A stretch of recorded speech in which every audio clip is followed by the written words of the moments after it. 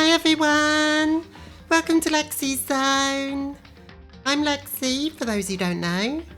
Hi Woos, hi Kia, thanks for coming. Today we're playing more Danganronpa, Trigger Happy Havoc. We're on to chapter 2, and I've got this feeling of, oh no, what have I gotten myself into? Because chapter 2 probably introduces the most problematic elements at once. So yeah, one of them seems pretty bad on the surface, but might not be as bad later on. Like by the end of the chapter, you might change your mind about it, but only slightly. I'll say that it's something that affects me. It's something that has how should I put it? It's something that relates to my identity, so the fact that I can say it isn't as bad as some people will make out, probably should tell you something, maybe, but it's still kind of bad. The other thing is really bad. I don't want to spoil what it is, because it might spoil the whole case. No, not really. Actually, it's not as big, it's not as integral to the squirrel phobia, something like that. It's not as integral to the case as you would think. I'll mention it when it comes up. Let's just say that if Alicia comes and watches, they're not going to like this one. So let's just let's get into Mr. Problematic Game, shall we? And all the Danganronpa fans can be angry at me for calling the game problematic.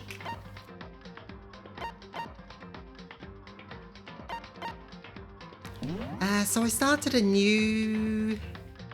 new game, but I made a new file with the voices in English, which Mavrinthia isn't happy about, because Mavrinthia likes the Japanese voices, but the English voices will give my voice a break, especially during the class trials where most of it's voiced. If they get angry, well, we know why. So this should be in English now. Okay, continue. From where you left off. Where does that put us? Ah, yes. So, what happened last time? We were in this hall. We were doing exercises. Oh yeah, they said that new areas of the school will be open. Oh, Danganronpa fans, yeah. If they get angry at you calling the game problematic, yeah, they will. Because so far it has been pretty problematic. Yeah. Yeah, they're the, I don't want to start a fight with them, but they are. It is the sort of fan base where any little criticism will probably set them off. Also, why no one puts away the balls? Look, we're in a deaf school with an evil teddy bear as the headmaster. Screw the balls. Hero, what's going on? Did you see what's inside this display case? Bad, it's super bad, man. What are you talking about? I didn't notice anything all that weird in there. Sure, to the untrained eye, but this is awful. A bad, awful, terrible trap. Serious? The stuff you see lined up there? Any god could come by and use it to send a message. Okay. That's no excuse to be sloppy. True. Huh? I've been struck with knowledge. It's an ill omen of total devastation and ruin. Let me out of here, let me out. I've no idea what he's talking about, so maybe I'll just leave him alone. Let's have a look at the display case and see what he's talking about. Oh, we can't? Can I not take a closer look?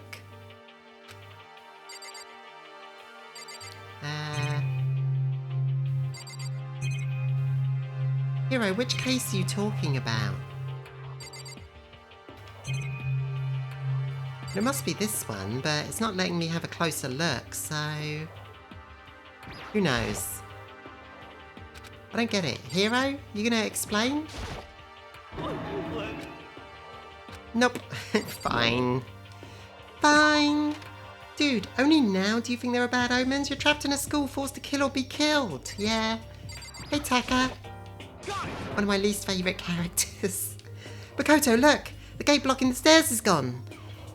It would seem the path to the second floor has opened up. You hear me?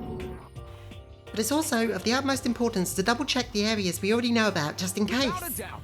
Aren't I so clever to think of that? I really impress myself sometimes. You understand? Well, I'll leave the school to you. Yeah, sure. The first thing we have to do is go to the store and spend all these bear coins. Yo. Yeah, this dude's pretty obnoxious. I went and checked the metal hatch in the main hall just to be sure, but just like I figured, it hasn't moved an inch. Shit. Well, I'd be surprised if he made things that easy for us. Damn it. Hey, What? don't make that face. You look like a pussy. You want me to put some fighting spirit in ya? Well, do ya? Well, you look like a bussy. No thanks. No thanks. I've got enough for now. Well, okay. I'm gonna go look for another way out then. I mean... Meow? I should look around the school first. No! I'm not allowed to... God damn it. I'm not allowed to go to the store and spend all these coins? The gate that was blocking the stairs has been opened. Is that what Monokuma meant by a new world? If so, what's up there? This is the second floor of the school. Maybe there's some kind of clue here. Yeah, I'm pretty sure of it. There's got to be something here. Oops. This is the girls' bathroom. If I ever took a step in there, I'd be a total creep in everyone's eyes, and that'd be it for me. If you say so. Pool. Okay, let's check out the pool.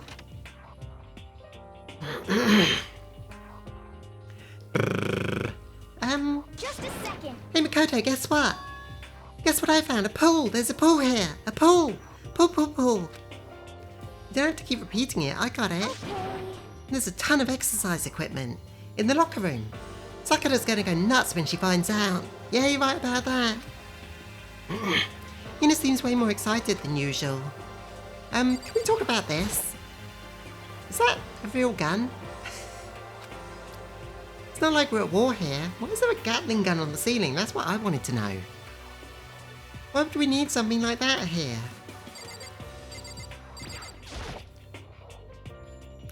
Hey Chihiro, have you checked out the pool yet? No? I don't like wearing swimsuits. Yeah, you do seem like the type who might not be into that kind of thing. What? But still, it sounds like the locker rooms here have all the exercise equipment you could ask for. Maybe I'll give it a try. I'd like to get a little stronger. You want to get stronger? I have to say, that's kind of unexpected. Yeah. But I'm not even brave enough to take step foot into the locker room.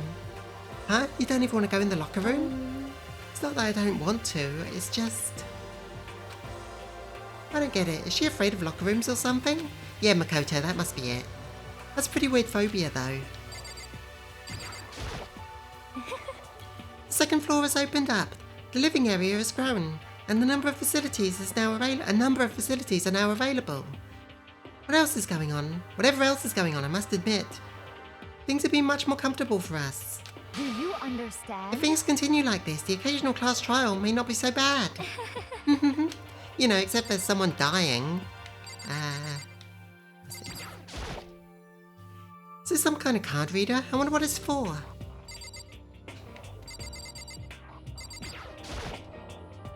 Some kind of card reader. Behind this door is the locker room. Yeah. Oh, and I guess you need your handbook to get into the locker rooms. Celeste, what the fuck? I know, right? Really? Of course. Really? Wah! If you want to unlock the locker room, you'll have to swipe your personal e-handbook across the card reader next to the door. However, to ensure maximum security within each locker room, only a boy's handbook can open the boys' locker room, and the same goes for a girl's. You see, this is the future that TERFs want. That's what the Gatling gun's for. And that's the bottom line. But what if someone opens the door and then someone else sneaks in? Anyone who commits such an indecency will be punished without mercy for their scandalous sexual depravity. See, there's a Gatling gun mounted on the ceiling, right? and it'll be all daka daka daka daka daka. Just a second. I bet it really hurts to get shot by that thing. I think it'd be a little bit worse than that. A little bit worse than a little hurt. What happens if someone loans their handbook to someone else? A boy could borrow a girl's handbook, and that would get them into the girls' locker room, would it not? Yeah, and what about if you're non-binary? What? That never even occurred to me. To think somebody could be so low, so cowardly, so devilish. Okay. Then how's this sound? I got it. It's time for a new rule. As of this moment, loaning your e-handbook to another student is strictly prohibited. Oh, Celeste is asking my question. There. So now nobody can give their handbook to anyone else, right?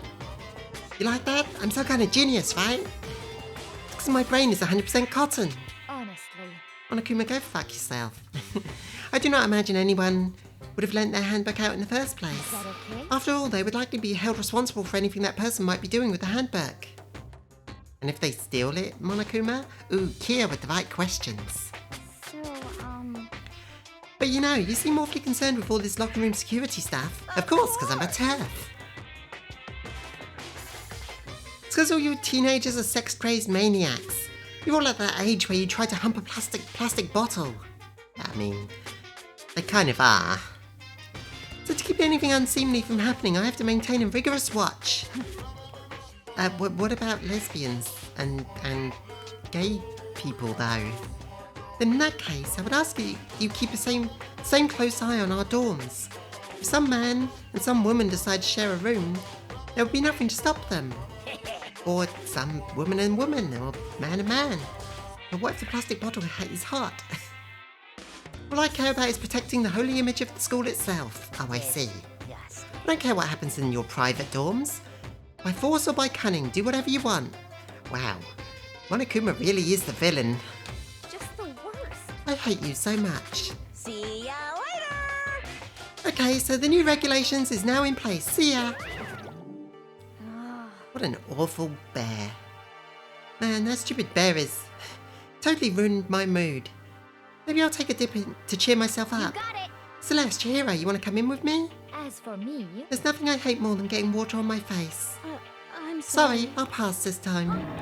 How come? When you're in a funk, there's nothing better than a good swim to pull you out of it. Pretty sure that only applies to you. In 17 minutes and already got angry at that asshole so many times. Anything I'm missing here? Floaties. Floaties! It's a bunch of different pool-related items on the shelf. Nice!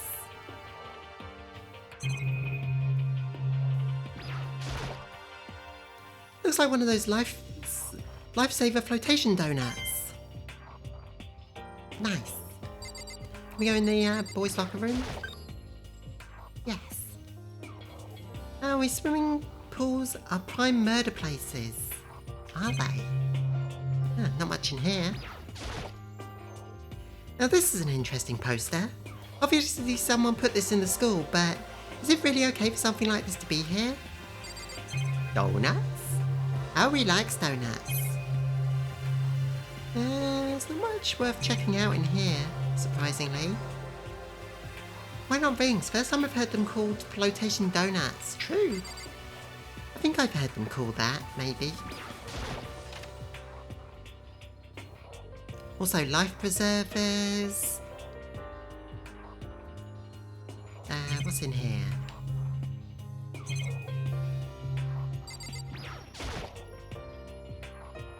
Oh. Was able to close up over here, but not for any reason.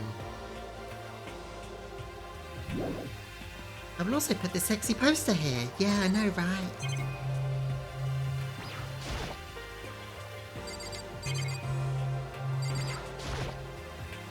Lockers. Well, I'd expect to see that at a pool. Nice.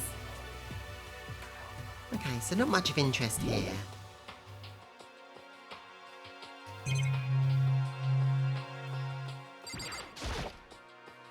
You can zoom in on different areas, but it doesn't seem to do much. Okay. That's the pool and the locker room.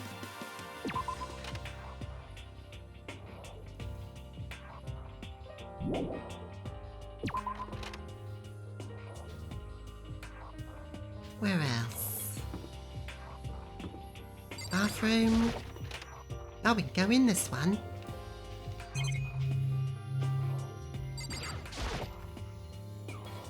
Bathroom with... This is where the bathroom cleaning supplies are stored. I don't see anything useful in there.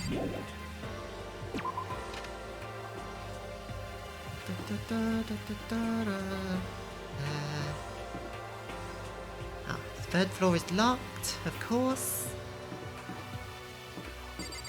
Classroom. The room with class.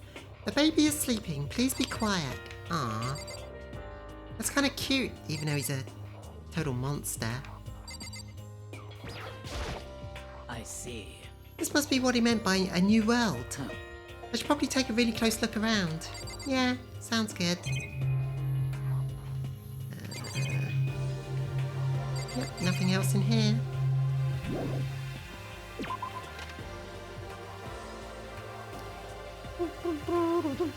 Oh. Right, so this is the way. Save that one. I'll go look in the classroom first.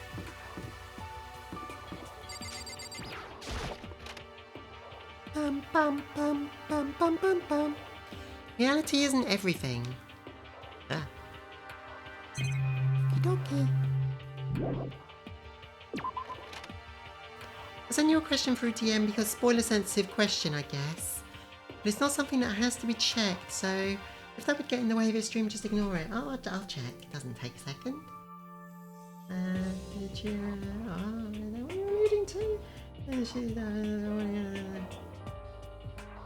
Nothing to use that.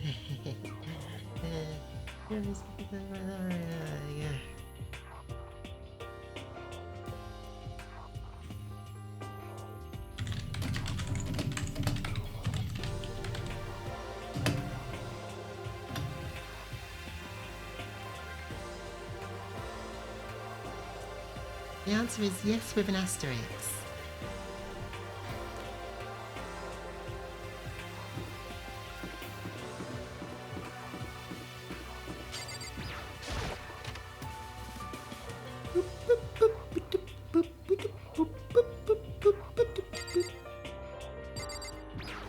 Hey Kyoko, what's going on?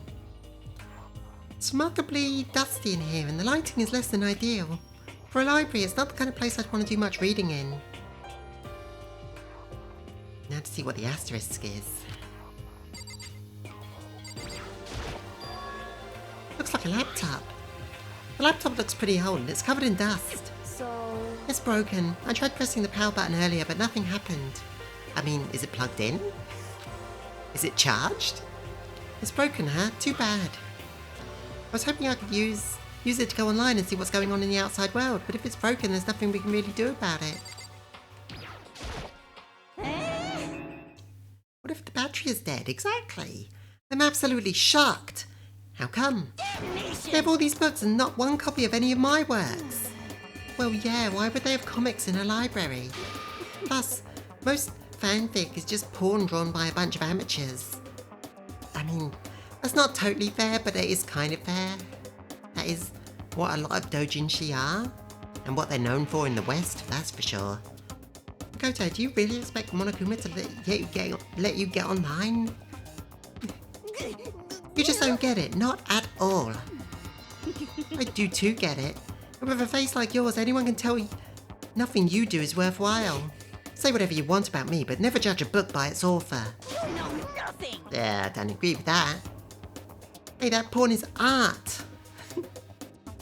Now hear this. Appearances mean nothing at all. What you see before you is nothing more than the rind that contains the meaty pulp of my genius. My creations are what determine my meaning and value. You're so full of it. You hate Toko. Toko's pretty trash.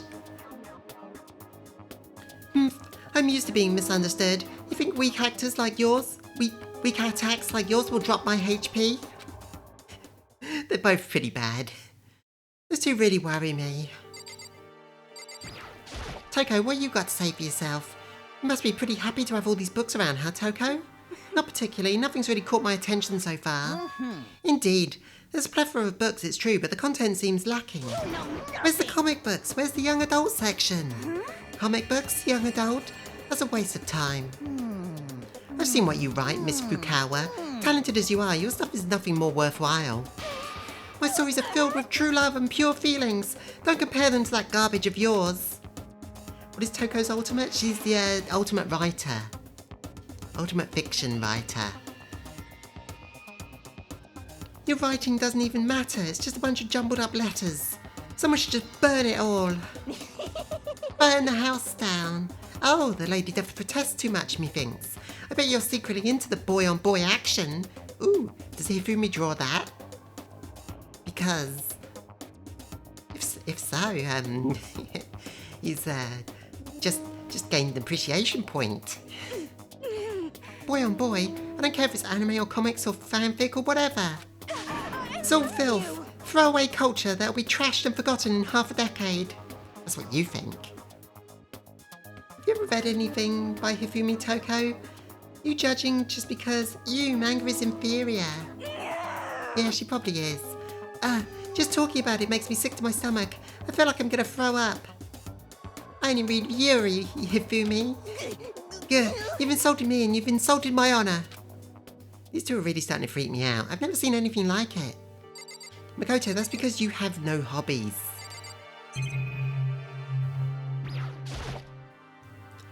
The shelf is packed tight with books, but looking at it, the whole thing is incredibly dusty.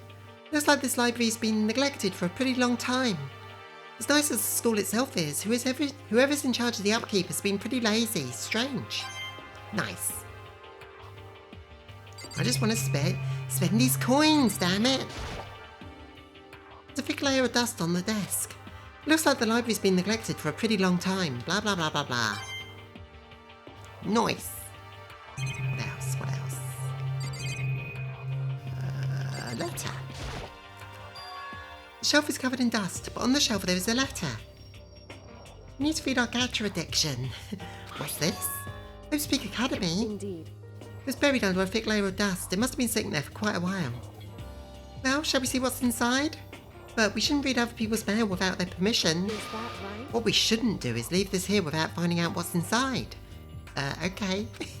You've convinced me. I broke the seal on the dusty envelope and pulled out a single sheet of paper I found inside.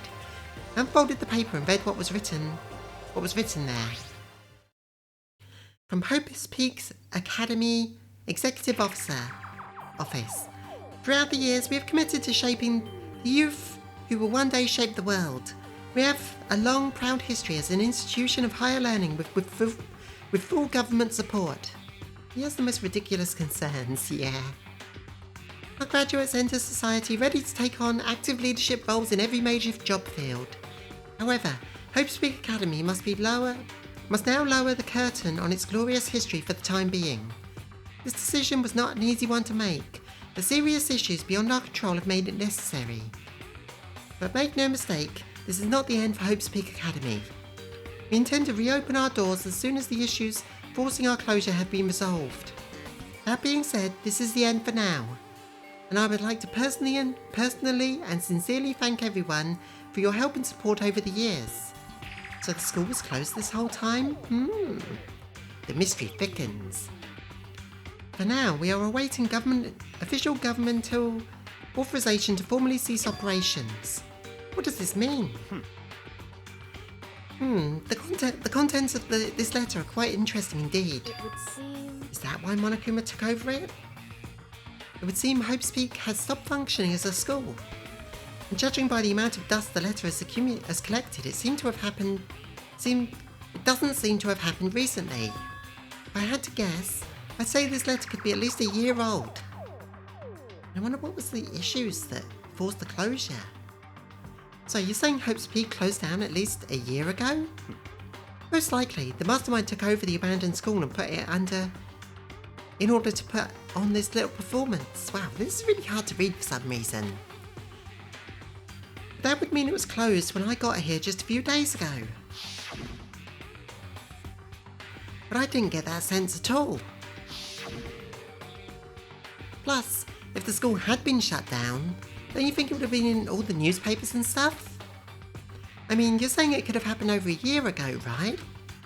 But before I got here, I looked up stuff online about the school and never saw anything about this. So in other words... That must have been all part of the mastermind's plan. They lured us all in here. Someone who could create a place to judge and execute people could potentially be capable of anything. Unless someone suppressed the news, wow. Big deal. That must mean they're pretty powerful. Of course, that's all assuming this letter is real. However, If it is real, though, that does solve one mystery surrounding the school. The reason there are no other students here could be because the school had already closed down. That would be a nice, simple solution, it's true. But then what about the other part? This decision was not an easy one to make, but serious issues beyond our control have made it necessary. Blah blah blah, we intend to reopen our doors as soon as the issues forcing our closure have been resolved. What did it mean by serious issues? That's apparently why the school had to close. Is there any connection between that and what's happening to us now? now, If the two events are in fact connected, uncovering that connection would be a useful clue. On top of figuring out the mastermind's motive. Although I can't really say any more until we find more details. That dude never heard of Occam's razor. So in other words, only the mastermind knows the truth right now. The mastermind's motive. We can figure out why they would want to imprison us all here. Will that be enough for us to get out of here? Or... Anyway, now I have a pretty idea of what's on the second floor. I didn't see anything that might lead us to any kind of exit or anything. All I can do now is hope that somebody else found something worthwhile. Okay, I'd better head back to the dining hall as soon as possible.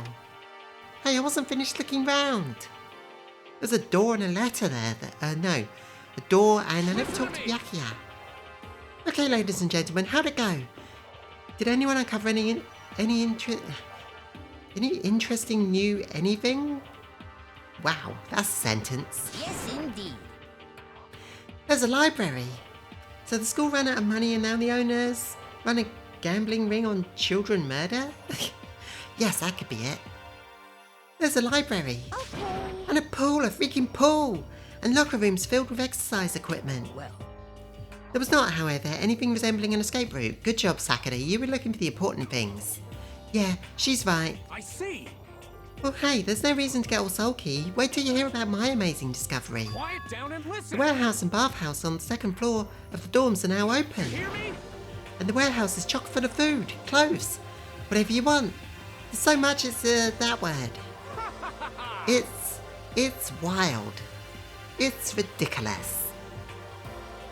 Also, is it common for swimming pools to be is it common for swimming pools to be on the first floor? You mean like not the ground floor?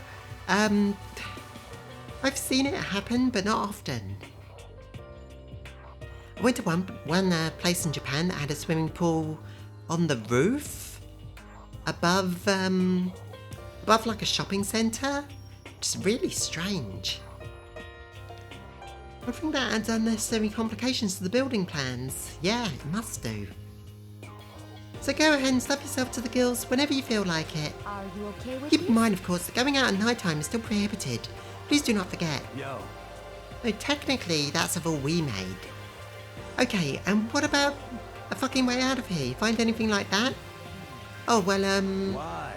there wasn't anything in the warehouse we could use to get our asses out of here? Nothing? Unfortunately, no, not that I Hey, saw. come on. You fucking people. What? Who gives a shit if we got a pool now?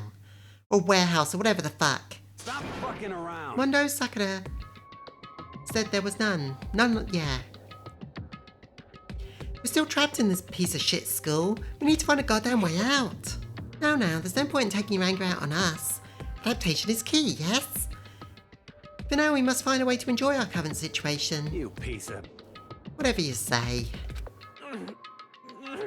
For now, let's just continue our investigation and let everyone know if you discover something. So then, So, are we done for today? Well, yeah, I guess so. The air seemed to suddenly grow heavy again. Was this the mastermind's plan, to give us hope just to turn around and betray that hope? Yes. That's their whole gimmick. Literally the whole gimmick. That took the whole day, Jesus. As such, soon the doors to the dining hall will be locked, and entry at that point is strictly prohibited. I think Monokuma sounds like Double D from Ed, Ed and Eddie. Hiro being behind Hifumi makes it look like Hifumi had wild hair. Oh yeah, I forgot to look at that. I remember thinking the same thing. Okay then. Sweet dreams, everyone. Good night. Sleep tight. Don't let the bed bugs bite. Don't let the bed bugs bite. We'll promise not to leave our rooms during night time. There's not much else to do. I guess I'll go to bed.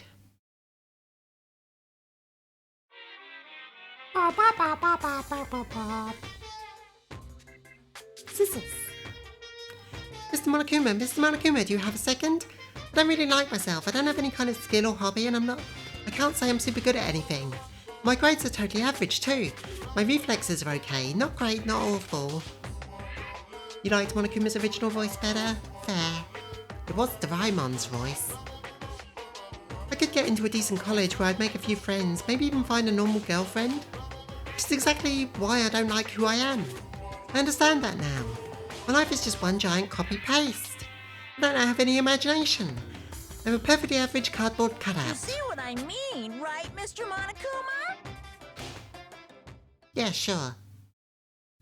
Sorry, what did you say? I couldn't understand. Yeah, in Japanese, his voice actor is the same voice for Doraemon, the robot time-traveling cat, which you may or may not know from anime. Ding dong, bing bong.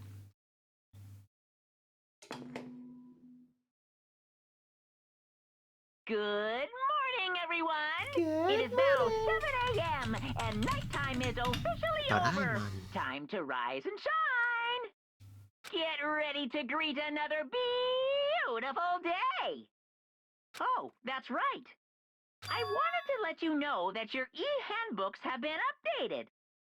New regulations have been added, so please take a look and enjoy your school life more than ever before. Huh. New rules. You must be referring to yesterday's loaning your e-handbook to another student is strictly prohibited rule. But right now I need to hurry up and head to breakfast. No, I need to read the rules.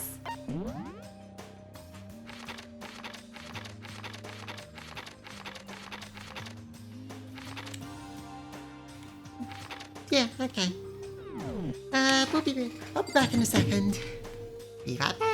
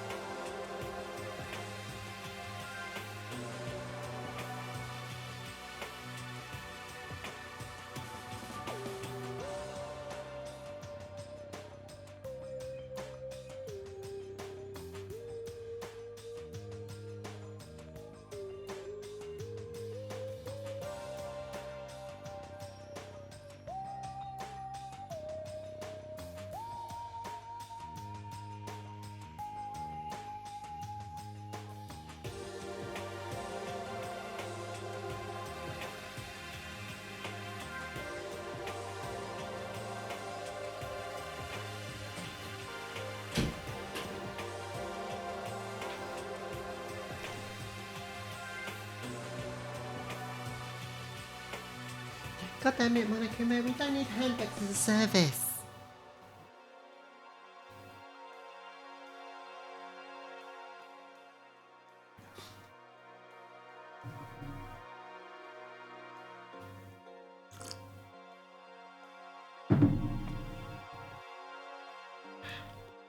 Coffee.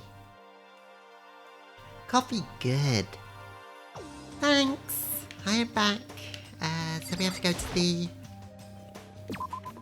dining hall? Can I go to the shop yet? Where is the shop? It's in the other section. Ah, god damn it.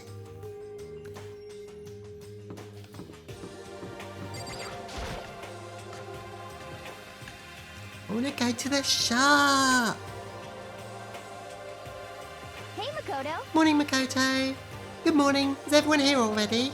Yo, yo, yo! Nope, still waiting on Byakuya and Taka. Byakuya is no surprise, but it's strange for Taka to not be here yet. Knowing Taka, I imagine he's trying to get the King of Tardiness to get up and out of bed. I'm sure they'll be here soon enough. Just be patient. Let's see. I don't mind waiting for them, but there is one problem. Which is? I'm thirsty. Hey, come How on. the hell is that a problem? Ifumi, would you make some tea? Huh? Milk tea, if you please. Well, Why me? let's see. Your roundish figure reminds me of the owner of a coffee shop I used to frequent. That's your reason? This is fine. You feel my throat drying out. Quickly, please.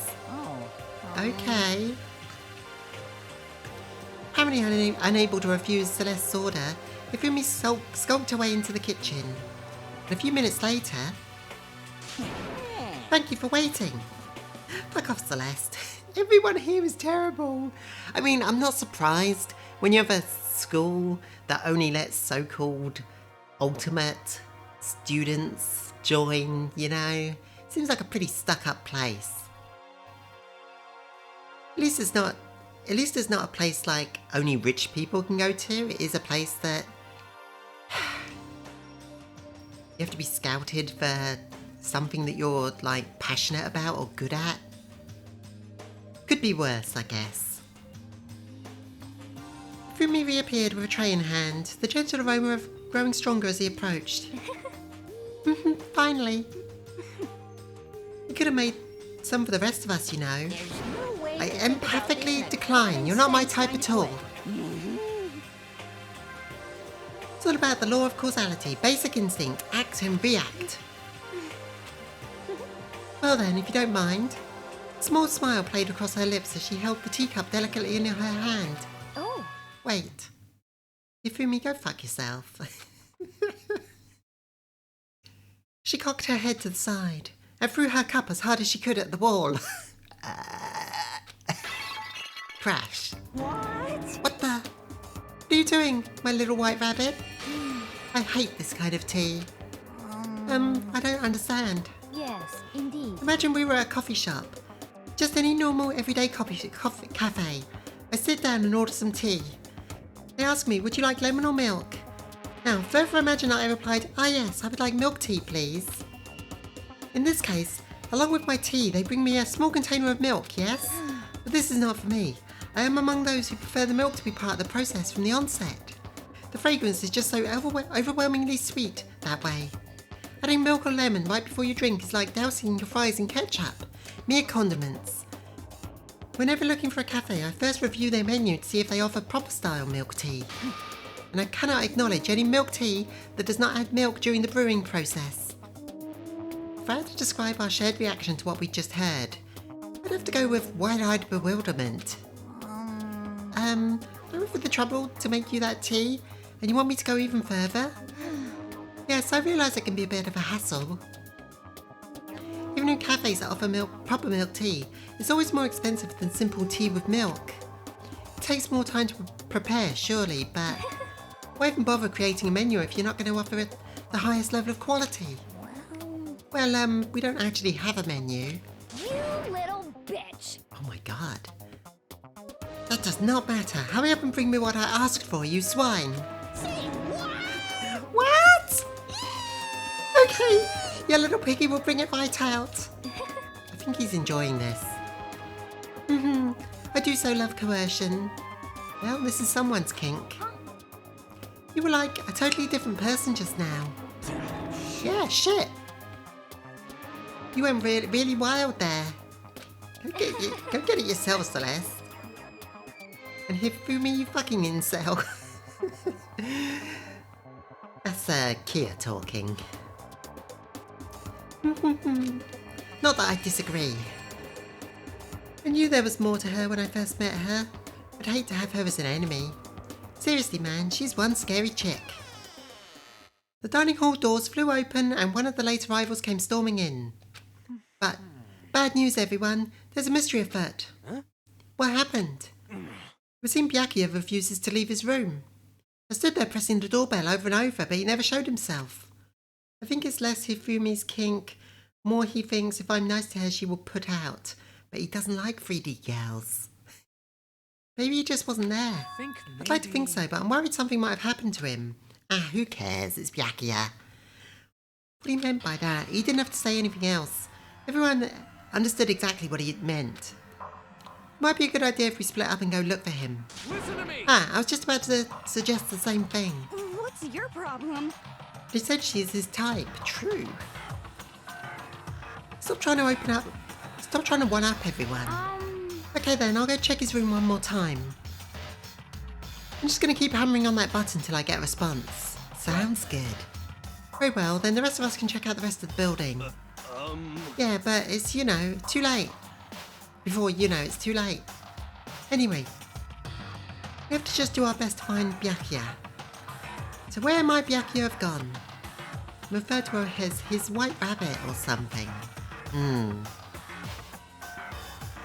Maybe he went to check out the second floor of the school again.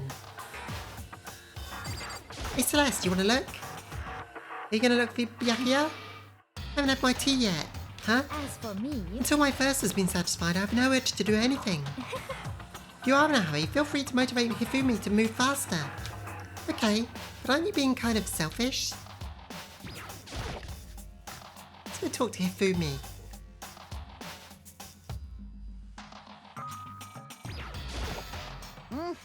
Ah, Mr. Naegi, what's going on?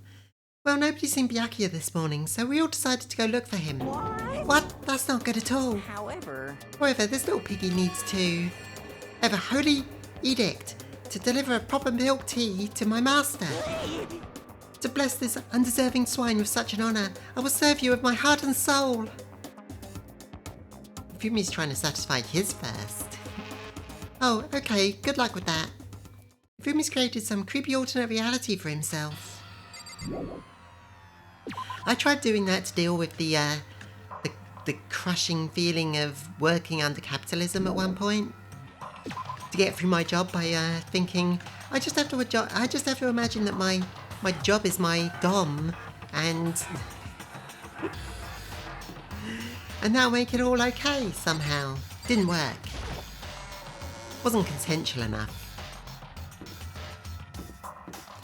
Can I go to the store yet? I know Byakuya's in danger, but... Yes! Fuck Byakuya.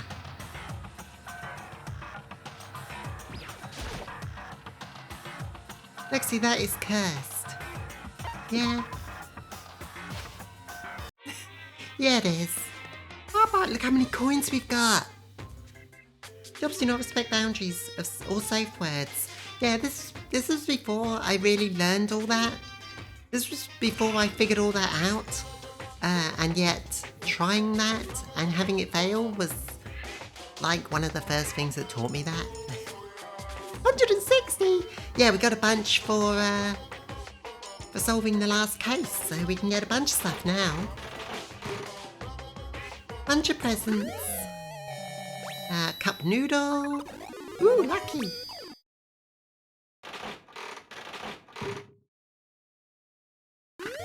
I missed my one chance to hang out with Junko before she died, though. I kind of didn't realise that I would miss I wouldn't have another chance.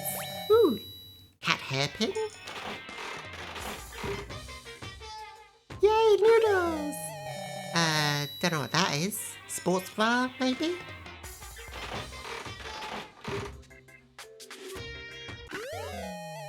Some sort of bento?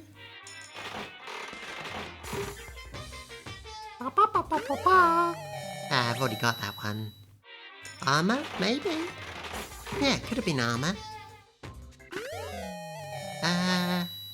Don't know what that was. Whoop! Lucky! We can tell if it's a repeat or not because the repeat percentage will go up. That's a repeat. That's the tea that I gave Celeste. Donuts? Aoi like. That's new. Aoi will like that.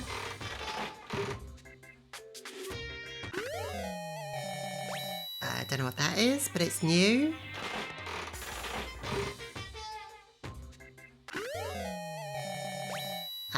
Don't know what that is. I think That's new. Honestly, it doesn't really matter if it's new or not. It's like a bathhouse thing. Find someone who likes baths for that. I'm just gonna keep spending coins until we get everything. Until I'm out of coins.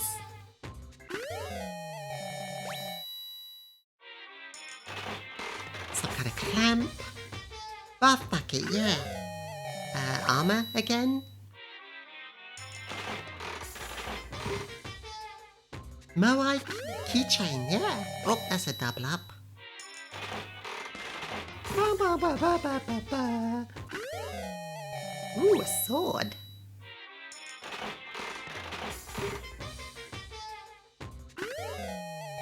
More donuts. Never go wrong with donuts. Clamp. That is how it's called in English. I could not remember the name. Scissors. Sharp stabbies. More noodles. Keep donuts, please. Some kind of baseball clock, maybe?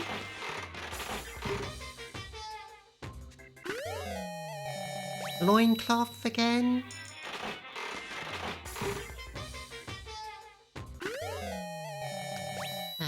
The head again.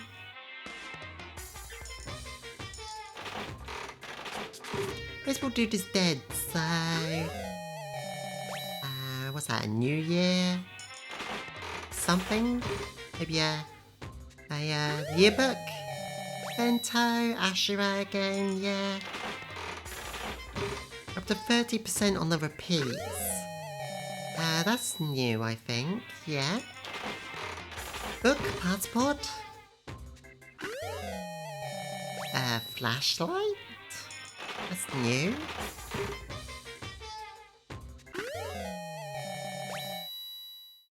Some sort of class ring. This really scratches my loot box itch, I guess. Opening random card packs.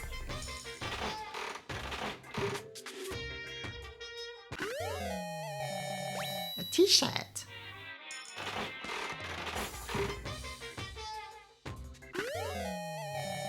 Some sort of fax machine? Lucky!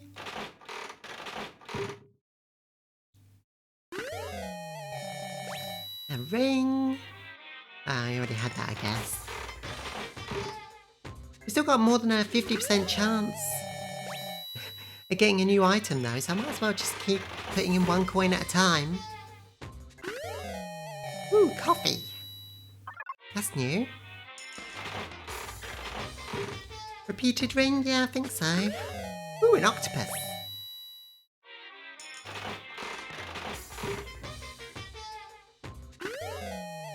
Another one of those drill head thingies. Don't know who wants that.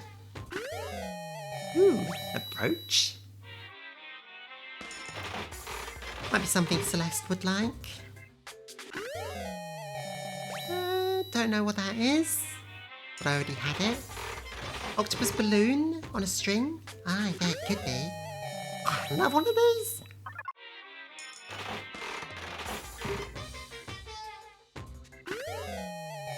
A radio.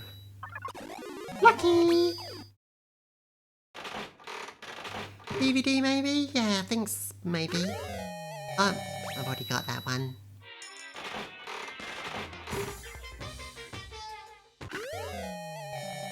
Potato chips. Antique radio. We can listen to songs from the 60s. What was that, an arrow?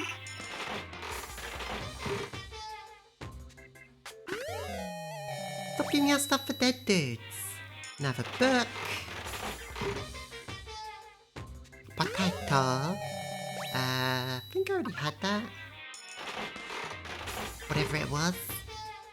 Crossbow? Seems dangerous. It's also cat dog. Cat dog.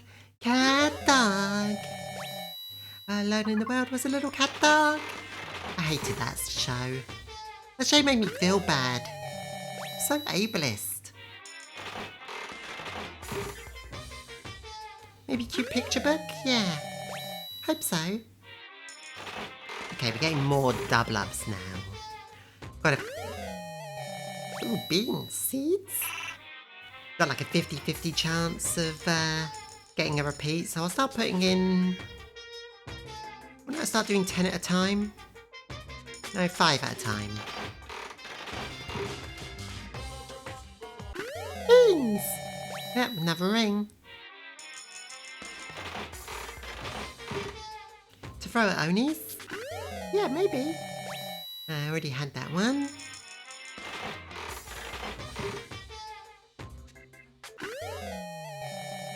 I think I had that one. Oh no, that was new. New book.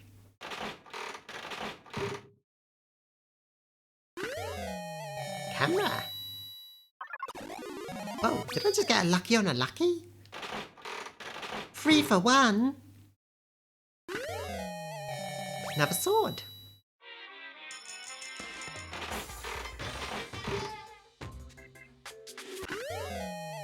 I want to load up on as many of these as possible because I'll put in 10 now. I know that there is a holiday for bean throwing. Oh yeah, already had that one.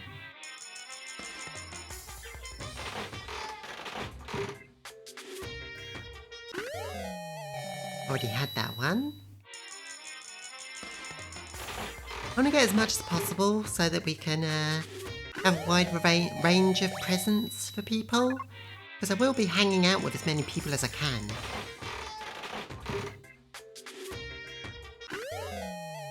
Ooh! Tickets to something. Tsuban.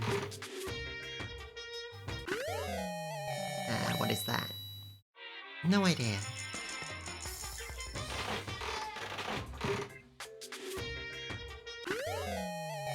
Keeping it about... Oh, was that a ticket? I think so. A ticket to something. Keeping this at about 40% seems good.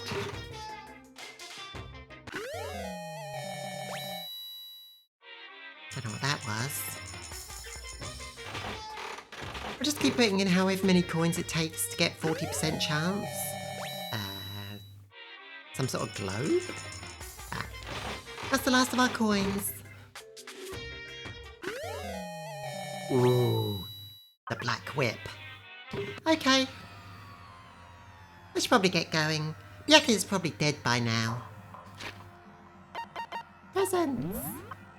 Let's see what we got now. Coffee? Okay. Made from extremely rare and expensive coffee beans collected during the Asian palm civet. There's unique fragrance. Whip for Celeste. Yeah. Staple snack, potato potato slices, high calories. Long-lasting cracker, used mainly as an emergency rations. Nice.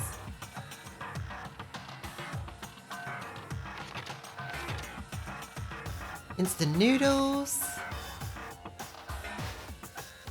It's ready in 3 seconds. Of course, it also goes bad in like 30. Calorie Mate. A curry pack made for kids.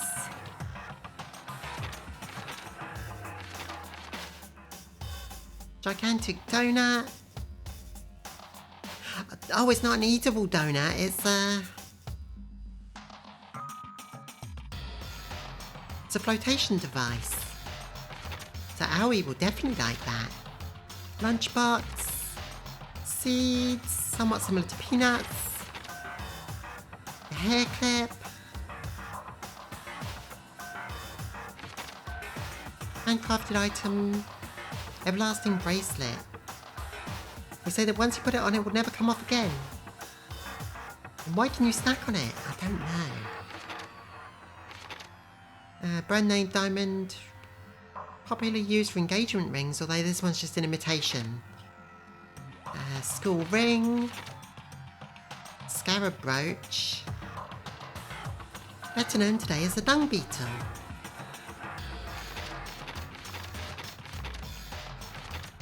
Thank you. Strips of cotton cloth. They were once commonly used for underwear and bandages. They say that if you wrap yourself in it, both body and soul become taut. Maybe Sakura would like that? She wears wrappings. Limited edition shirt featuring a punk rocker, Jimmy Decay. I wonder who would like that. Wetsuit, scissors, camera, no film, DVD, a whip made from real roses. Yeah, those bindings are used by martial artists. A sword that can't even cut through iron or flesh or anything really. In other words, it's useless. The strongest weapon ever made. It's great for dungeon diving and lets you walk through walls. Of course, it doesn't actually exist in this reality, so Muramasa. Oh, is that Final Fantasy reference? That camera, it is really a cult dude, I think. Yeah, maybe. Replica of the... yeah. Because is it a reference to... It was not a normal camera. Was it a reference to that game where you have to take pictures of ghosts? Take pictures of electrical fields. Yes, you are right. Replica of a gun used by a famous assassin. Golden gun, is that from GoldenEye? Phone that doesn't work. Oh, it's one of those caterpillar toys. Caterpillar toy that was the rage years ago. As you pull it, it moves up and down, making it look alive. Love those things. Radio with a retro aesthetic but state-of-the-art technology inside. Of course, there's no reception in the school, so you can't hear anything anyway. A baseball-shaped velocity measuring machine. Huh. Remember the gun, golden gun is out of the Bond movies, yeah. Porcelain doll. Golden sculpture said to represent a plane or spaceship. It was found in the ruins of Columbia, dated around 1000 CE, indicating that this represents oop art.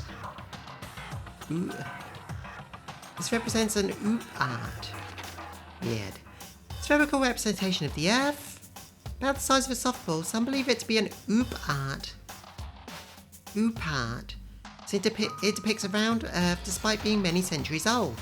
Well, they knew the Earth was round quite a while ago, like ancient Greek time. Book about... Oh, that's for Sakura as well. Oop art, out of place artifact. Hi, Treasurer.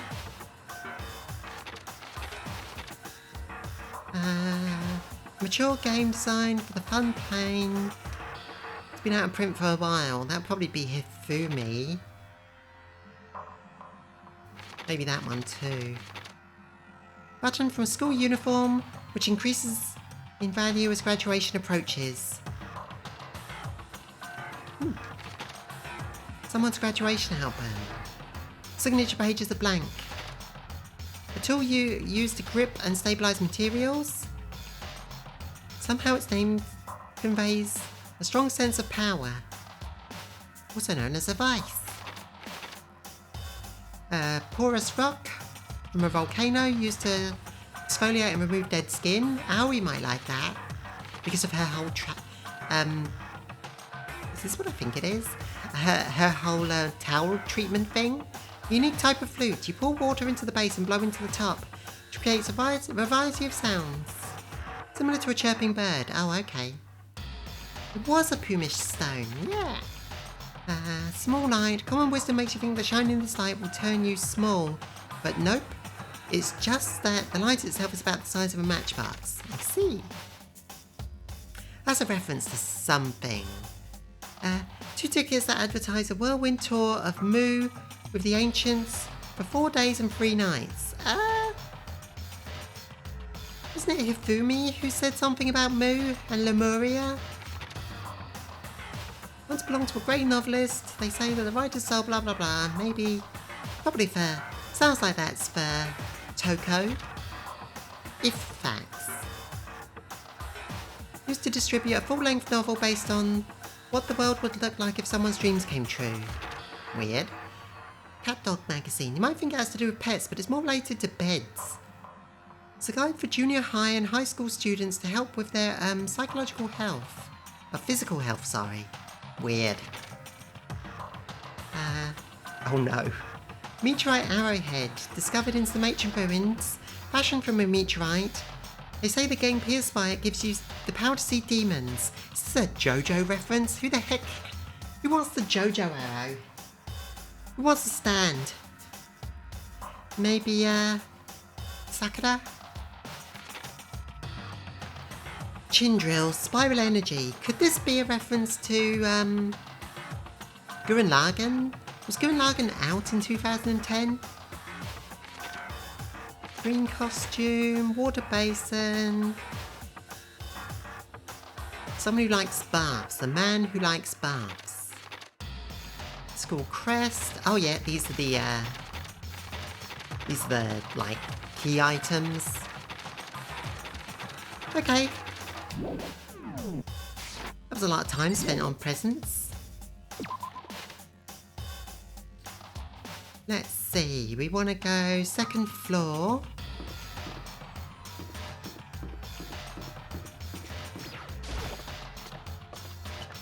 Need a snack, be right back. Hi Kyoko. Hey, So you thought to come here too, huh? so... If you think about what Byakuya was so interested in yesterday, you can probably guess where he is right now. Huh? What was Byakuya interested in again? The library. Though we never got a chance to talk to him.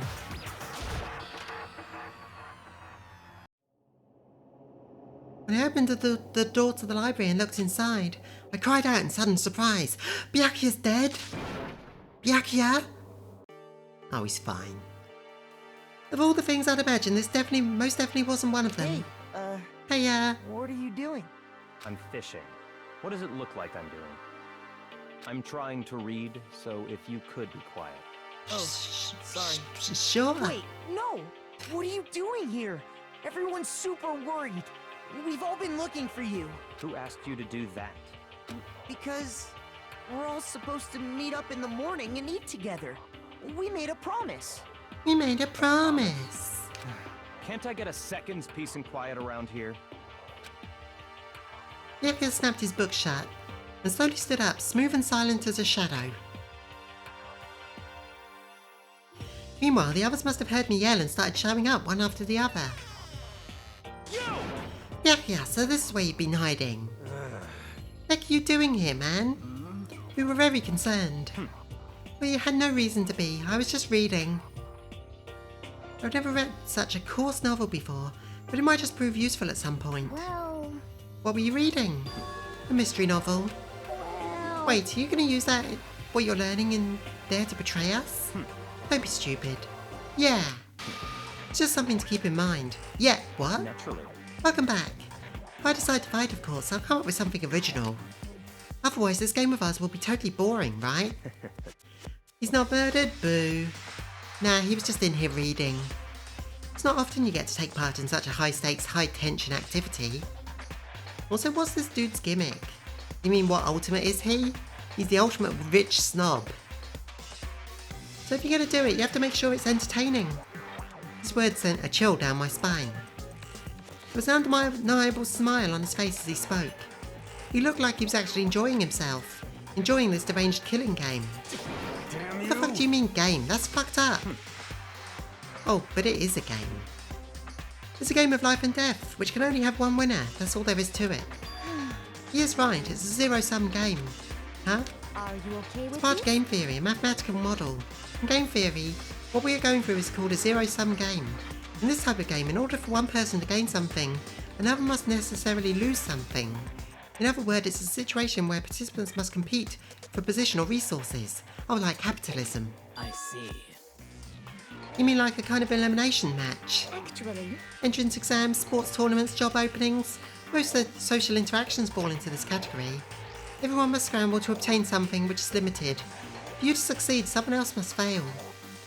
What a bunch of bullshit. This also applies to the school. The school life we're being subjected to, in this case, are limited resources that only one of us can successfully become the blackened. So in other words, So this game was designed from the beginning to force us to try and defeat each other. No shit. That's what the mastermind had in mind. Fuck off, Celeste, you're full of shit. This is why adaptation is so crucial. For those who want to escape or to disappear, there would be no reason to continue playing the game. What? But why would I want to stop playing? It's so much fun. He smiled again as he spoke. Smoke. The smile was filled with evil intent. It twisted his face into something not human. Makoto, what the fuck? Where have you been all this time? Sounds as if you do not acknowledge even the possibility that you may lose, am I right? Naturally. Of course. You do not speak like others. Like the others. Exactly what I would have expected from the Togami heir apparent. It's just normal arrogance, isn't it? No, it's ultimate arrogance.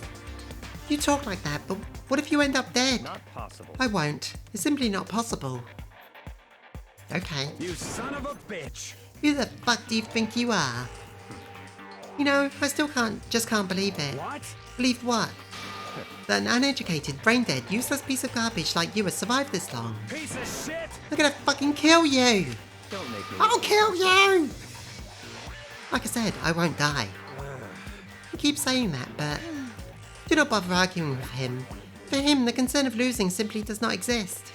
Mondo, prove him wrong, please. He's the ultimate affluent progeny, after all. A boy raised to succeed from the day he was born. He considers victory his destiny, and has lived his life accordingly. Tests and challenges are merely ways for him to stand victorious, even if it is a life and death situation. Is that not so, Byakuya? Byakuya, want to play a game of Russian roulette?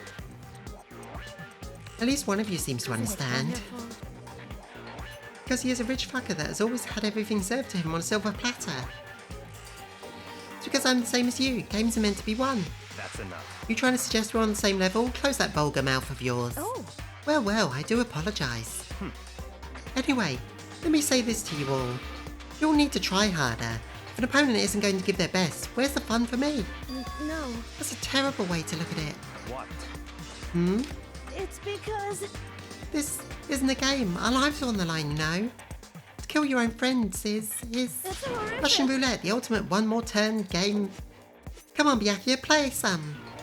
It's horrific. Friends, who decided that? Huh? We're not friends. No, quite the opposite. We're in competition. We're enemies. But, you know, What? can't have friends under capitalism. But what? Stop trying to force your contradictions on me and accept what I'm telling you. Come on. Yes, if you have something to say it. Otherwise, keep your mouth closed. I'm sorry. Chihiro, no. Hey, shithead. You get off on bullying people that can't fight back? You want to try that on me? So, you're back to pretending to be friends, huh? And how long do you think that's gonna last? Piece of shit! Fuck you. I kinda like Mondo. He gets to the point. What? What the hell? What's happened to my bitrate? Chihiro, no. Yeah, my bitrate's failing. Is that all you can say? It's unfortunate you would waste your breath on such empty gibberish. You son of a bitch! That's it, you're fucking dead. Just a second. Hold on, calm down. Piece of shit! I am calm. How is this calm? Anyway, I don't have any intention of working with the rest of you any longer. To cooperate during an elimination game is, well, frankly, it's a waste of time. And I hate wasting my time. Waste of time? Not possible. Engaging in friendly group meals is out of the question. Someone could easily poison our food. There's nothing else to tell you, Byakuya. You're just a shithead. And I'd rather not become part of the Last Supper just yet. Quit talking like you're in a fucking movie or something. Goodbye. All I'm saying is that ultimately, you're all free to do whatever you want on your own. Goodbye. Without a second glance back, Byakuya left. There wasn't anything we could do to keep him from going. Good. His way of thinking was just beyond anything the rest of us could even comprehend. But... Was he serious about all that? He was, without a doubt. Don't fuck with Well, me. fuck him then. Maybe. But what he said, he might not necessarily have been wrong. I mean, can you say for sure someone won't poison our food? Hey, come on, you too, Toko? Anyway. Well, it's not like anyone would care even if I was gone, right? Actually, I bet you all want me gone. You all think I'm disgusting. None of us think that. I'm telling you. You just think you don't think that. I know some people like to play the victim, but this is totally out there. You think I don't know, but I do. You want me gone. And I'm sure the rest of you want the same thing, don't you? Well, relatable anxiety on Toko's part, but she's a piece of shit. Hey Toko, wait. Just let her go. Once she gets going like that, there's nothing you can do to bring her back. Well, ultimately our breakfast meeting came to an end without answering any questions.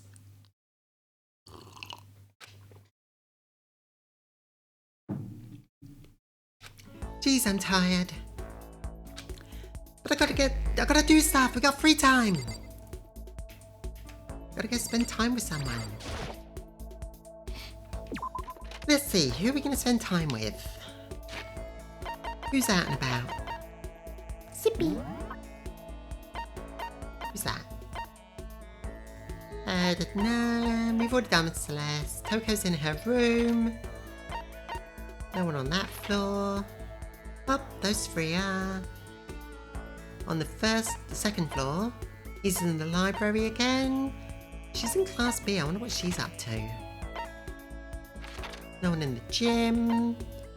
Some people in the pool. Byakuya. So we get friendly with him and then betray him.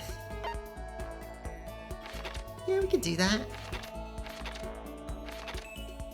I don't want to waste chances though. We only get so much time to hang out with people, so maybe we'll do Chihiro and then Byakuya.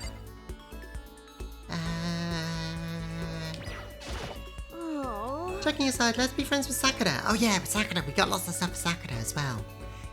Sigh. Makoto, I didn't realise you were there. Should I try to cheer up Chihiro? Yes. You're right. Yeah, I could use a little change in scenery. Do you mind keeping me company for a while? Been a nice relaxing time with Chihiro. Chihiro and I grew closer today. Would you like to give a present? Yes, definitely. But what present would Chihiro like? I have no idea. Chihiro was a programmer, right? Yes. I'm gonna look it up. So I want to get it right. Chihiro present. What free time present does Chihiro like?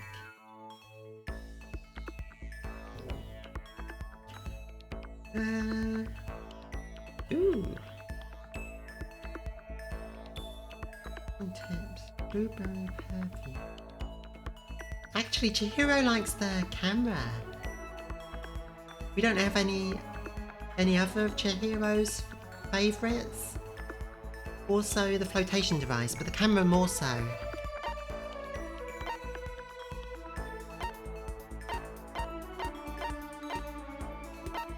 This one, right? Curlian camera? Yeah. So it seems that it looks like striped thigh high socks. I've been told women programmer like those. So this camera is apparently a good one. I'm guessing that the items are good for multiple characters. There isn't just one right answer. So let's give this. Yay! Oh, it's really amazing. I'll take really good care of it. I'll hold on to it forever. Seeing Chihiro so pleased with something I gave her makes me really happy. Curlian, that is what it was called. I was trying to remember the name of it. There's still plenty of time left. Let's go hang out with someone else. Did we get anything for that? No skills or... Well, that's fine.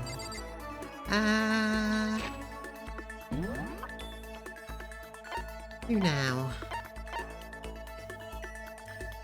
I'll hold on to this forever until I get murdered. Kyoko's in her room, Toko's in her room. Ifumi. Mondo and... Let's hang out with Sakura. Okay, let's find Sakura. Probably in the pool, maybe? Gym. Pool. Why can't I find Sakura? Oh, in the dining hall. That's an easy one. This one.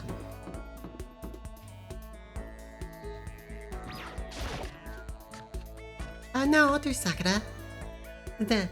No one else I really want to hang out with. I want to hang out with Sakura.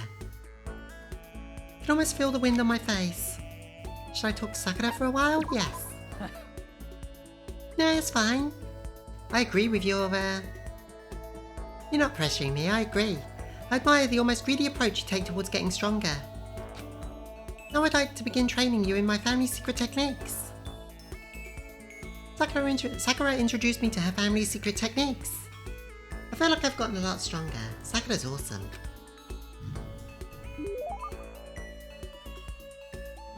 Sakura and I grew closer. Yes, definitely. Let's just check which one she likes the most.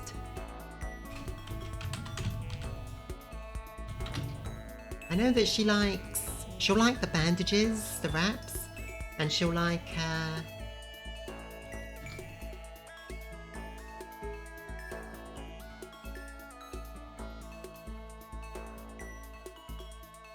talents and abilities, personality, appearance. Why is it harder to find?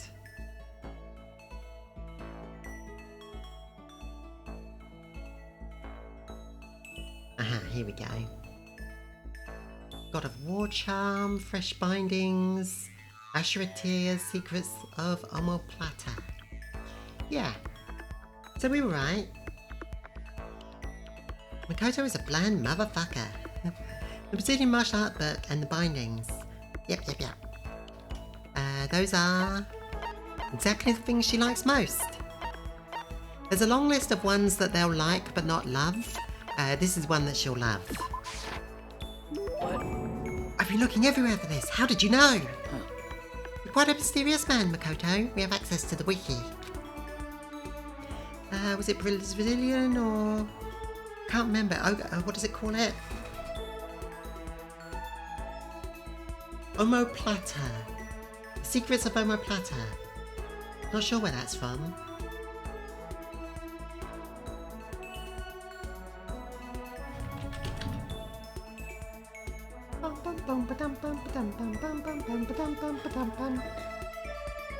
Seeing Sakura so pleased with something I gave her makes me happy.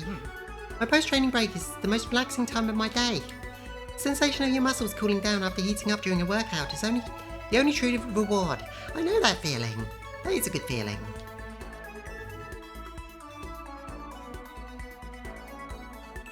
That is the shoulder blade.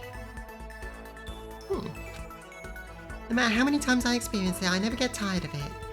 Do you exercise every morning, Sakura? Unless there are errands I absolutely can't get out of, yes, I do always do my training. It was just a book about Brazilian Jiu-Jitsu. If I don't, I feel restless for the rest of the day. But I'm amazed you can do that every single day. Doesn't it get tough? I can't say I've ever seen it as tough. It's also that I can get stronger after all. And I have to keep getting stronger because my destiny is to fight. Your destiny is to fight? From the day I was born, I've been fighting. Heaven sent me to live as its champion.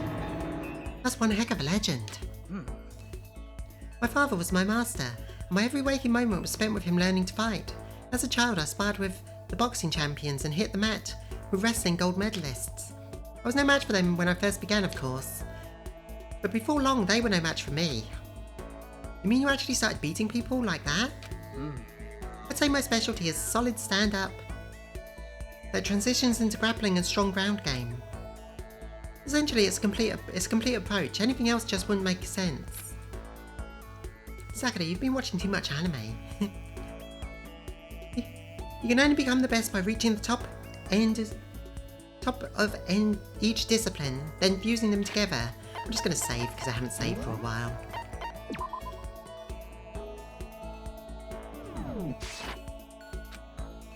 Stand-up fighting, grappling, and a strong ground game, that can only be mixed martial arts. You're basically a mixed martial arts fighter, right? Of course. That's right.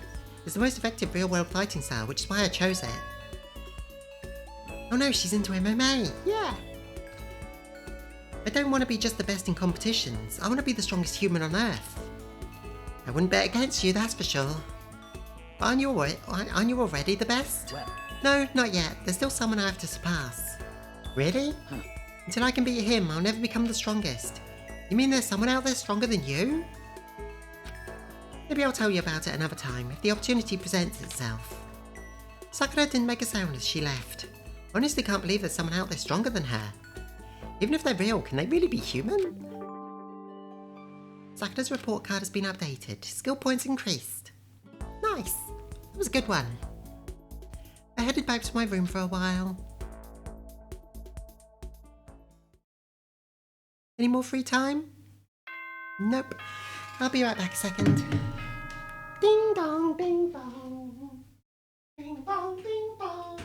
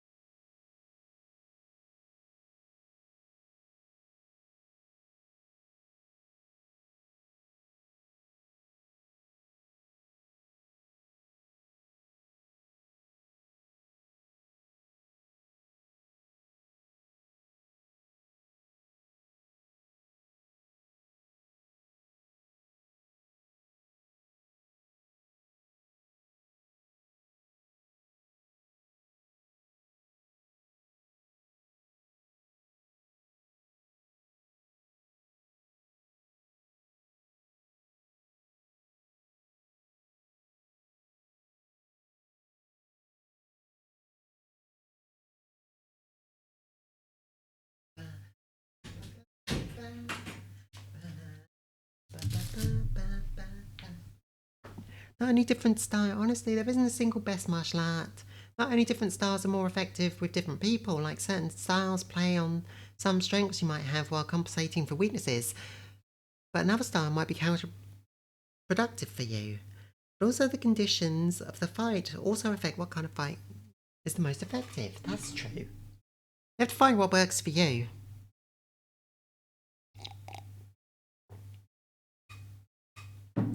Like going into grapple when fighting more than one opponent is gonna be murdered.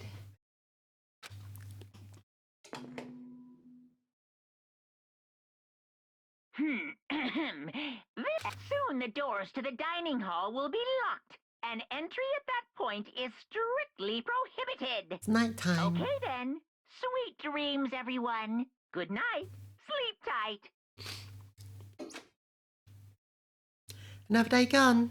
But even though today is over, this game definitely isn't. How long is this going to keep up? Ba, ba, ba, ba.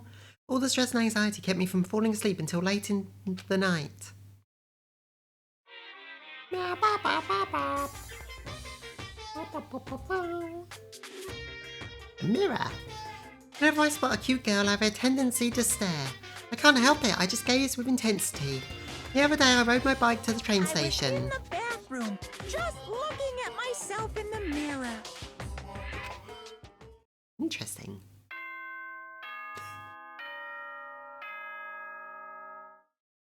Cute girl in the mirror. Can't help but stare. Because you are a creep. Good morning. Get ready. Well, I guess I better go to the dining hall.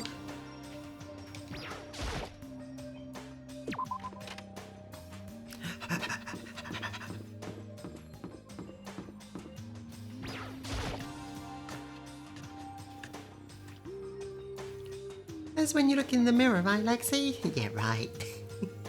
I went to the breakfast meeting, the same as always, but although my haircut, now that I've washed my hair myself and styled it the way that I like it, I'm very happy with it. It's good. It's back to normal, basically. Is this everyone? It feels a little small. Byakuya and Toko had stormed off yesterday, and it wasn't too surprising they hadn't come today. Even the table looks bigger somehow. I assume that's because there are 3 people are dead and 2 are abstaining. Yeah, with 5 people missing, I guess it would feel kind of empty. Still, I know Byakuya's whatever, but shouldn't we go and check on Toko? Serious? I vote no, she's super annoying. How could you be so cold? You like a piece of rock candy. You hear me? What? No, rock candy isn't cold, it's sweet. Anyway, Byakuya's the real problem. If we don't keep an eye on him, he might really kill someone. I can see it in his eyes.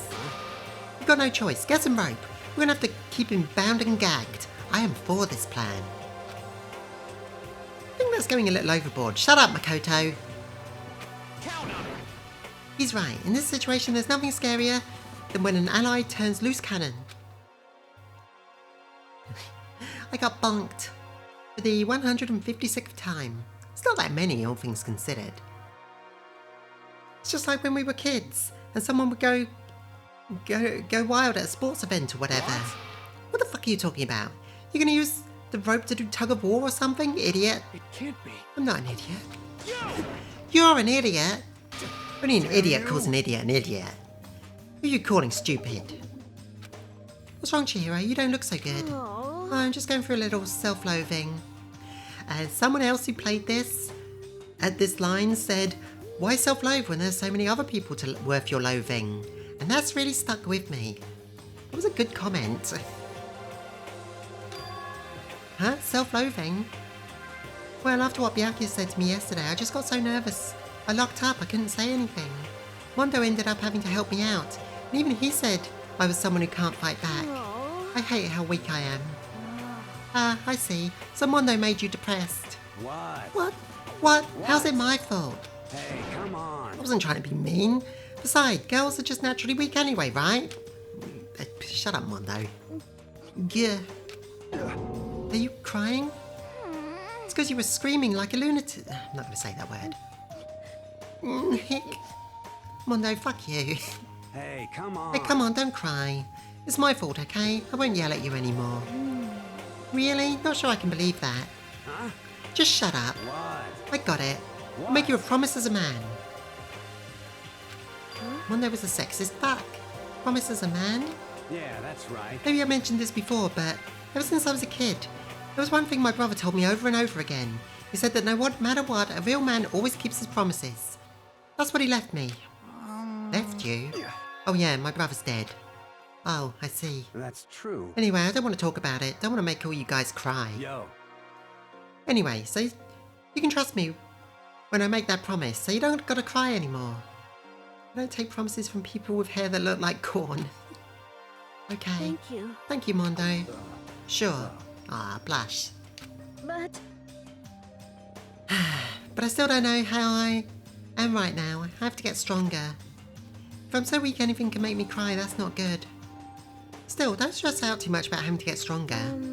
No, I want to get stronger. Maybe I should start working out. In that case, I would be happy to help you out anytime. But then Miss Fujisaki would get smashed into a billion pieces. just a second. Shut up, you. Crying is not weakness. True. You know? Finally cracked a smile, huh? I see. Yeah. Thank you. Everyone, thank you. Looks like Chihiro's gotten some life back. Yeah, if we keep helping each other out like this, we're bound to get out of this crappy place sooner or later. I mean, someday, I'm sure. Still, our biggest concern right now is the other two who never showed up to breakfast. What can I do to try and understand those two better? Fuck 'em. Not literally. Maybe we should spend some free time with them. Who should we spend time with? We don't have any more mono coins. What choices do we have? Celeste? Now that everyone thinks Chihiro is weak and useless, she will take advantage of that and murder someone. Toko's in her room. Not sure if she'll come out for us.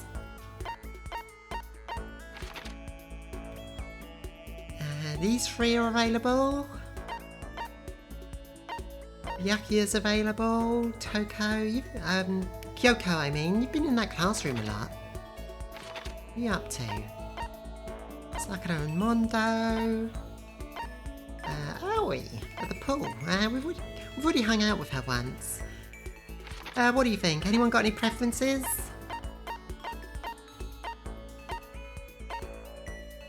Anyone? Want to see anyone in particular? Because it doesn't matter to me. We haven't talked to Kyoko, right? Yeah, we haven't. You know, talk to Kyoko. She's very mysterious. Oops, wrong button. Where was she? In here?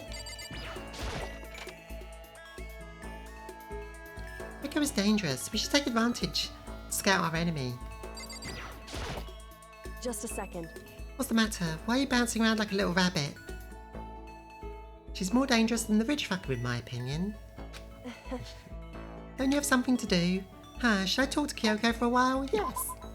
Certainly. There's no reason to decline, and I'm not the type to decline anyway. Because she seems intelligent, unlike Rich Arsehole. Yeah, Byakuya isn't half as smart as he thinks he is. And I... Besides, I find myself more and more intrigued by someone like you. Whoa, was that a blush? Spend some time with Kyoko. Let's look up Kyoko's.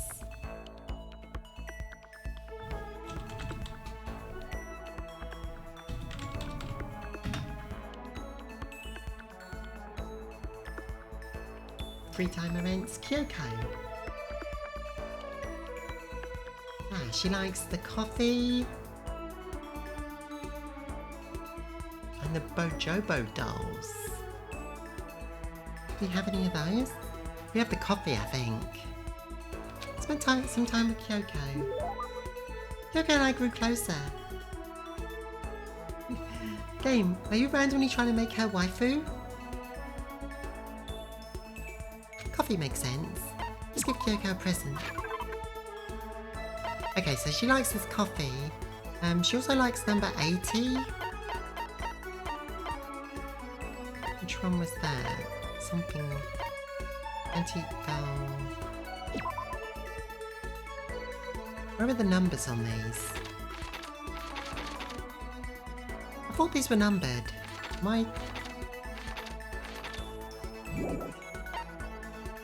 Huh, that's weird. I thought these had numbers on them. Oh well. It wasn't the antique doll.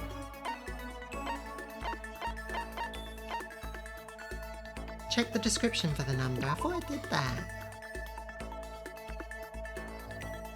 Like, we can see how many of them we have, but I don't see a number like this is item number 80. Which is weird, because they were in a particular order. They are numbered. Huh. Don't get it. Okay, so I think... Actually, I can't even see their name. Oh, because the what would you like to give her text box is in the way. Oh, that's interesting.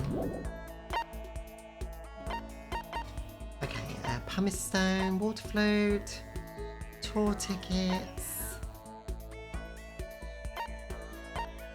chin drill. Yeah, I think we'll just give her the coffee.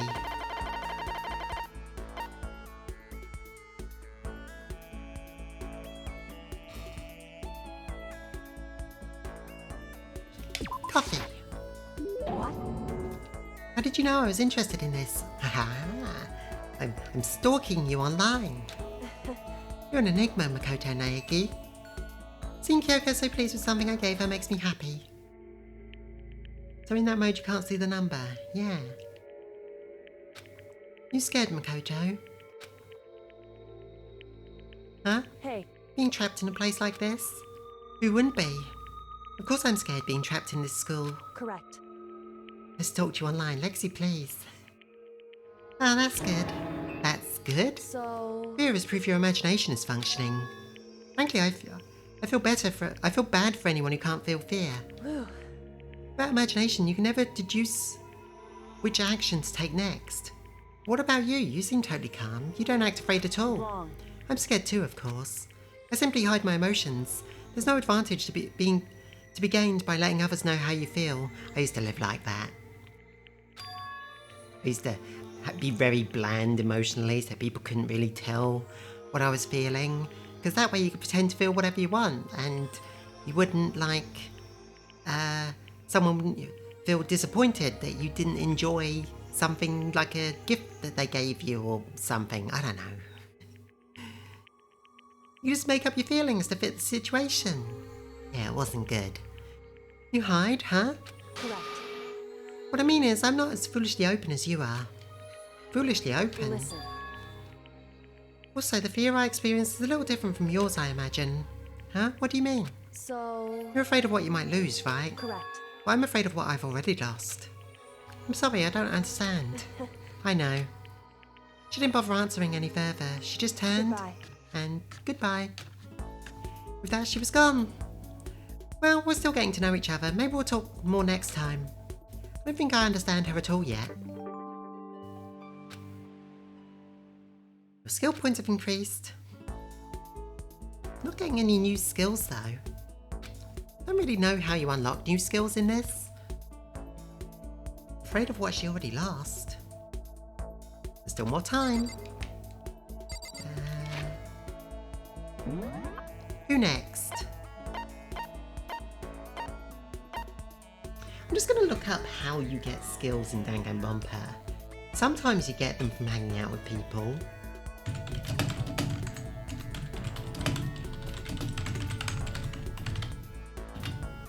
I got one from Sayaka. Befriending your classmates can be beneficial by spending time with them and reaching the end of their character arcs. You'll unlock new skills. Oh.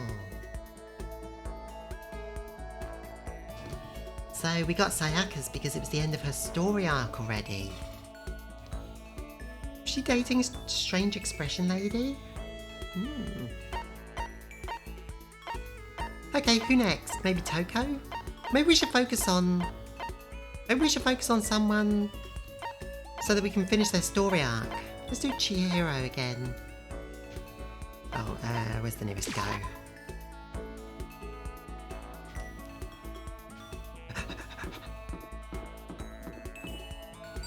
Wait, do I have another Chihiro gift? Oh, so you get a new skill near the end of their act. Yeah. Do I have something else Chihiro would want?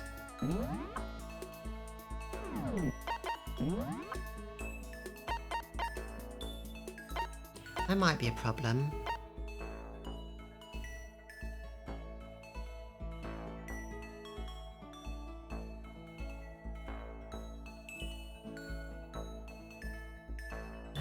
No, I don't. But I have things that Chihiro would like.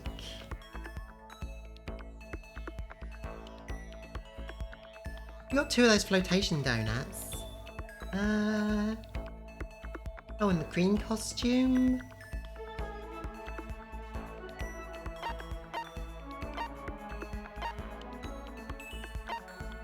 I've got 2 of these. Oh, we can see their numbers now, right? Yeah. 43. Nope. Don't have that one. Don't have that one. Oh, this one. I'll give this one to Chihiro.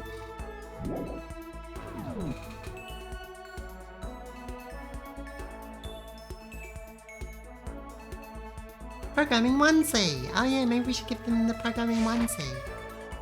Where's the... door?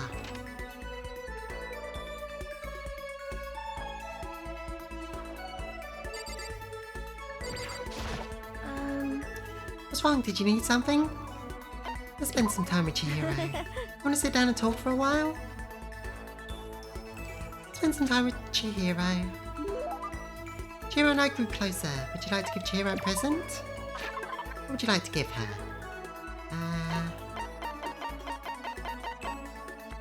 Yeah, that one. Oh wait, I was going to give the onesie. Oh, whatever. Oh no, I just realised. Thank you, Makoto. This is the first time I've ever gotten something like this. I get the impression she liked it. That's good. No. What's wrong, Chihiro? Oh, it hurts. We missed strange expression lady skill then. You mean, oh, Junko, yeah. Missed our one chance for it. Huh? Did you get hurt, Chihiro? You know? Well, not really. I got bit by a mosquito last night. Mosquito? How the fuck did that get in this sealed school?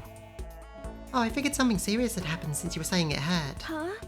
Oh, did I give the wrong impression? Sorry. You don't need to apologise, it was my own fault. You said it hurts? Did it really bite you that hard? Yeah, see, look. She held out her arm. A huge red bump stood out clearly against her pale skin. Holy cow! What should I do? It's way past itchy now, it really hurts. But why is it so big? Did it bite you while you were sleeping or something? You're wrong. Oh no, I was awake. You didn't notice? No, I noticed, but what? You know? Well, I felt it bite me, so I looked down at it, but I didn't do anything. I just sat there and watched it suck my blood. You watched it? Why didn't you smack it? Huh? Because that would have killed it, right?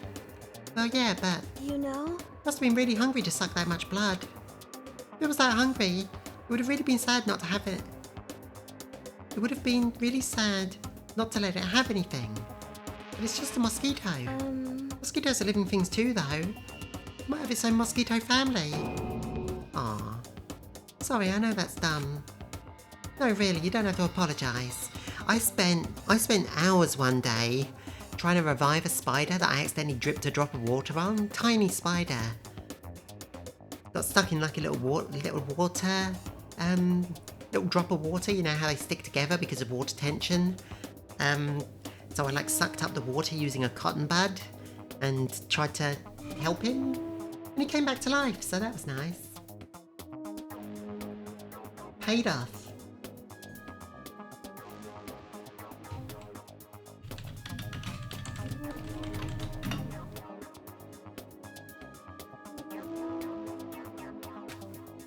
Don't go scratching it, okay? That'll just make things worse. But What if it gets so itchy I can't take it? In that case, just take the tip of your fingernail and push it into the bump. That'll help. huh? Wow, I had no idea. You're so smart, Makoto. As I said that, she smiled she smiled like a tiny cute little animal. I wonder if she does that on purpose. If so, that's a whole other level of scary. Makoto, you're weird. Anyway, don't you think it's kind of strange? Huh? What is? You know? Well, the school is completely sealed off, right? So how did a mosquito get in? That's what I was wondering. Maybe there's somewhere in the school where bugs can live and grow. Some kind of naturey spot. A naturey place in the school. Well, I can't say there's not. Or, maybe there's a secret passage somewhere that leads out of the school. A secret passage? Well, even if there's not, I'm sure we'll get out of here somehow. As long as we all work together, I'm sure we'll be out of here in no time. You're right, working together is super important. Of course, I don't know how I can be useful. I'll probably just weigh you all down. That's not true. It makes me feel way better knowing you're here to help. It does, really? Yep, so let's do our best, okay? Thank you. If you ever need to hack something, you're here. I mean, there has to be a ventilation system, otherwise I'll run out of oxygen. True. Thank you, Makoto. Hero's report card. Maximum skill points have increased. Wow, that means there's still more to do with your hero.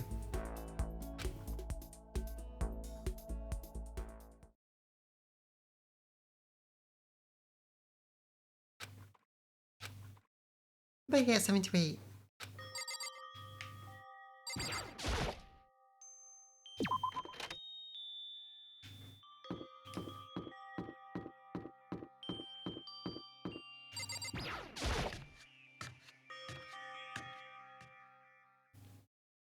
I just wanted to get something to eat.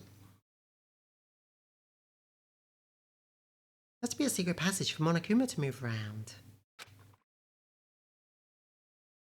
And now I'm about to get roped into something like this. Actually, no, I guess I'm already roped in. Listen to me! Hey Makoto, perfect timing. Huh? What's going on? Hey, damn it. I have a favour to ask. A favour? I have a bad feeling about this. Hey, damn it. Come on, Makoto, you gotta be our witness. Witness to what? What? This guy's been talking shit about me since day one. Calling me a coward and shit like that. You're corrupt. You are a coward. That's why you turn to violence to solve your problems. You! That's why you can't do what society asks of you. Why you walk around dressed like that. Huh? The fuck you say? You don't know shit. You hear me? You've already lost yourself. You're such a coward you don't even realise it. Damn you. So what you're saying is you're not a coward? You think you're tougher than me? Count on it. I know I am. You wanna fight? Okay then, let's throw down. Prove you got what I don't. You hear me? Yo, Tucker, go fuck yourself. I accept your challenge. What? So that's what's happening, Makoto. You've got to be our witness. You're gonna throw down? You're not gonna, like, start punching each other, are you? Hey, Jump in an industrial meat grinder. There's a bathhouse on the first floor of the dorm, right? With a sauna inside? I see. Ah, I see. A simple endurance contest, is it? Got it. We're gonna see who can stay in the sauna the longest, am I right? Piece of shit. Goddamn straight. Oh, I've never been in the bathhouse before. You guys ready to get going with all this? Fucking around. Shit, yeah. He'll be done in a matter of minutes anyway. People like him are, without exception, all talk. You want to throw down? Bring it on. Hell, let's make things interesting. Wouldn't want to win without a challenge, right? Interesting. You son of a bitch. We're gonna battle with all our clothes on. Ridiculous. That's suicidal. You want to fight? What, you're afraid? You're gonna regret this. Stop fucking around. Shut up and let's do this. Hey, Mondo. What asshole? What asshole. You can take off your uniform, you know? Go ahead. I won't judge. Seriously, the whole you dress weird because you cannot do what society needs of you, therefore you're a coward is like the most conformist shit. Yeah, like I said, he's the ultimate bootlicker. And you can shut the fuck up and mind your own business. I mean, look at you. Your face is all red. What are you, one of those goddamn hot spring monkeys? He's got a towel on his hair. It just so happens I was born with a red face. You don't have to act all big, man. Act, you say? I'm still plenty good to go. I'm so good, I could eat a steaming hot bowl of soup right now. Assholes like him are the kind that snitch on the boss to what his co-workers are doing, yeah. Disciplinary, club or whatever. Are they okay? No, they've never been okay. A few minutes passed, then a few dozen minutes, then an hour. Guys, I'm getting bored out here. Don't you think it's about time you gave What up? about you? You can't even hardly talk. Dumbass. Say whatever you want. I'm still totally good to go. In fact, I'm starting to feel kind of cold. That's probably not good. Hey guys, I know you both want to prove how big of badasses you are, but don't you think you've done enough? Shut up! Okay. I just can't win.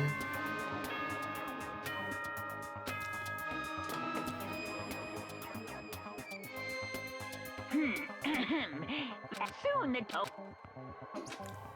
Yeah, dude's gonna get a heat stroke or something. Get a stroke. Hey, did you hear that? It's night time. How about we call it a tie? In a true competition, there's no such thing as a tie. You win, or you lose. That's the only thing that matters. Okay, have fun with that.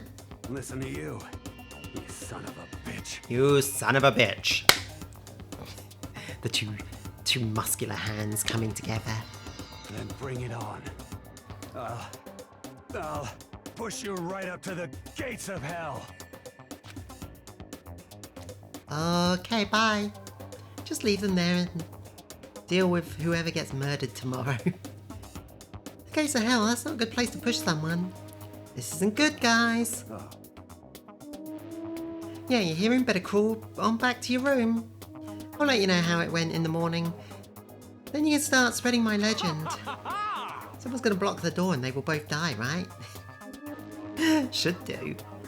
Come tomorrow morning, you'll fall. Something tells me neither of them will die though. They're too stubborn. You'll fall down in front of me, down on your knees. I'll show you where to do it. Excuse me? Phrasing. Big talk from someone whose face is about to explode. Right back at ya. Okay, well, good night. This is none of my concern. I really hope those two don't overdo it. But I'm sure to the death? No, surely they wouldn't go that far.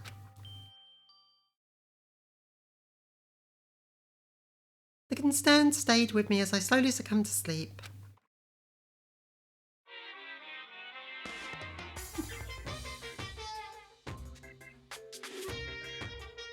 fate does exist, does that mean your future is decided the moment you're born?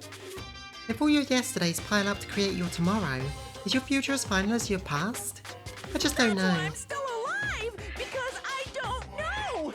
That's why I desperately cling to life. Whatever. Ding dong bing bong.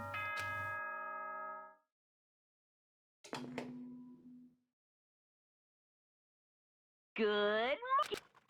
Good morning. Huh? I hope Mondo and Taka survived. I mean, I kind of hope. Worried about the two of them, I hurried to the dining room quicker than usual. And when I entered... Wow, what are you talking about, bro? Ha, what are you talking about, bro? Oh no, they bonded. This is worse. What the... Hey Makoto, thank you so much for acting as our witness yesterday. Are they friends now? They've been acting like this all morning. They were all buddy-buddy as soon as I walked in. Feels gross. What? Feels gross? Hell no, feels great more like. This almost feels like sexual harassment somehow. Don't know how, but... Forget her, bro. A girl just doesn't get our manly bond. Friendship between men is stronger than blood. A woman could never understand. Shut up, Ain't Taka. that right? What you just said, bro? That was the coolest shit ever. You should get a tattoo of it. Without a doubt. No, bro, you mustn't. Your body's the temple. Given to you with love by your parents. So, who won the contest? Piece of shit! Who gives a shit? Got it! Yeah, don't ask stupid questions. What matters is that both of us took part together. That's completely different from what you were saying last night. I see. Friendship between men seems very simplistic. Nothing like what I'm used to with girls. Yeah, for real. Japan has some weird ideas about gender roles. Oh no! Body purity fascist asshole.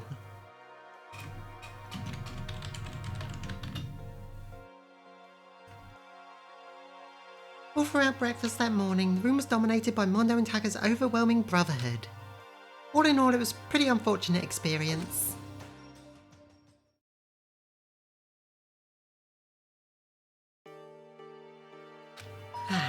Oh. Wondering who came by to visit, I opened the door and somebody forced their way in. Oh, hi, Toko. Toko, what's the matter? What's your problem? Why are you so surprised? Am I really that annoying? Well, I already know I'm annoying. I came in knowing that, so that makes it okay. So someone did went on their knees last night. Maybe both of them. No, you're not annoying. I was just wondering what was going on. I have a favour to ask. I want you to go somewhere with me. And where does he want to go? Well, the library. Huh? Are you looking for a book or something? Why don't you ask Byakuya? He spends all his time there. Did I say something wrong? You're not a blabbermouth, right? This has to be a secret. Honestly, I have no idea what you're talking about, but if you want me to be quiet, then I'll be quiet. Then let's go to the library. Okay, got it, the library. Jeez, why so pushy?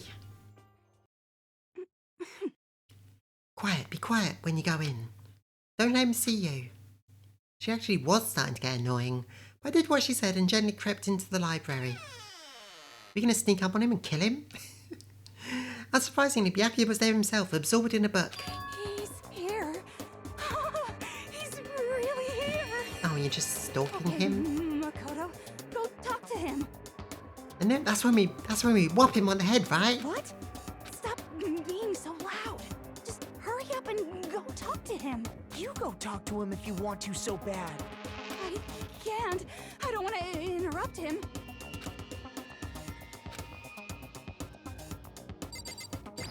Hey Byakuya, how's it going? He seems really focused on that book. It doesn't seem like the best time to talk to him. Hey, you. What are you doing back there? I hate even having to look at you. Ah, so you noticed me then? Naturally. Of course, now hurry up and leave. And take her with you. Hey, Byakuya? Remember how you said, don't be a woman who dominates weak men, be a woman dominated by a strong man? I never said that. Well, actually, I just thought it sounded like something you might say. What the fuck? Let me out of this! Let me out of this conversation! Get out. And go take a bath, you smell. Don't make me repeat. Don't make me say it again. Go now, before your stench latches onto the entire room. Okay. Hey, what the fuck? Toko, what the fuck? He really dug into us there. Maybe he's in a bad mood. She seems super depressed. Did he really upset her that much? Byakuya, to go that far. You must be really concerned about me. Huh? What? He told me to take a bath and everything. He must really care about my well-being. Toko, no. Hey Makoto, what do you think? Think about what? Do you think Byakuya and I would be good together? Well now, I don't really know. That's true, there's no real way of knowing. But the distance between us doesn't change our love. Because as soon as you realise your feelings, the love is born. That's how love works. Okay. There might be a day when you come to understand. Maybe, someday. Well, bye. Yikes. Ah, young love. Ooh, ah. Who would have ever guessed she would go for someone like him? She's the female equivalent of Hifumi, isn't she? Pretty much. But eager passion can also be scary. You know, she's a famous writer, but maybe she's just like, maybe she wrote 50 Shades of Grey in this universe. That sounds really plausible, actually. But eager passion can also be scary. Sometimes that leads people in the wrong direction. Wow, Monokuma here with the facts.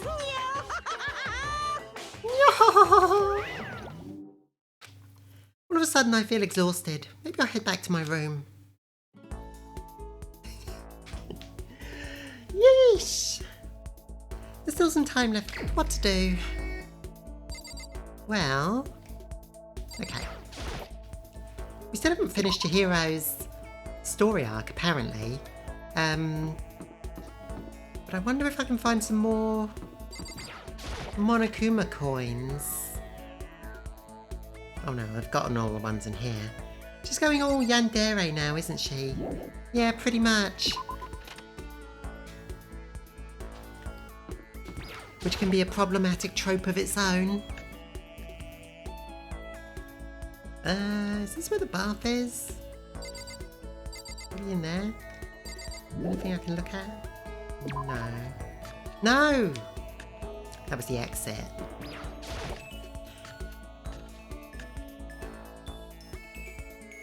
What can we look at in here? I just want a few Monokuma coins. Massage chair, maybe I'll use it when I get tired. All the dere are fucked up tropes too. Most of them are, I guess. Lockers, one of them is unlocked, but I don't see anything inside. So where's the bath area then? That's the way in. I don't know, I guess we don't get to go to that area except in that one cutscene. Let's go to the second floor then.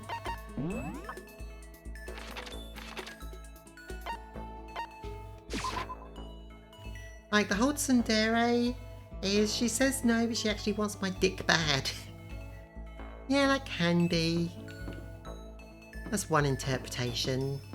That's one type of tsundere for sure. I guess that's Guy's fascination with it. If you really boil it down. What the hell is with this pointless corridor that ends in a dead end? Can I look at these? No. I guess that is what guys get out of it generally. The only things I haven't looked at are in the library, because Byakuya keeps kicking me out! He's always here! An extension cord, I guess it could be used to connect a lamp to the power outlet? Where would you get something like that in this school? Anything else? I haven't looked in that door yet.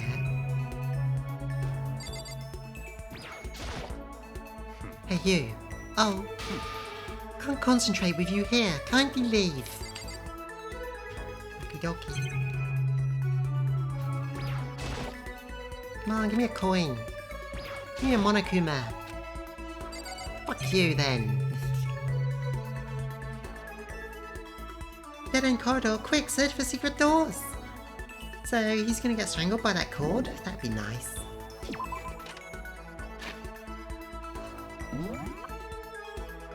Where's... AV room... Let me go there.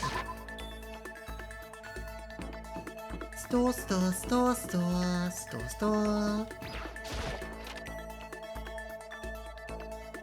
I only got like 1 coin, maybe 2, but it's a chance.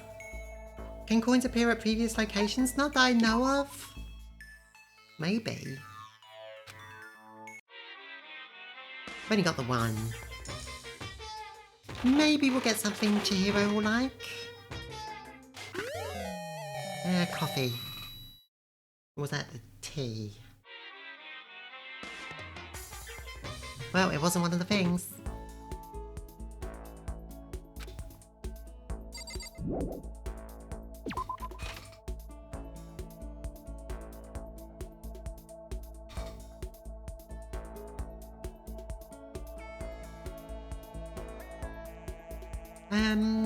I think it's a case of these are the locations of the coins forever. Most of the coins, you get so few coins from actually looking, inspecting stuff that it's barely even worth it. You get most of the coins from finishing a chapter.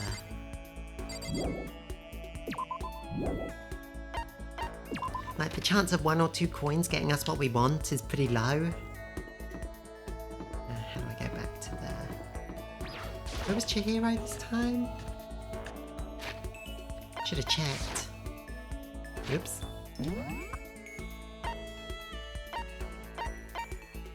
Warehouse. Oh, I've never been there.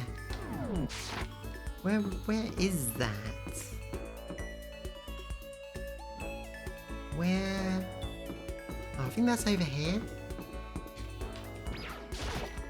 I checked quickly and yeah, people seem to agree that the trial coins are better source of coins than wasting your time looking for them. Definitely. Although we might find a few in here because I've never been in here.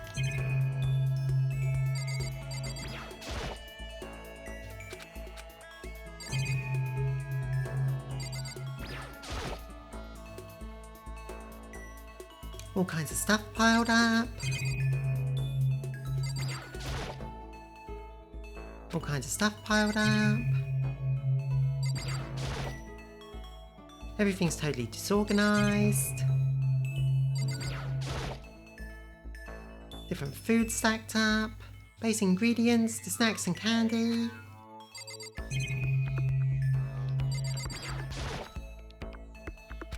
Is this the fridge Sayaka mentioned? Stuff tight with food and drinks. Surveillance camera. Someone's using this to watch people die. It gets on my nerves a bit, but I better leave it alone. Okay, that got us nothing. I wonder how that teddy bear actually operates. Could it be a robot with an AI installed? No, we don't have that technology yet. Maybe it's some kind of bear-shaped cyborg from the future. Maybe I should hang out with Chihiro, yes. Want to sit down and talk for a while? Spend some time talking to Chihiro, cleaning products. Sounds dangerous. Let's mix some bleach and ammonia. And don't do that. Chihiro and I grew a little closer today.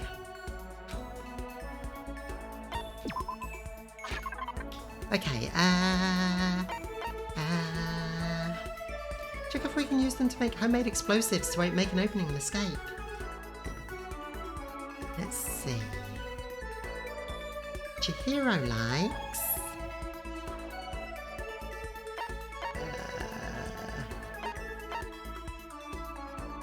oh, this one.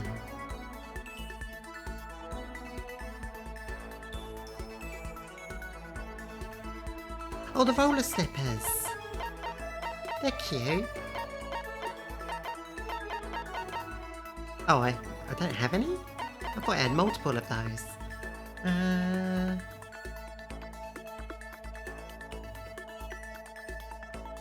The leaf covering, really?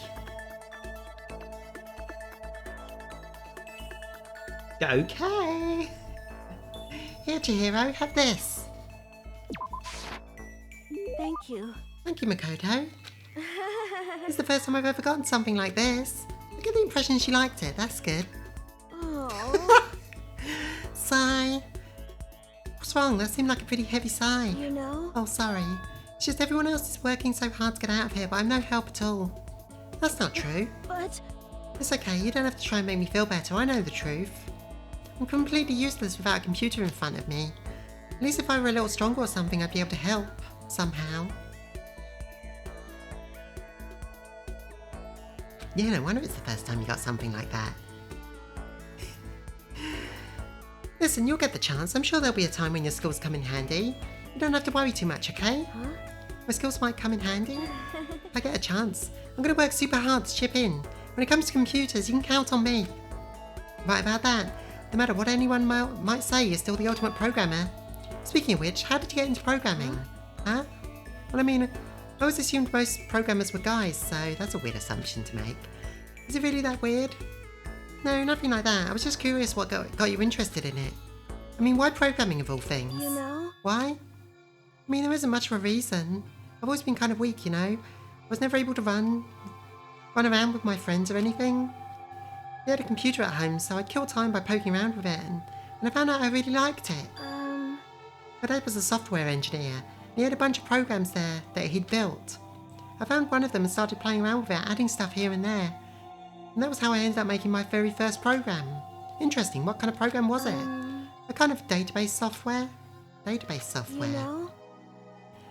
A user could communicate with it and it would take their information and find what they were looking for. It was a way of interacting with a computer without having to physically type things out. Ooh. She said it could understand the user without having to type things out. In fact, for the longest time, most programmers were women. Then started to get into programming in the late 70s and 80s and displaced women. Because men are disgusting trash. That happens. A lot of fields that are thought to be men only were women first. Women used to do all the math and programming and beer making. Making beer was a women's job. Till it became profitable and under capitalism, and then it became a man thing. So that would have to be voice recognition? Telekinesis? Makoto, what the fuck? You use voice recognition, is that it? Yep, exactly. You could talk to it and it could actually talk back. It was a lot of fun. It didn't even really sound like me. I'd get totally absorbed in talking to it. It's like a kid recording themselves and playing it back. Is it? Makoto, you're kind of dumb. The key part of programming, the program was getting it to recognise what I was saying. Programming was considered feminine because real men did hard stuff like electric engineering and stuff.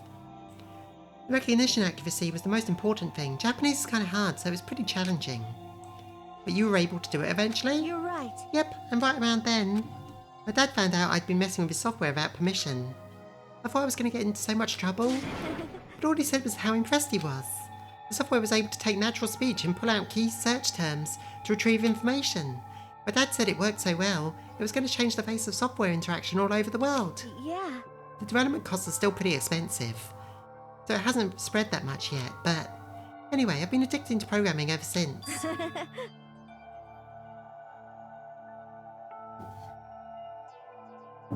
I can't tell you how happy it made me to be able to make others happy. It's obvious how much you love computers. You seem to just light up when we start talking about them. Sorry, I spent all this time talking about myself. No, I had a lot of fun learning more about you. Huh? Huh? Really? Yep, I hope you'll tell me more next time. Okay, let's hang out again sometime. It's a promise, okay? I remember user-grade voice recognition software back in the 90s. It was so bad. Ooh, we unlocked the skill algorithm. Nice. I parted ways with Chihiro and went back to my room. Okay, cool. We've got another skill. Oh, ding dong bing bong.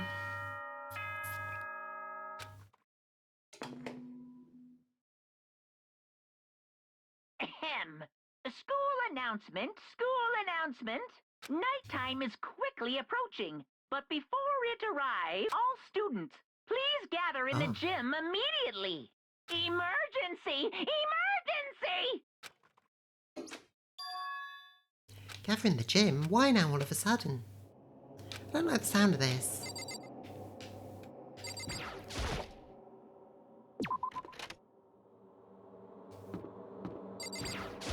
Hey Kyoko, did you hear the announcement? Indeed. Yes. I don't want to go, but we don't have any other choice, right? Can't imagine it's going to be good news, but it's not a good idea to defy him here and now. So I'm going to go on ahead. I really can't do anything except what Monokuma tells me. Yeah, we're not just going to put up with what Monokuma says forever, but we're not in a position to defy him right at this second. Yo. Hey man, you about to head in?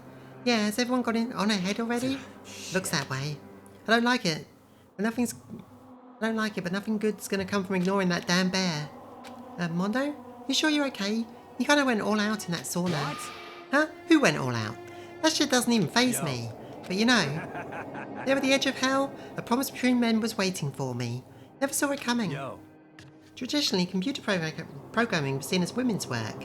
In the early 1940s, the field was almost exclusively female, and as a highly feminized sector, it was rendered invisible. Men in the computer industry regarded writing code as tedious, making software that was secondary to making hardware. Very interesting history. Anyway, let's get our asses to the gym. And sometimes something unique must have happened between them. What are we implying? Oh, you know what we're implying. I need to stop for lunch.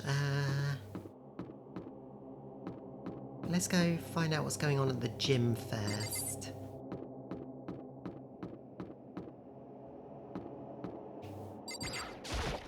So those two make a pact to kill each other and shit? Then one of them will betray the other? Hey, Hifumi, how come you haven't gone in yet? Why is that? Mr. Naegi, don't scare me like that. Sorry, but we really should go inside. No, don't go, you can't. That's what my ghost friend is telling me. I don't feel good about it either, but we can't just ignore this. Damn, that's true too. I guess we have no choice. I have to go too.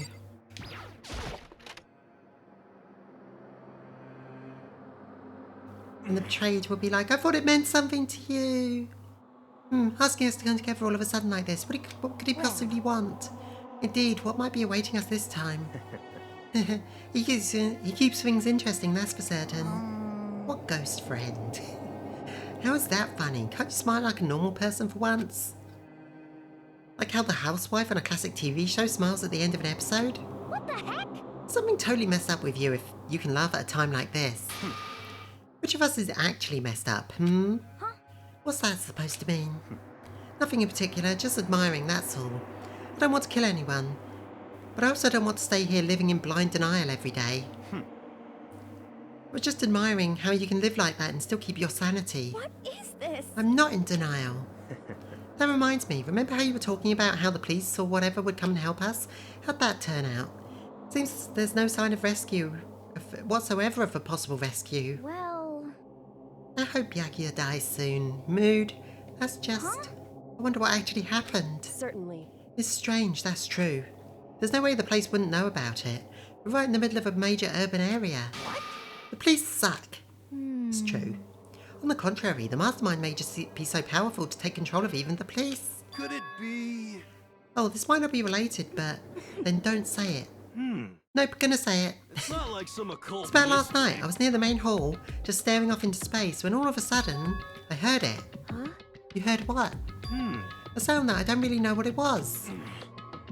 Ah yes, because someone on the second day mentioned the cops must be looking for us. That meant that after 3 people dying, she must still be thinking that, right? What kind of sound? Well, I don't know really. If I had to describe it was like a construction site, I guess? Construction site? For serious? Oh no, Hifumi said something true.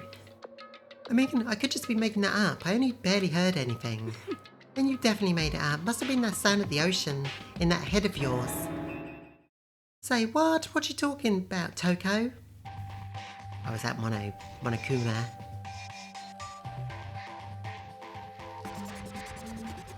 Here he comes.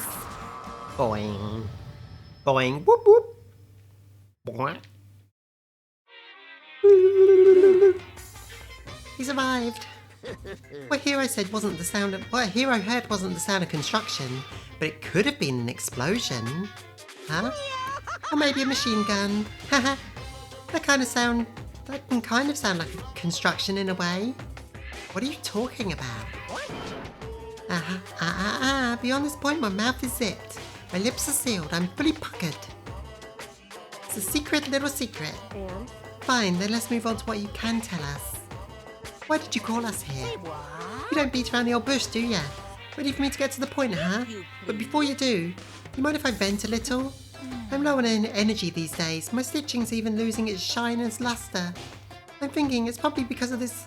It's probably become... because of this ho-hum, boring old everyday life. It was the locker room Gatling gun. That shit is loud.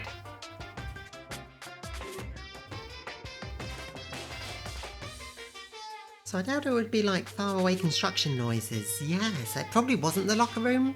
Otherwise there'd be bullet holes everywhere and someone would probably be dead. I'm looking for something with a little more stimulation, something rife with danger and intrigue. Listen, can I just be frank? The next Blackened hasn't shown up yet and I'm getting bored. Hey, So I've decided to come up with a new way to motivate you. Motivate? Is it another set of videos or something? You gonna show us something demented to try and get us to drive us to murder? Drive you to murder? What a mean thing to say, just awful. You hear me? I don't know what you've got planned, but we're not gonna kill each other anymore. No matter what you do, I swear to God we won't. That's very big talk. Do your very best to back it up, okay? Now then, with your permission, let me begin. So this time it's embarrassing memories and secrets. As long as you're alive, it's a given that there's things you don't want other people to know about you. So I did a little investigation of my own, and I dug up some of your darkest secrets. and those embarrassing memories and secrets are all contained in the envelopes I have right here. Oh no. My secret love of BDSM. I'm going to hand them out now, so take a second to take a peek. As Monokuma spoke, he tossed the envelopes at our feet. I quickly snatched the envelope with my name written on it. I nervously pulled out what was written inside. Teenagers threatened with public shaming. This is going to end in murder. And my entire body went rigid. Makoto wet the bed until he was in 5th grade. That's not that bad. What? How? How'd you find out about this? Everyone started talking at once. You have 24 hours. If someone doesn't become the Blackened by then, all of your deepest, darkest, most embarrassing secrets will be exposed to the world. Maybe I'll roll by a crowded intersection in a van strapped with loudspeakers and spill the beans. Yeah! Wouldn't that be so embarrassing? So that's what you meant by motive. Yep, you got it. They're all pretty unpleasant, trust me. Now you want me to reveal that stuff, right? It's definitely something I'd rather people not know, but... There's no way Makoto wet the bed until 5th grade. We'd never kill over something like that. He might have done. What did you say? How old is 5th grade? Not that it matters. He's right, your plan is doomed to fail. No one's going to murder someone for this kind of thing. This is kind Oh no. Is it because for better or worse your memory is still a way to connect to the outside world? He's so bland, I refuse to believe that he did something that out of the ordinary. That's stuff I wouldn't want anyone to know no matter what, so I assumed you'd all be the same. Which is why I put so much effort into preparing this next motive. Man, you're saying you really won't kill each other over this stuff? That just sucks. Well, what can you do? Okay, then in 24 hours I'll expose all your secrets just to make myself feel a little better. Okay. So sad, so depressed, fare not well. Almost a convincing look of depressed dejection on his face when I couldn't receded out of the gym into the gym's depths. So, Didn't know what to expect at first, but maybe we dodged a bullet on this one. Well, you never know. Just because some of us have secrets that we don't mind getting out doesn't mean that there isn't someone here who's willing to kill to protect theirs. I mean, yeah, having those secrets revealed is going to be totally embarrassing. That's seriously not enough to give someone a reason to kill, right? Listen to me! Good news, everyone. I have a brilliant idea. Why don't we all just confess the secrets in those envelopes right here and now? Without a doubt. Yeah, Kia's right. And so's Taka, surprisingly. If we do that, any and all motive for murder will be vanished. Pretty smart, right? And whoever doesn't share theirs... Then again, not everyone should be okay with that. Yeah, but if someone doesn't share theirs, then that makes them more sus. Oh no, I thought the same as Kiyotaka. Okay, so my embarrassing thing is... I don't want to hear your stupid story. What? This game is so wild, but so good. Hi, Zenith.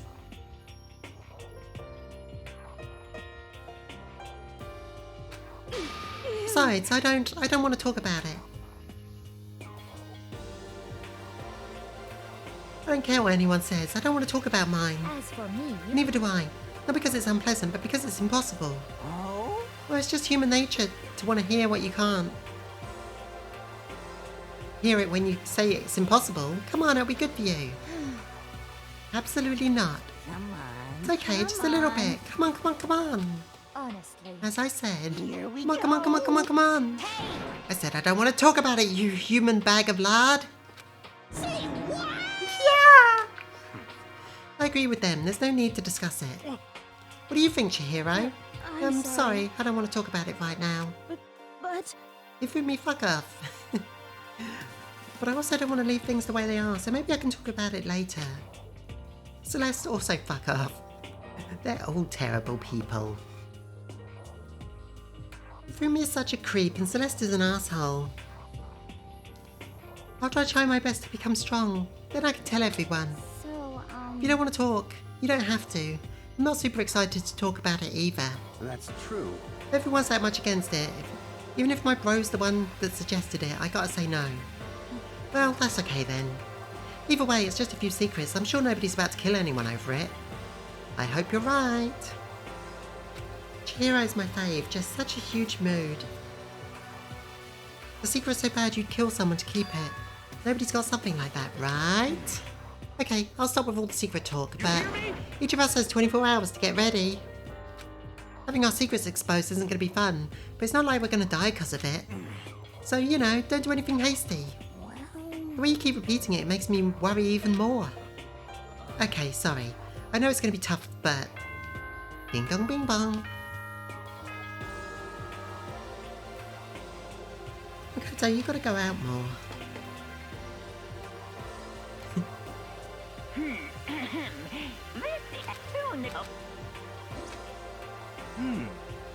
You're too sheltered. Too bland. My time already, huh? Let's call it a day. Good idea, we need to prepare for tomorrow. I was there for an anxiety I just couldn't shake, but... If you think some people won't kill over a secret, yeah, and with like 13 people here, chances are high. We left things as they were, and left things as they lay. One by one we headed back to our rooms.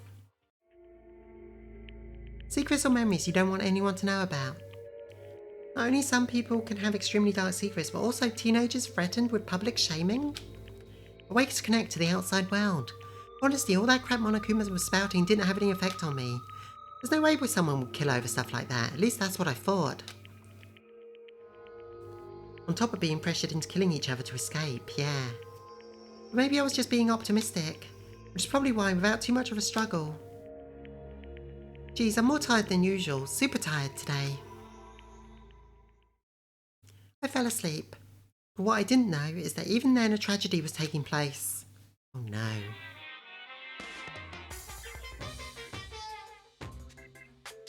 Gun. Hey, do you have a second? I want to confide in you. It's about the prevailing world attitude right now. The difference between passive and active, I mean. For example, there's the difference between like, oops, I killed him, and yeah, that's right, I killed him. Amazingly, there are tons of people who don't understand the difference. Can you believe it? There's a huge difference between oops and that's right. You know what I'm saying, right? Anyone can kill someone in the heat of the moment, but surprisingly few can do it with calculated intent. To make that choice, then put it into action. It's way harder than just letting your emotions lead you. It's all about preparation, resolve. So maybe you're wondering, what's the point I'm trying to make? Well, I'm not totally sure myself. you should try reading between the lines. Doesn't sound good. Morning. Good morning. Good morning! Oh, hi. Active and passive is how we refer to top and bottom here. These scenes are so cool. The change in style is one of the best parts of Danganronpa. And the way the cutouts look like recycled newspaper? Sorry, I nerd hard over the stylistic choices. Yeah, it's very, reminds me of Madoka Magica, which I don't think was out at the time. Ooh-ah! Ooh-poo! Nice reaction. I'm glad to see you didn't disappoint. What are you doing here? I wanted to spice things up, so instead of a school announcement, I decided to wake you up in person. What the hell for? Because it's fun. As long as I'm here, I figured I'd let you hear it right from the bear's mouth. Hear what? You sure you should be acting so laid back? I mean, even though something has happened to one of your buddy classmates? What? Say what? What? Your face is all blue like someone's on the verge of death. Madoka's style changes when going into the world of the witches was always so cool to me. I love that style change personally, yeah. What happened? What are you talking about? That's for me to know and you to find out. Good luck! Something happened to someone. Is it? Was it? No, it can't be. There's no way someone would. But what if? No what ifs. What ifs are pointless, especially now when the dining hall. I need to get to the dining hall. I'm just gonna go to the bathroom real quick. Be right back. Actually, let's stop for lunch. Yeah, we'll stop for lunch. I'll be back shortly. So do some self-care. I'm overdue for lunch. This game doesn't have many good stopping points. Okay, bees are bees. Be right back. Self-care, get food.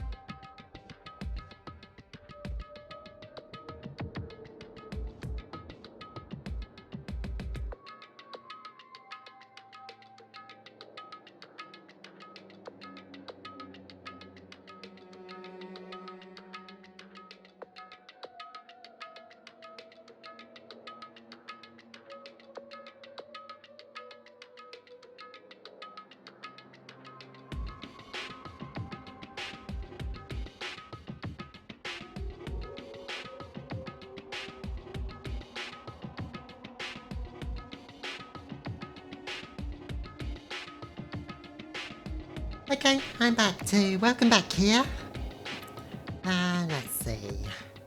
Ah, Makoto. Are you okay? Hey. Did Monokuma talk to you too? Hiro, Hina, Sakura, and... Damn it, Byakuya's alive. You're the only ones here? Where is everyone else? Either they're already off trying to verify what Monokuma said, or they've fallen victim to the something that Monokuma mentioned. The something... Perhaps. It can't be, has it happened again? Murder? After hearing what Monokuma had said, the worst possibility forced its way into my mind. It took everything I had to drive that thought away. So if something really did happen, does that mean somebody did it because of what happened yesterday? Huh? It can't be, that stuff was just a bunch of old memories. Just old memories? Don't be so sure about that. Clearly somebody felt it was more important than that. Huh? To judge someone else's values based on your own outlook, do you realise how dangerous that is? What the heck? What? Why didn't you say something yesterday? Naturally. Did you already forget this isn't a co-op game? It's every man for himself. What good does it do me to go out of my way to help you? Just the worst. Stop saying that already. Something wrong with him, for serious. Did he get brainwashed or something? That's not important. What matters right now is that we find out what happened. That's fine. She's right, let's split up and begin looking. The game is afoot. Bastard. Bastard.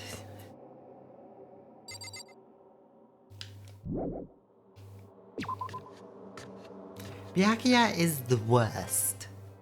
And you're going to agree with me even more by the end of this chapter. Where are we? Now, where are we?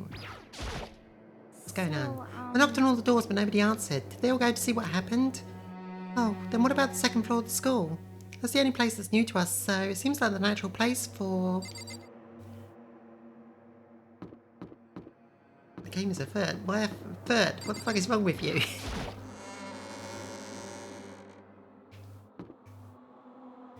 So...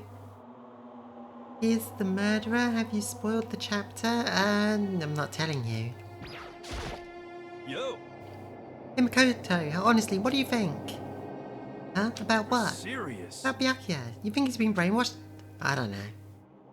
No, he's just a dick. You know more about this kind of thing than me, right? What's that supposed to mean? Well, you're the psychic, right? Hey. Listen, Makoto, I think you completely misunderstood what it is I do. Okay, listen. Fortune telling is like... It's totally different from brainwashing or hypnosis or any of that pseudo-scientific crap. I need you to understand that. You expect me to believe... You expect me to think that fortune telling isn't pseudoscience? I just don't want to get yelled at. So where are we going? Second floor?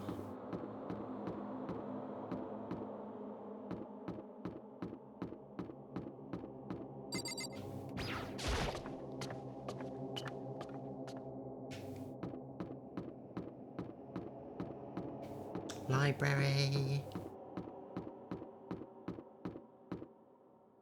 Classroom.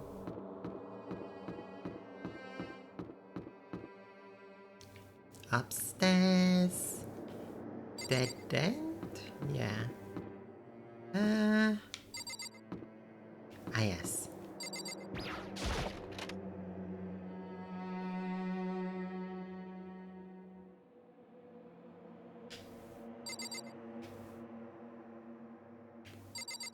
No one else is here.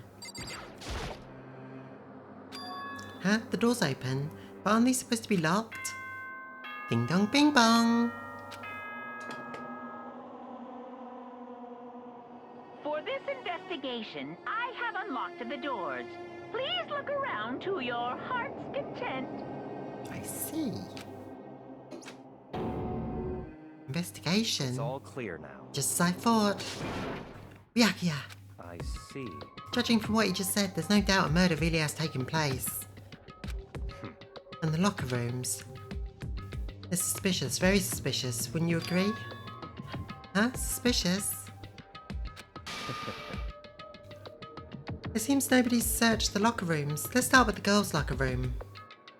Oh no, Kia bit himself. That sucks, I'm sorry. He was muttering as if talking to himself. Without waiting for a reply, he pressed his hand against the girl's locker room door. And the door swung open without a sound. Uh-oh. It comes trauma time. In that moment, time seemed to freeze. Content warning time. I'm gonna find a murder. Now your food tastes like blood. Ew.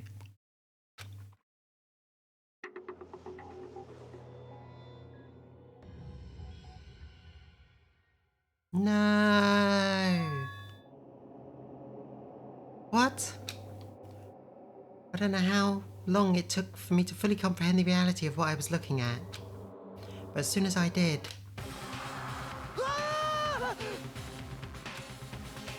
Chihiro. No.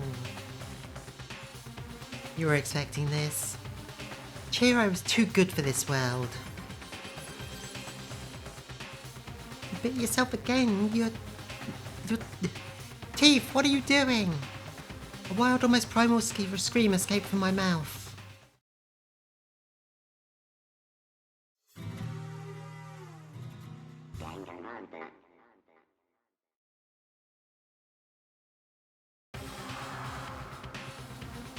I tried to suppress my screaming, but it was useless. It surged out of me like water springing from... like water from a spring gushing out of the ground. You don't have to be poetic about it. Yaku, on the other hand. Very strange. Most unusual, don't you think? He was totally calm, almost like he was watching this unfold on a TV screen. I see. Look, Chihiro's corpse has been suspended somehow. And something's written on the wall in blood. Bloodlust? Such a brutal way to kill someone. No, this is beyond brutal. Wouldn't you agree? They killed her. How could it not be brutal? Like that serial killer they were talking about the other day, yes. Also, is that cord, is that the extension cord? Yeah. Good eye. They killed her. How could it not be brutal? No, that's not my point. This murder is far too bizarre for any everyday amateur to have committed it. Unlike with Sayaka, this murder was not a crime of passion or necessity. It's almost as if whoever did this did it for fun. You see what I mean, don't you? What? My head was swimming. I was reeling, too confused to understand what he was trying to say. And before I could even begin to clear my head... What the heck? Hey, I heard screaming. Did something... Ah, Chihiro!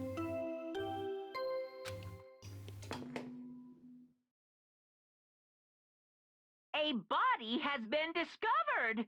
After a certain amount of time, which you may use however you like, the class trial will begin. You were the one giddy about doing murder for fun, my dude. What the hell was that? What? Oh, that's right. You were unconscious during Sayaka's, so you don't know about it. What you just heard was the body discovery announcement. Apparently when 3 or more people discover a body, an announcement plays to let everyone know. I imagine it's so that the search for the culprit can proceed fairly for everyone involved. Proceed fairly? Body discovery announcement, then Chihiro really is... Naturally. Dead, yes. Before you start screaming your head off, go round to everyone up. It seems another game has begun. 3 or more. Yes.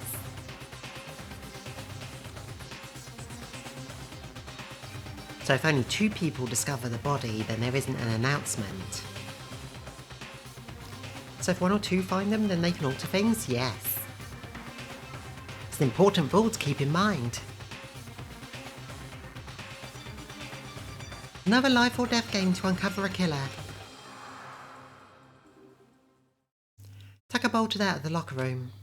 As everyone made their way to the scene, it felt as if no time had passed. It was like my sense of time had just taken wing and flown away.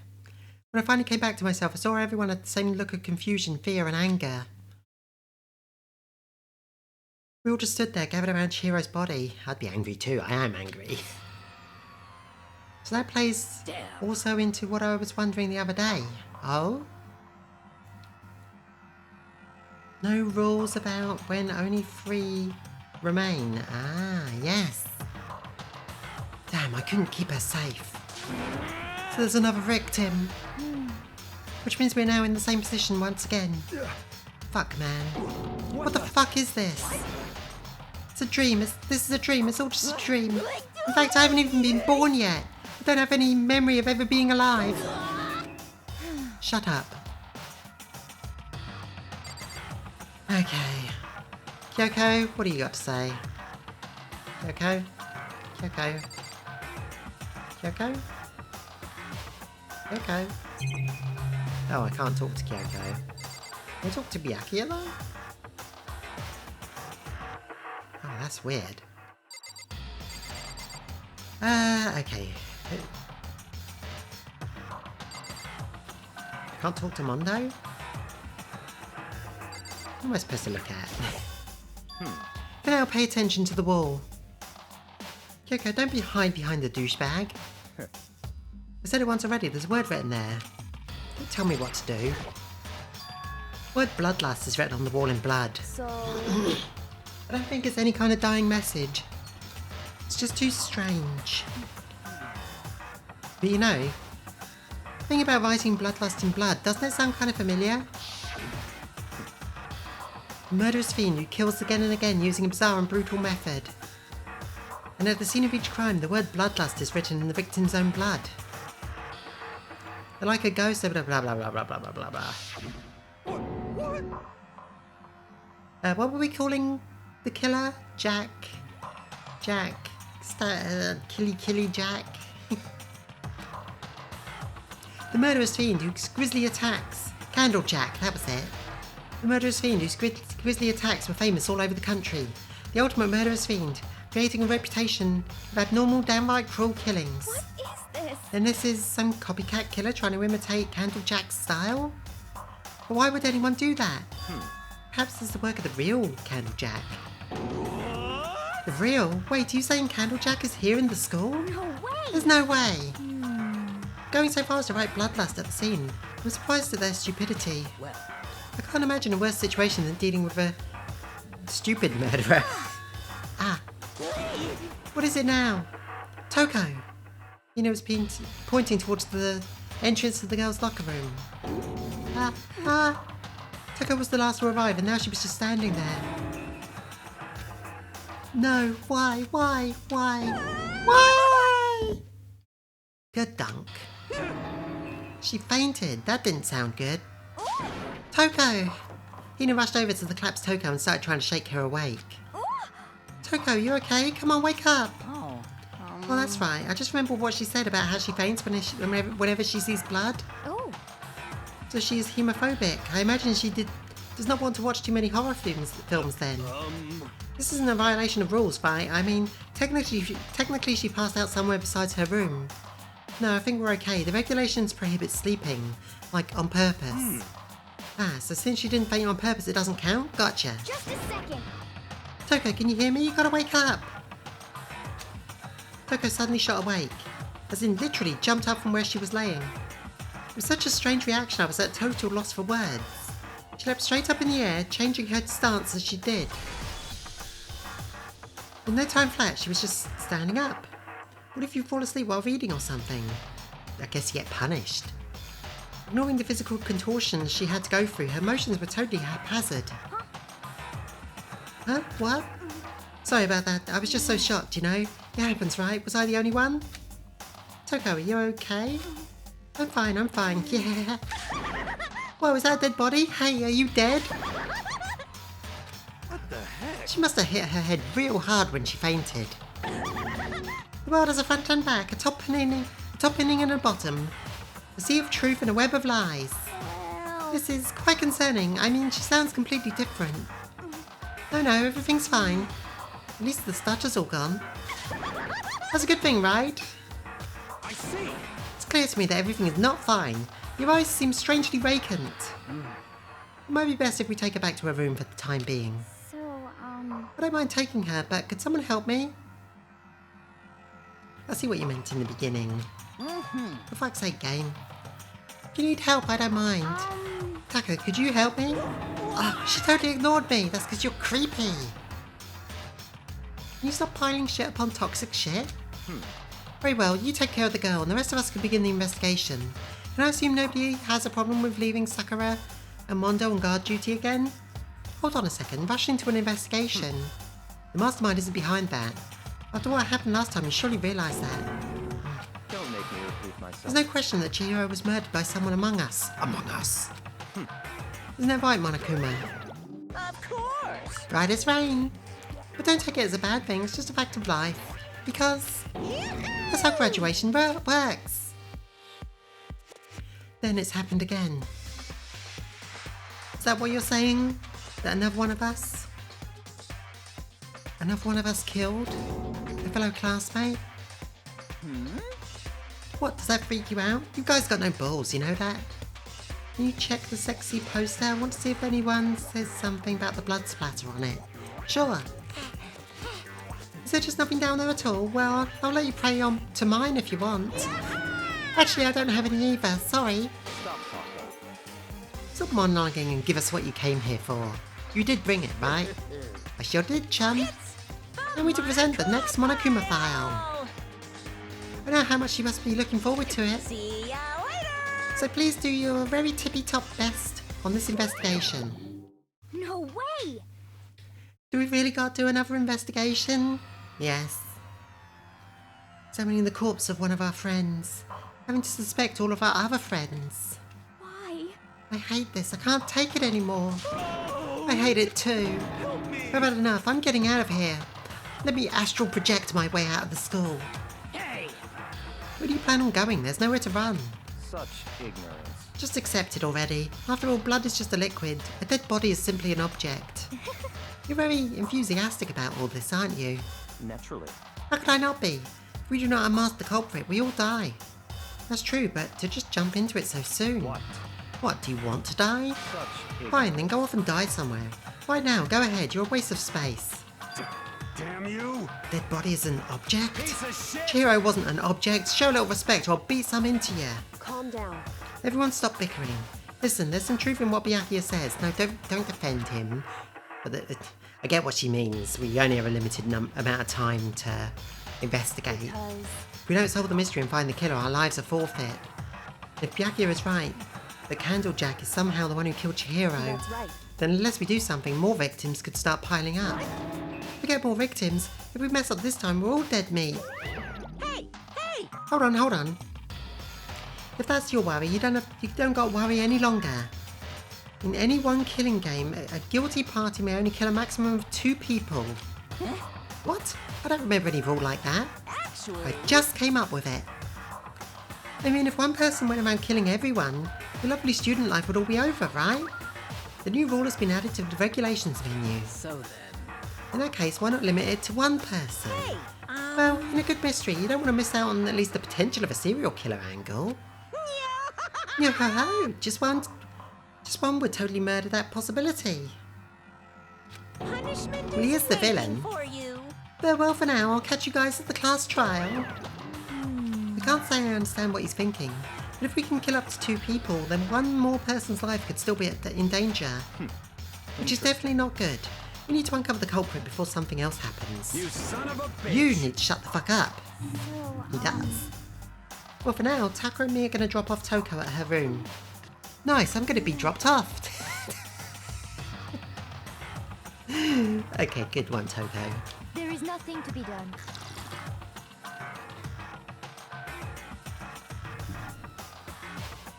Oh, never mind. It has to be 2 at the same time. So you cannot kill more than 2 in the whole stuff, or only 2 in the same time.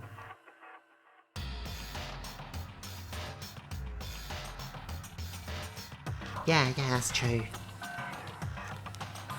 You'd have to kill someone and then kill someone else before you got caught, or before the class trial. We must begin our investigation. Too sweet. If we do not solve the mystery of who killed Chihiro, okay? then we will quickly follow her into the afterlife. That's true. I hate this, but I want to survive. Me and everyone else, we have to do it. We don't have any other choice. First of all, I better check the Monokuma file. The victim was Chihiro Fujisaki. Time of death was 2 AM. Body was discovered in the girls' locker room on the 2nd floor of the school. The cause of death was a blow to the head with a blunt object. She was killed instantly. That's all it says. Well, it's not like there's any point in complaining about it. No matter what, I gotta do what I gotta do. So the murderer might want to kill you if they think you're getting too close, yeah. Hey Makoto, do you have a second? Huh? Did you need something from me? Naturally. Of course, life without purpose is quite dull, don't you know? So what do you need? I'm gonna let you cooperate with me during my investigation. Huh? What? So she was posed in that way after she was killed? Possibly. I'm purchasing your talent, the same talent which allowed you to solve Sayaka's case. Solve? No, I just... Stop talking. You seem to have some limited use, which is why I've chosen you.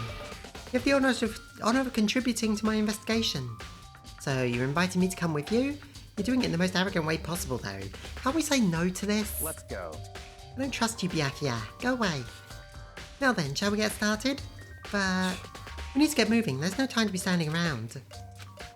I don't really know what just happened, but it looks like I'll be working with Byakuya on this one. There's a dumbbell on the floor and there's a bloodstain. There's a bloodstain on the dumbbell. You either want to take advantage of me or you want to kill me and not risk me finding out you're the killer. Monokuma File said a blow to the head with a blunt object is what killed her. Does that mean this dumbbell was actually the murder weapon? Right. I don't imagine it could have been anything else.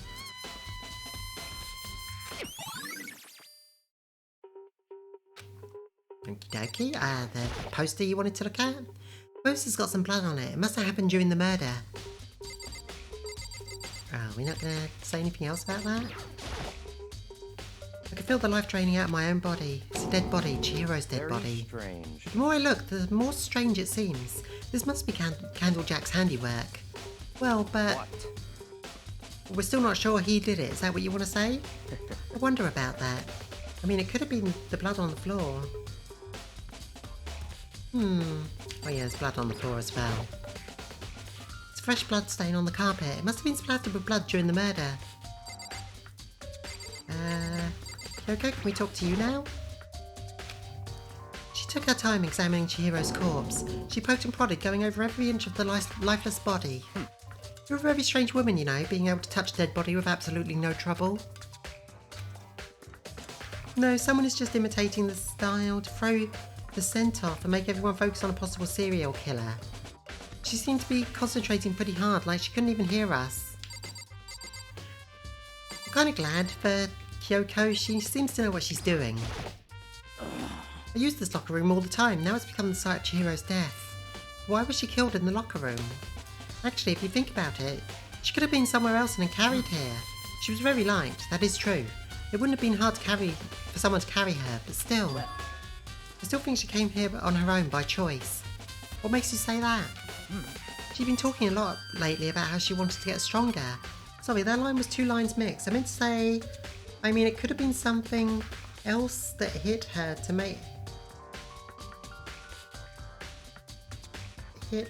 kill her, and then the dumbbell used again to make you think she was killed there. Yeah, it's possible. Yeah, so far the dumbbell seems like the murder weapon. So you're saying she came here to exercise? But according to the Monokuma file, apparently she was killed around 2 in the morning. Would she really have been exercising that late? Perhaps. You know, and myself are usually in the locker room during the day. She was probably avoiding it then. Avoiding it? Although we invited her to join us more than once, she never showed up. So I can only assume she was trying to avoid us. And instead, she came to exercise in the middle of the night? However, Perhaps. But it's difficult for me to imagine she would have come alone. I suspect it won't. I'm accepting that, but keeping an eye out for contradictions, because the blood splat on the poster and everything probably. Perhaps, but it's difficult to imagine she would have come alone. She did want to start exercising, but she specifically mentioned she couldn't do it by herself. She needed the support from others. So saying she could have come here in the middle of the night to train in secret, but that she would have come with someone else. It's a possibility, I think. Nice.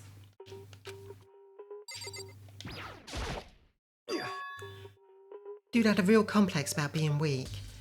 You heard Chihiro talk about it, right? I need to get stronger? Yeah, I do remember she said that more than once. Sure did, which I guess explains the trip down here. But did she really need to get stronger that badly?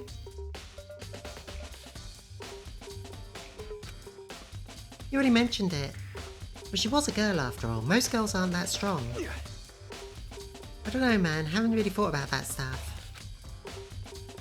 The cause of Chihiro's complex. I can't help wondering what that might be. I believe it's time for us to move on. Huh? Already? What? New clues won't magically appear by standing around here. We need to check every aspect of this case. That's true, Let's but go. if you're satisfied, let's hurry and proceed. You're so pushy. I got caught up with the wrong person this time.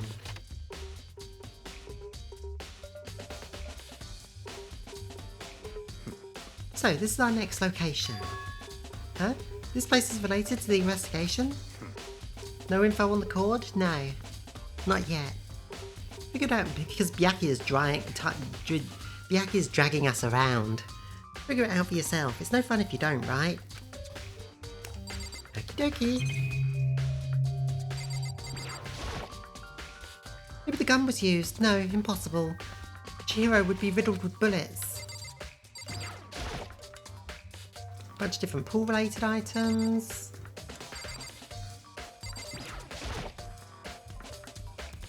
If I remember right, this card reader is meant to work with our handbooks. What? Do you have an issue with it? If so, you should take it up with Monokuma.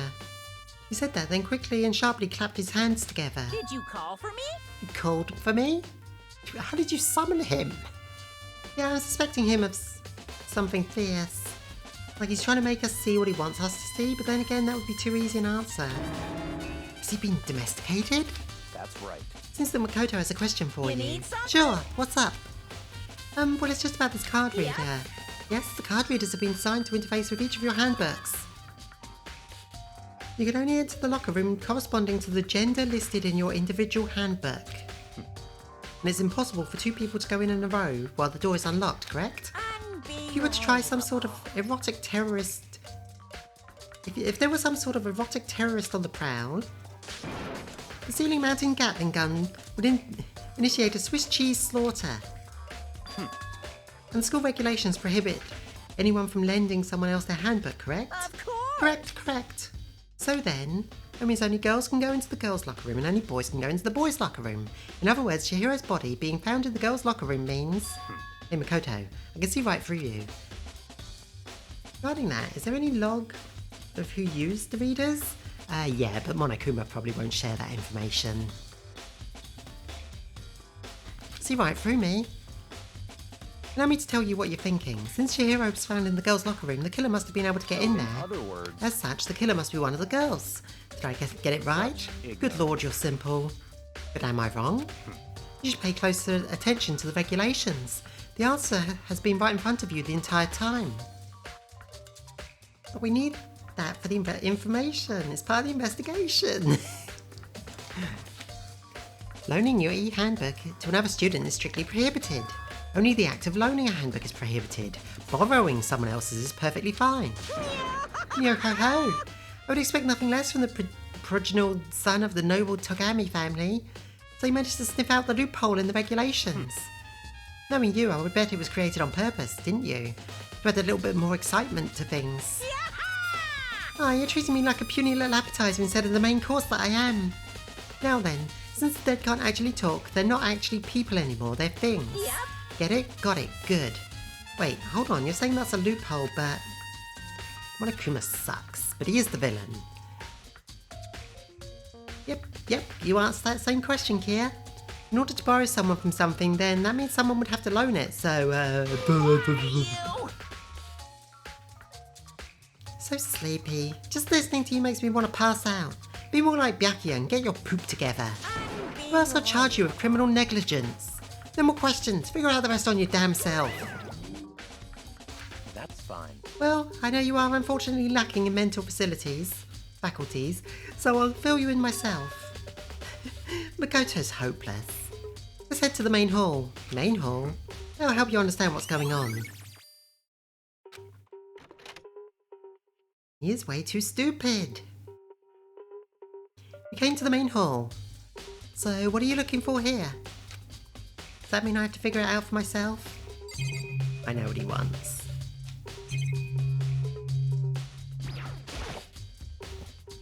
There's a mailbox here. Could there be something inside? It's an e-handbook. Oh wait, there's 3 of them. But what are they doing in here? So you finally found them? Huh? Did you know these were here, Byakuya? I happened to find them by chance the other day. Seems there's a system in place where the handbooks of dead students get delivered to this mailbox. So then these 3 handbooks belong to Junko, Leon and Sayaka? You can go ahead and confirm it yourself. I immediately turned on one of the handbooks, and when I did... Sayaka. You're right, this is Sayaka's handbook. Now do you understand? This is the key to the loophole that I've revealed earlier. Yeah, I feel like I'm starting to get it. You should pay closer attention to the regulations, blah blah blah blah blah blah blah blah blah. I see, yeah, now I understand. What? Hold on a second. What's wrong? Very strange. That's strange, one of the handbooks won't turn on. Is it broken? Whose is it? The other handbook showed Junko's name when I started it up. And the one that must not turn on is Leon's, right? I see. It would make sense, yes. After all, he did get pummeled with dozens and dozens of baseballs. Pummeled with baseballs. Yeah, we don't need to see that again. The memory of it came flooding back. That cruel punishment which led to Leon's death. The execution that the mastermind concocted. A cruel, heartless death. You're right, it wouldn't be surprising for the handbook to break during that kind of assault. Hey, hey. Hey, hey, hey, hey, hey! Hey! What? That e-handbook is essential to student life here. Crucial, integral, instrumental, super big deal. There's no way it would break that easily. But it did. That's impossible! If I say it won't break, it wouldn't break. It can withstand up to 10 tons of pressure, and it's waterproof up to 100 meters, okay? I don't care how many baseballs you hit it with, it wouldn't do crap. Oh, but even my amazing handbooks have one single weakness. Either that, or the punished blackened ebooks cancelled. It does? Can't hear you! But it's a secret. I wouldn't want you to go breaking any more handbooks. What? Then Leon must have broken it somehow without realising what its weakness was, right? Hard to say. You know what I think? I think his handbook isn't actually broken. What? But you might ask, how could that be? Leaving the question hanging in the air, Monokuma disappeared. What just happened? Monokuma said it's not broken, but it's undeniable that it's not turning on. That's fine. Well, I don't see any connection to the case, so it doesn't matter for now. You don't think so? Either way, something about it still bothers me. Okay, and then this should be enough to get things rolling. Let's begin our investigation in earnest and track down the true culprit. Okay, then it is that. Yeah, we need to find out who killed Chihiro. To be exact, not quite. Huh? Not quite? Okay, so where are we going now? We leave this area? Hold on, there's still more here waiting to be checked. Oops, wrong button. The guns. The board.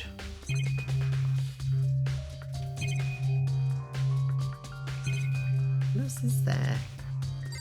Want me to talk to you? What do you mean by Byakuya? To be exact, not quite. Certainly, I want to reveal Chihiro's killer, but more precisely, I want to discover the true identity of Candlejack. Then you really think...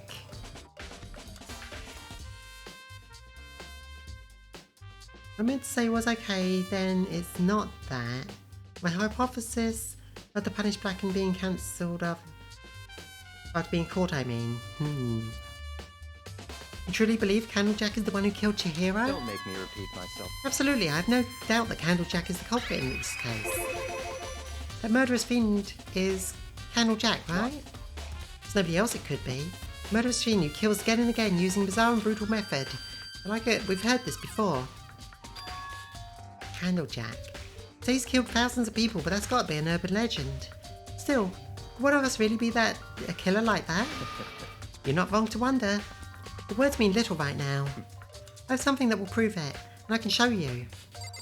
Okay, is there anything else we're supposed to do in here? I've got metal, some sort of machine. Can we leave now? Still more? What? Mailbox, see handbooks. Don't know what else he wants me to check.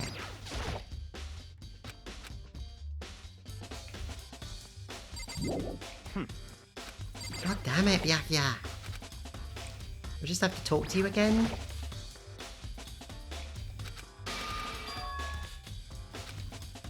And I have a basis to believe that, I assure you. Is there really proof? Somewhere I'd like to take you. This will provide all the evidence you It's all need. clear now. Evidence that Candlejack is the one who killed Chihiro. Evidence? Does something like that really exist? Ah, hey you two. Big trouble, need your help. I don't have time to play. We're busy, leave us alone. Cause I But it's an emergency, emergency! Come on, please, you gotta help me. Please. This is seriously an emergency, please, you gotta help me. Just calm down, okay, Hina? I mean, But it's an emergency! An emergency? What happened? well, Something's wrong with Toko, she's acting super strange. Well, I mean, she was acting pretty strange earlier, right? What should we do, Byakuya? Very strange. Since it's Toko, I must admit I'm intrigued. I suppose we can take a second to see what's going on. Dude is either throwing up a smokescreen or is being an obsessed dude about a serial killer. Don't make me repeat myself. Don't make me repeat myself. yeah. Okay, let's go, hurry. Let's go.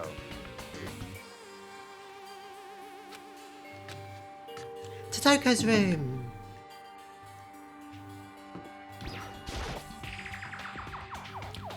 Is Toko inside? Some sort of emergency? How do I ring the bell? So he wants to be, I am such hot shit, I caught a serial killer kind of obsessed. Yeah, possibly. You guys are too slow. I think you're just too fast. So what's this emergency? So, Well, after what happened in the girls' locker room, we took Toko to her room so she could lie down. After a while, we came back to check on her, you know, to see how she was doing. But when we did, it was weird. She refused to come out and just kept saying all this weird stuff. Weird That's stuff. fine. We should try talking to her ourselves. Good idea. That's what I wanted to do. May as well give it a shot. The door swung open slowly and silently. Hi, Toko.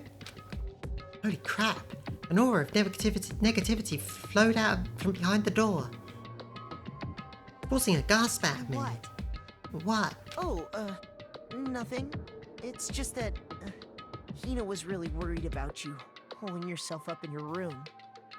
leave me alone. Yeah, sure thing. But could you open up just for a second? Why are some phrases in yellow? What does that mean exactly, mechanically speaking, or is it just for emphasis? I think it's just for emphasis.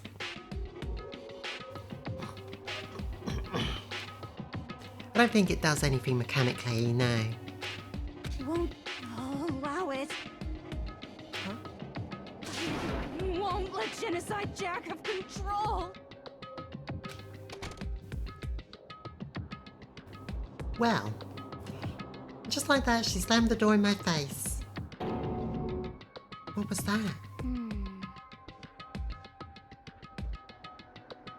She's been acting like that the whole time when I rang a little while ago.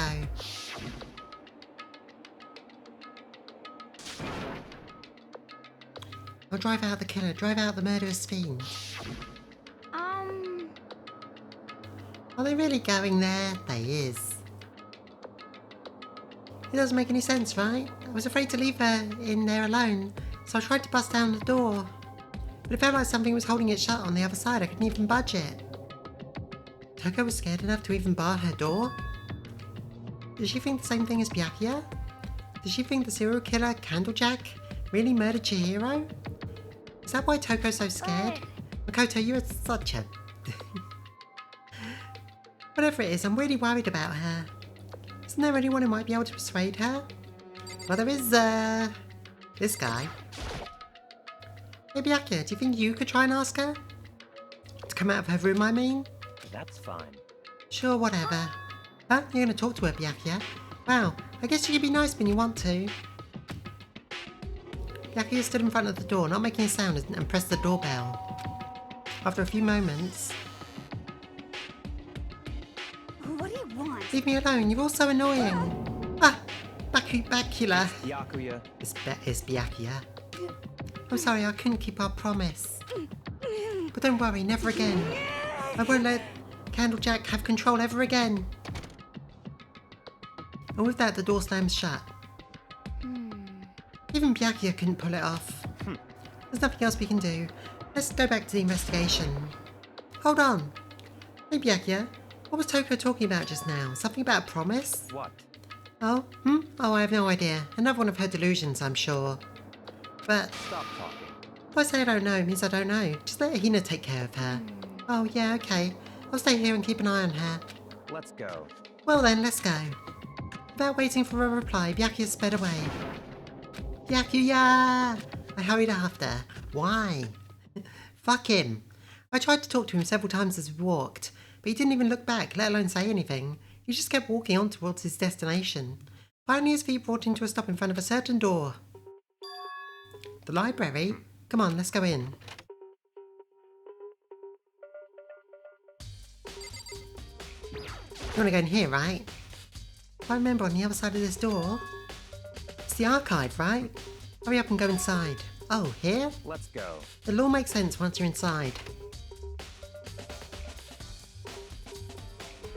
Cord is missing. Oh, good eye. We should take note of that. Whoa, so many books and files. So much dust, too. So, in other words... I would say there's enough value in this place to endure the dust. So many files stuffed onto the shelf. What's in all of these things? These documents are dangerous. Dangerous? They detail all of the people who control the world from behind the scenes. Dangerous truth for a commoner. You mean like members of the Diet or something? No, I mean the ones with real power. The secret council controlling everything from the shadows. Okay. As soon as they were in front of the library, I was ready to see if it would be there or not. If you're ready to be disappeared for it, take a look. There are some very interesting people in there. You're just kidding, right? Am I? I'll just let it go for now. Okay, what else? Ton of thick files. If you're thinking about looking through any of them, let me give you a little warning. Those things are filled with graphic, disturbing photos of all kinds of crime scenes. It's the kind of thing any normal person wouldn't want to look at. Be careful. Huh? What do you mean? All those files are investigation reports related to different murder cold cases. Those are internal documents for police eyes only. They're not the kind of thing you'd expect to leak. Oh?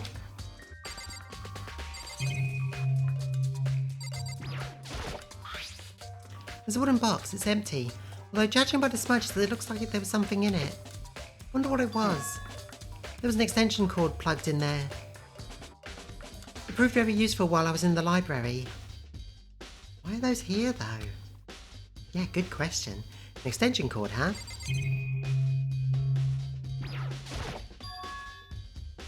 Desk lamp. Oh yeah, it's the same one I saw Byakuya using in the library before. Do you have a problem with that lamp? It was here before, then I moved it over there. It's too dark over there, so I thought I'd put it to good use. Nice. Okay, is that everything?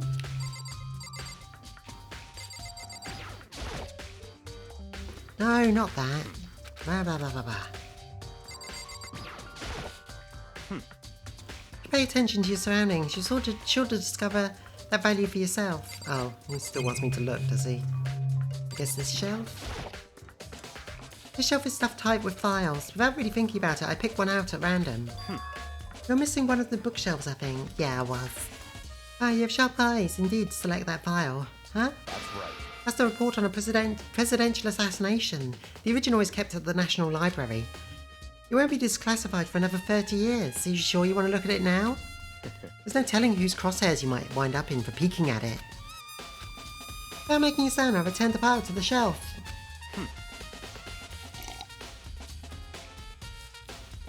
So, are you finally beginning to understand the true splendour of this library? The entire reason I was interested in this library is because of this room right here. Interesting. Time to classified government documents, police records, things no ordinary person would ever see. Isn't it magnificent? This can't be for real, right? Such ignorance. That's your guy's problem. Anything that doesn't fit into your perceived reality, preconceived reality, you label it a lie. Well, it's not that, it's not like I totally refuse to believe it, but, I mean, there's just so much. How could anyone have put all this together? I suppose it goes to show just how much Hope's Peak...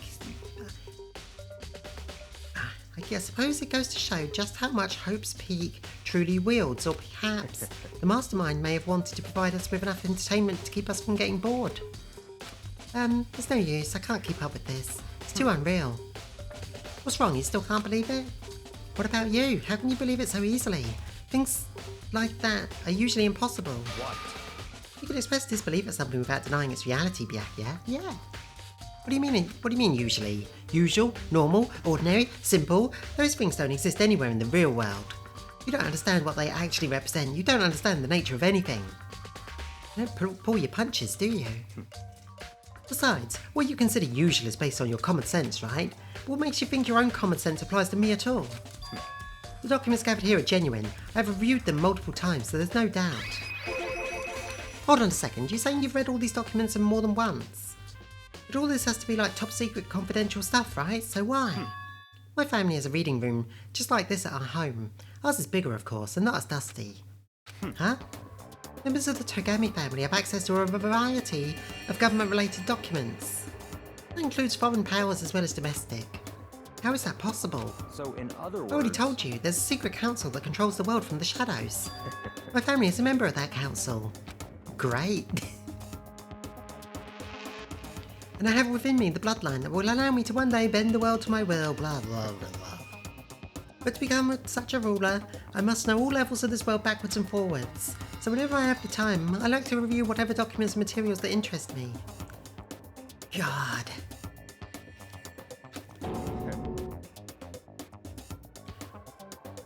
Why are they telling me this if it's true? Which is why I can proclaim without a doubt that the materials gathered here are the real thing. The Echo's actually starting to scare me more than the mastermind. And what always interested me the most were cold case police reports. Reading through those reports has always been a hobby of mine ever since I was little. Either the sky's full of shit or the writers suck more than I thought they did. Because this makes no sense. Yes, the world of Danganronpa does make no sense. It's like, you know how little sense the world makes in Metal Gear Solid? It's basically the same logic. It's excellent mental exercise. I've solved more than just a few of those cases just by reviewing the reports. And among all those reports, one of my recent favourites is the Candlejack case. As he talked, Byakuya grabbed a specific file from the shelf. That's right. This is a complete case file. Every single report surrounding the Candlejack cases has been compiled in here. Because there are so many, allow me to quickly summarise the main points. To begin, there are two notable characteristics in every Candlejack murder. Like if there was a secret council running the world, and he were part of that council, he would not just be blabbering about it like this. Well, on the other hand, he does expect to be the only person getting out of here alive. The first characteristic is that at every crime scene, the word bloodlust is written in the victim's own blood. And second, is that when the victims are murdered, their bodies are suspended in a certain way. Bloodlust is written in blood and then the victim's body is suspended. It's exactly the same as what happened to Chihiro. Save your surprise, the best part is yet to come. The second characteristic, where the victims are suspended, the only ones who knew about that particular fact were the members of the police and their other higher-ups. By all accounts, nobody in the media ever found out. Huh? In other words, no one on the news, no one online, nobody knew about that aspect of each crime. Only key officials and the killer himself knew about the act of mounting the victim. Have you recalled Chihiro's corpse? Yeah, we just saw it a second ago. Her body was most certainly mounted in this fashion. So how could the killer have known about suspending the victim? That's right. That's the key question. But in fact, the answer is quite simple. So in other The culprit words, isn't a copycat killer, it's the real Candlejack. In other words, By that reasoning, you are just giving us reason to suspect you, dude. True. Maybe he has an alibi. That right there is the evidence that Candlejack has hidden himself amongst the rest of us. And Candlejack really is. Such a brutal, fiendish killer is really walking among us. Among us. Interesting. Things are really starting to get interesting, aren't they? Never imagined a killer with such a reputation would ever become part of a little game. Now, don't you think it would be good for you to take a look at what I've already seen? Unless the copycat killer had access to the privileged information like you, that's also true.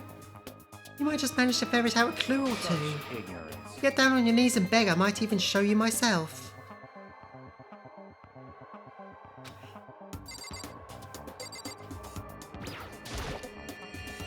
Byakuya, about that Candlejack case file, could you let me see it? That's fine. Well, you didn't beg, but I guess it's okay this time. Feel free to look at it in here, but you can't take it with you.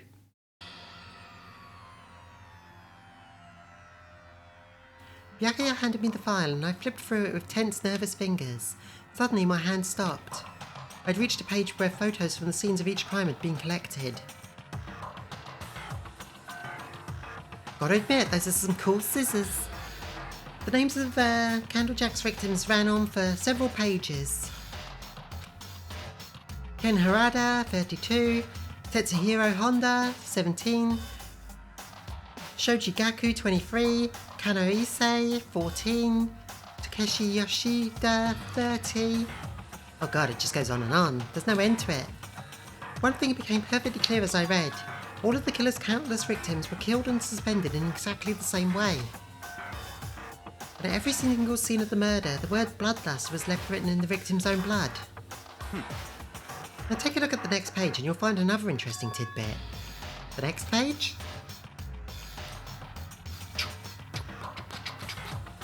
Profiling results.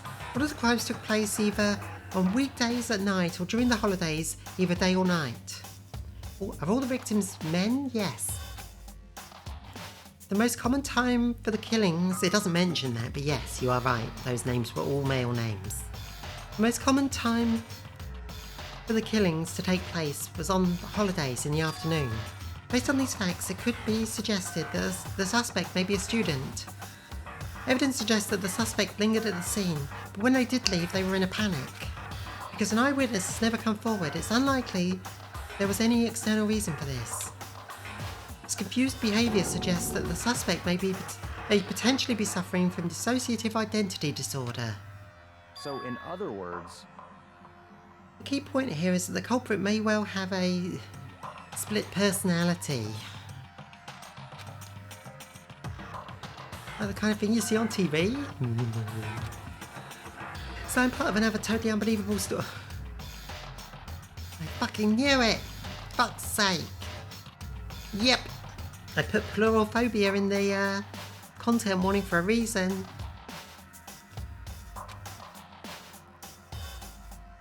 This one is more unbelievable up to anything else till now? No, it's not. Maybe it really isn't. Yeah, it really isn't. I mean, the fact that they'd be involved in a killing seems pretty fucking unlikely. Let's go. Fucking bullshit, toxic trope of bullshit. Yeah, we're lucky Alicia isn't here. Alright, we should get going soon. Where are we going? Anywhere but here. We finished our business here, haven't we? Wait, Byakuya? Oh, so he thinks he's finished now, does he? The only unbelievable thing about about this is that a famous serial killer got locked up with everyone else. Yeah? Unless they were handpicked by the mastermind. As usual, Byakuya turned and left without another word. I hurried out of the library to catch up. Well, this is where we part ways.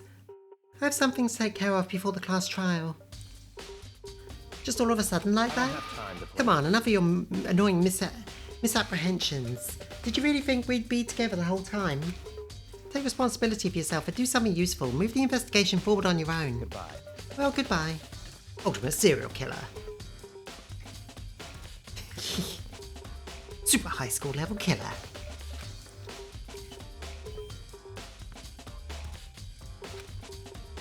And just like that, he was gone. Just as quickly as he'd asked me to join him, he cut me off. In the end, I felt like I was just some plaything getting tossed around. But yeah, Toko seems to be the suspect right now. Unless they're using this to throw the scent off. Oh shoot. I have to do that later. Just thinking how much time I've got. At the same time, I think I'd uncovered some really important clues. So all he wanted to do was a chance to brag around. Candlejack, he's the one that killed Chihiro. And that murderous fiend is one of us. But who is it? I have to find out no matter what it takes. And to do that, somewhere I have to go investigate one more time. I have to go back to the crime scene, the girls' locker room. I should check the boys' locker room too. And the others might have come up with some info I might find useful while I'm at it. I need to find out everything I can. Okay, let's, can we go back in the library?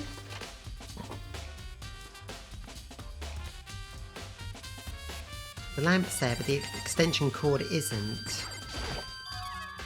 This lamp, why isn't it turning on? Oh, I see, it's not plugged in.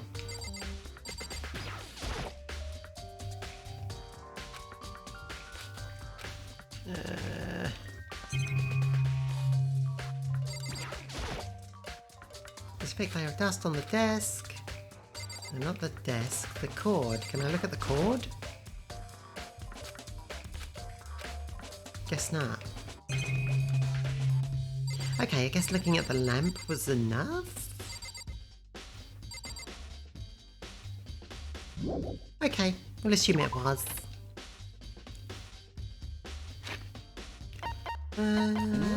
We want to go... Where's the pool? Pool's on the second floor. Hallway pool. Can you check the power socket? No, apparently not. Ding ding ding! Hifumi has discovered evidence revealing the identity of the culprit. I feel as if... Another stat increase for me. Evidence? What did you find? I cannot reveal that just yet. I guarantee that what I found was still the killer's breath from his lungs. You sure? Oh yes. Miss Ludenberg said she'd witnessed something worthwhile too. Really? What did she see? She refused to tell me. It's like when a girl bullies the boy she likes, right? Right? So where's Celeste? The warehouse by the dorms. She was there, but at the same time not there. Alright. Let's go back in here.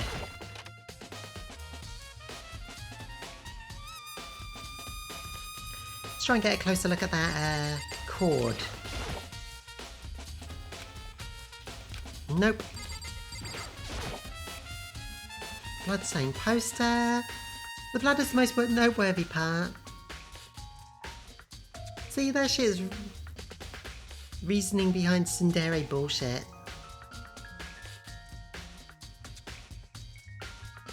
Yeah, you're right. The blood is the most noteworthy part, but the big-breasted swimsuit mod is pretty noticeable too.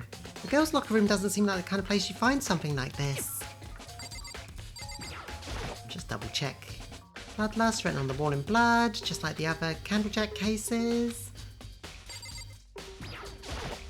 Damn. Chihiro's presence here was especially weak, her body and soul. No forgiveness! To target such a helpless being is unforgivable. What a wretched beast would do such a thing? I cannot forgive this. Just double checking everything. Go fuck yourself, game.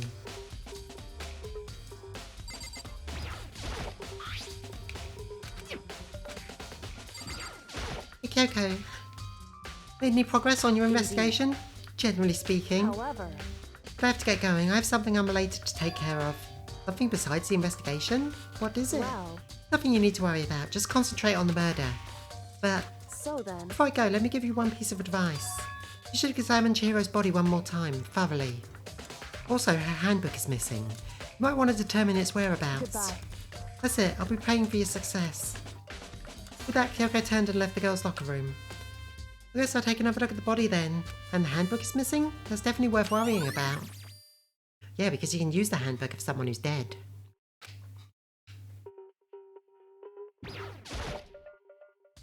Kyoko said I should examine the body one more time. Sorry, I really want to solve these mysteries, but also I spend the whole time spouting insults because it makes me so angry. That's valid. I'm starting to get some idea about this bullshit. Yeah, this, like I said, this chapter is especially bad for bullshit. Kyoko said I should I really don't like the outcome of this case. It's probably my least favourite. Kyoko said I should examine the body one more time. I know she said thoroughly, but I do have my limits. Well, I'd better give it a shot anyway. Let's see. Chihiro's hands are bound by what looks like some sort of rope. The rope was used to prop her up in some kind of crucifix position. Huh? This rope has a plug? Wait, so it isn't a rope at all. The more I think about it, the more that's not the only thing that concerns me. Chihiro's fatal injury was a blow to the head, which means someone struck her in the head in order to kill her. That's right. There's the issue of her being suspended and the fatal blow. At first I didn't see any reason to think too much about either of them. But seeing them again after looking through the Candlejack file, something's not quite right. What does this all mean? Well, the one thing most likely to tie all these mysteries together is the true nature of the rope that was used to suspend Chihiro. And to figure that out, there's a certain place I'll have to revisit. Okay, so we have to go back to the library again at some point.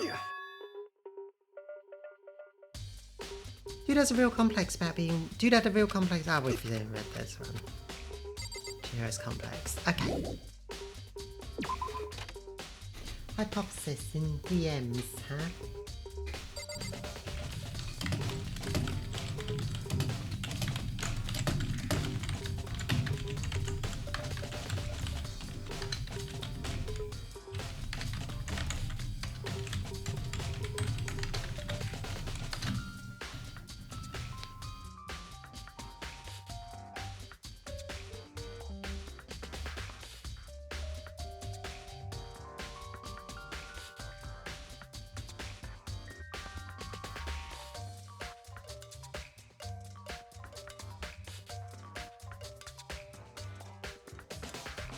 Ooh, possible.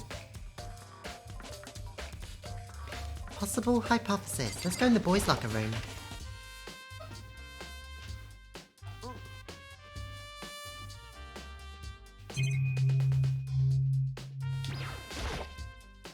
Huh? This poster? It's a popular boy band called Tornado. Somehow it doesn't quite fit in the boys' locker room. It wasn't in the boys' locker room originally. Oh, but wait, that reminds me, the poster in the other locker room is... That's right, there's definitely something strange about this. In the boys' locker room, there's a poster of a popular boy band, and in the girls' locker room, there's a poster of a big booby swimsuit model. The painting of the fallen Madonna with the big boobies. Could the posters have been switched? But if they were, why? What would the reason be? Maybe I should talk to someone who knows more about the locker rooms.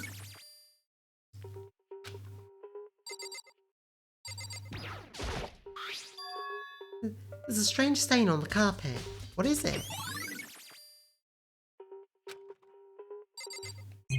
Anything else in here?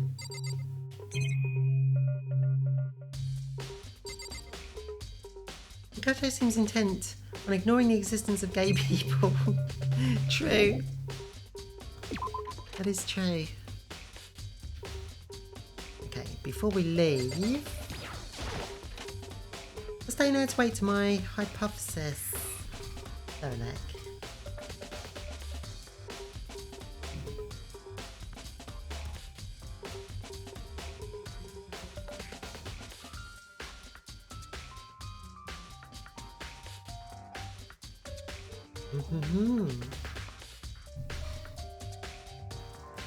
So I wanted to talk to Sakura about the posters.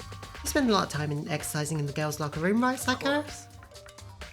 I've used it nearly every day since it opened up. Sometimes Hina and I use it together. Okay then, let me ask you something. Do you think the posters in the boys' and girls' locker room could have been switched? Sorry, I can't really say. I never really paid any attention to the posters. I see. There is something that's been bothering me about the locker room. You see, I like to drink a little protein coffee every time I finish exercising. We have protein coffee? In the warehouse. It's not the highest quality, but I don't have a lot of other options. I mix protein powder with coffee and down a glass of it after exercising. Anyway, the other day I spilt some on the carpet in the girls' locker room and it left a stain. Stain? I don't see any stain on the carpet now. Of course. Exactly, I noticed it earlier. The stain has disappeared. Self-made protein coffee. I only assume someone came along and cleaned it up. But still, isn't it unusually clean?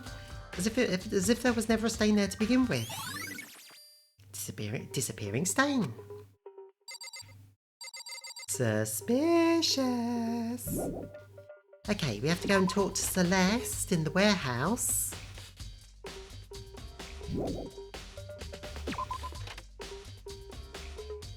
That's on the first floor, isn't it? I say.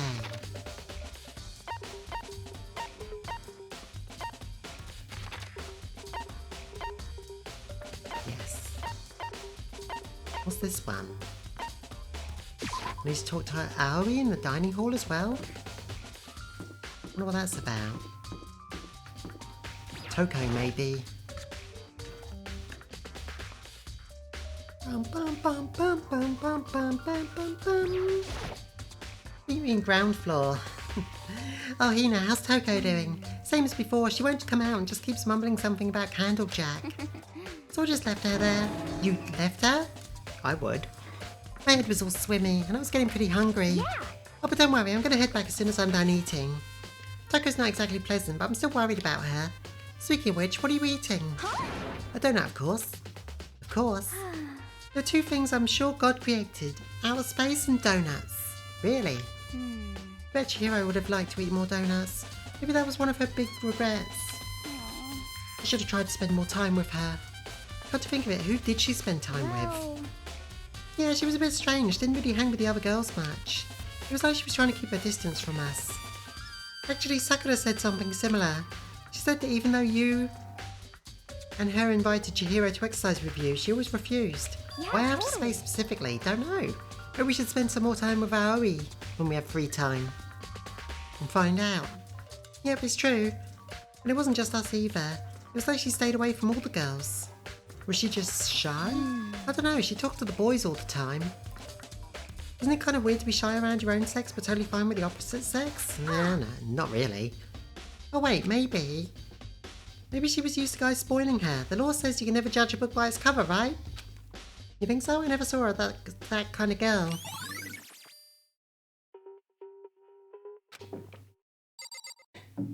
Aoi, that is sexist fuckery. All of these teenagers. I tell ya. Wait, where am I going? The storeroom. That's... What's that back there?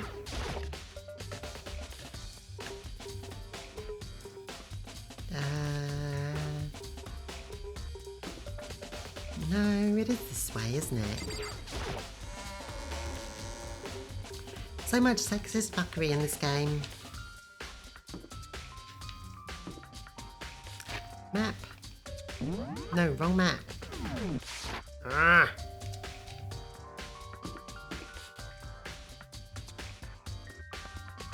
My brain. AV room. Was it back that other way?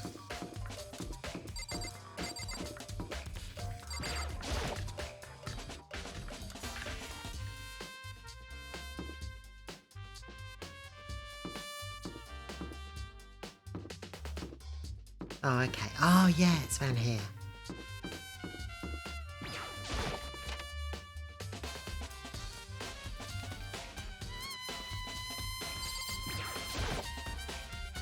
Celeste, what are you doing here? This warehouse is amazing. There's absolutely everything one might need to live a full life. From food to clothes to towels, there's an endless supply to choose from. I see that, but have you found anything relating to the case? I knew you were going to ask me that. I thought talking about the warehouse itself might distract you. But I see it was pointless. Then you did find something? Very well, I will tell you, but only you. Actually, last night I saw her here. Chihiro was in the warehouse. What, really? Indeed. This was right before night time, so like 10? What are you doing out this late? Oh, I was just... Are you planning to go exercise, perhaps? What? How did you know? Because I can see a blue track jacket sticking out of that duffel bag you're carrying. Oh, you're right. Thanks. Well, I'd better get going. I'm kind of in a hurry. Koto, why do you act so surprised? You hanged out with her here earlier. She stuffed the jacket into her bag in a hurry. It was almost like she was trying to hide it. And just like that, she was gone. Yes, indeed. I assumed she was merely stocking up to go exercise in the morning, but it would appear she ignored the nighttime rule and headed directly to the girls' locker room. If she hadn't broken our rule, none of this would have happened. You get what you deserve, I suppose. Oof, harsh. So apparently, she went to the girls' locker room late at night in order to exercise without anyone knowing. The strange thing is, there was no trace of the track jacket or duffel bag Celeste said she saw Chihiro carrying. Fuck off, Celeste. Although I do have to admit that the don't go out at night rule was probably a good one to follow. Seems like most of the killings happen overnight, which would mean the killer would have gotten rid of it somehow. Celeste's account has been added to the blah blah blah. Okay.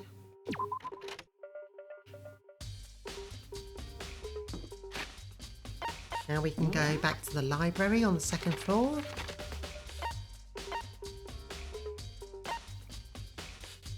Oh, the archive is still highlighted as well.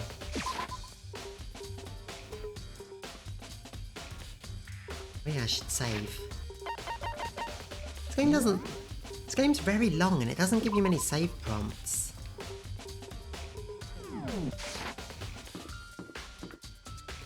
Jacket and bag, I mean, because I didn't see it either. Yeah. I'm surprised at how long this game is. It took more than 2 hours to even get to the point where there was a murder in this chapter. Okay, can we have a look at the... No, not the books. Nice.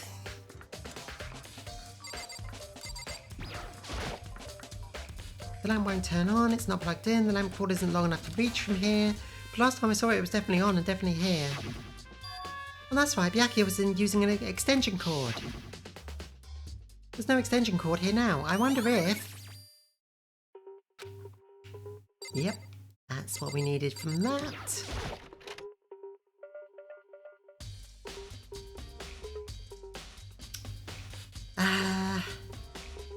Okay, that means coins do spawn in places that previously had no coins, I guess. Maybe. Maybe I didn't look at that particular thing. What am I doing back here? I want to take another look at this case file. I know it was around here somewhere. It's gone! Did someone take it out of the archive? The only one who would do something like that. I can't think of anyone but Byakuya. Oh, that's all the time we got to investigate. Both rich assholes and the lady had a chance at the cord. I'm getting tired of waiting. Shall we just plunge right in? It's the moment you've all been waiting for! The class trial! You remember where to meet, right? Please go through the red door on the first floor of the school. See you soon!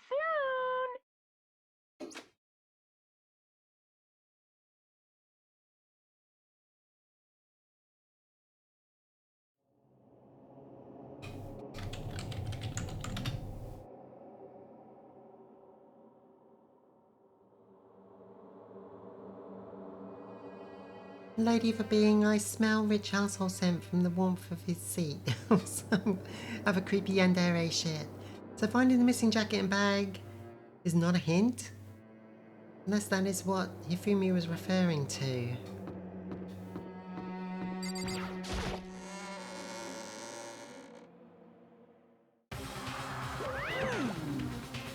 Ahem, so is everyone ready for this to what?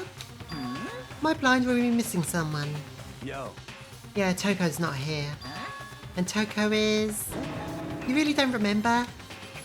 Kidding, just kidding. How could I forget that one? Hifumi might have found that. Ah, so this belongs to the murderer.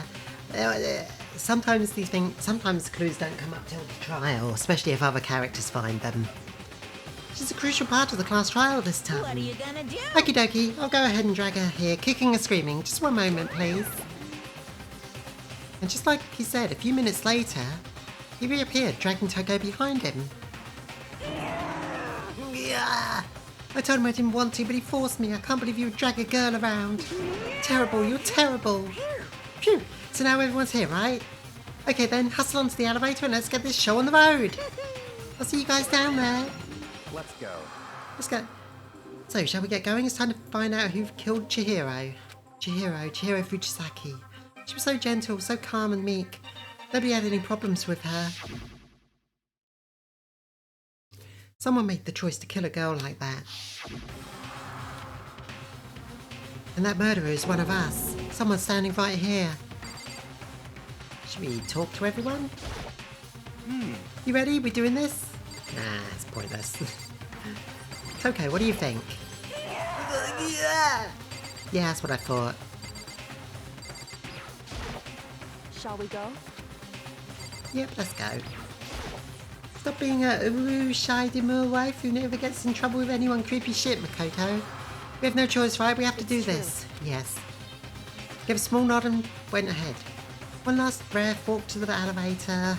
God, you're such a poet.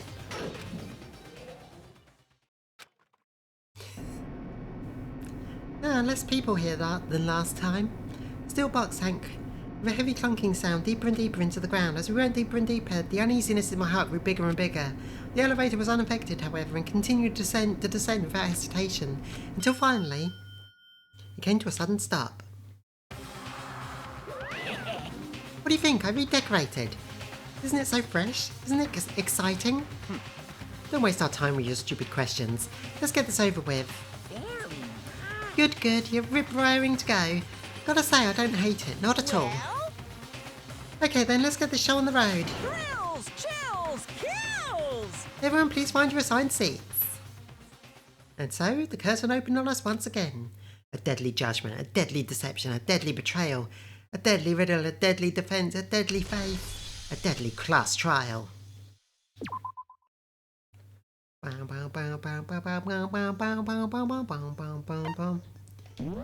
Set those skills that we got. Wait, where's the rest? Oh. Algorithm. Increases the speed of memorizing a statement. Oh, cool. Okay. Thank you, Chihiro.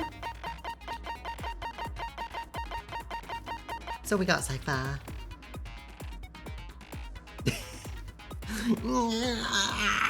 That's what I thought. So let's see, does it remember that I set them both?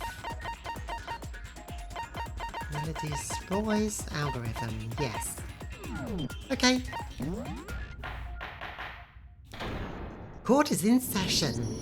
Let's begin with a basic explanation of the class trial. Yeah, we've heard this before. First we have to make clear what was used to deliver the fatal blow. I hate this game, so much bullshit, Blair. Locker room dumbbell. Chihiro's fatal injury. It appears it was a head wound. True. According to the Monokuma file, the killer used a blunt instrument. But what kind of blunt instrument could it have been? I bet it was an iron pipe. No, that's wrong. No, it's wrong.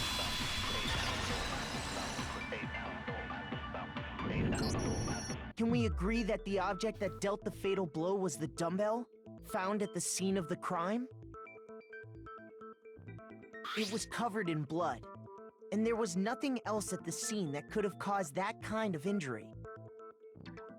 Sounds logical. And the wound on the victim's head is consistent with the shape of the dumbbell. Oh. As far as I'm concerned, there's no mistake and no room for doubt on this one. Wow, she checked that. Looked at her head wound? Yes! That's so creepy! If you don't mind, I will proceed from here. Let's move on to discussion of the culprit. Although, I believe the criminal behind this heinous act is already quite clear. What? Do you For now? real? Chihiro's killer is the fiendish serial killer, Genocide Jack. Oh great, we're gonna have to hear that name out loud. Did he really kill Chihiro? Which one is this? Lines of white noise, use A to get rid of them, right? Now obstacles. Press the A button to attach the silencer, which you can shoot down. You can use to shoot down the white noise. However, if you shoot an actual remark with your silencer instead of the white noise, the time limit will decrease, so be careful when you have your silencer out.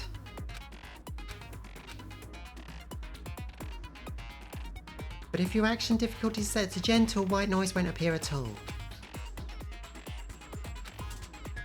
I don't think we're on gentle, we're on kind. You'll see. What is even this mechanic? Candlejack case file. Now, I don't know if it's pressing A fires or... Oh yes, it does. Jack. I'm sure. Case closed. As far as It's these pink things. It's like people talking in the background we have to shoot down. Why? What makes it impossible? Well, I mean, come on. There's just no proof for it. And they get in the way of our bullets. So Toko found her, did the toxic trope bullshit, killed her, moved her to the girls' locker room, did her thing, changed the carpets or something along those lines. Yeah, you're thinking along the right lines. Well, some of it is right. Toxic trope bullshit must have happened before she went to find her victim. Might know one reason it could... What? I found this file while I was looking around the archive in the Oh, library. you found it, did you? I guess it's some kind of confidential file the police put together about the Genocide Jack case.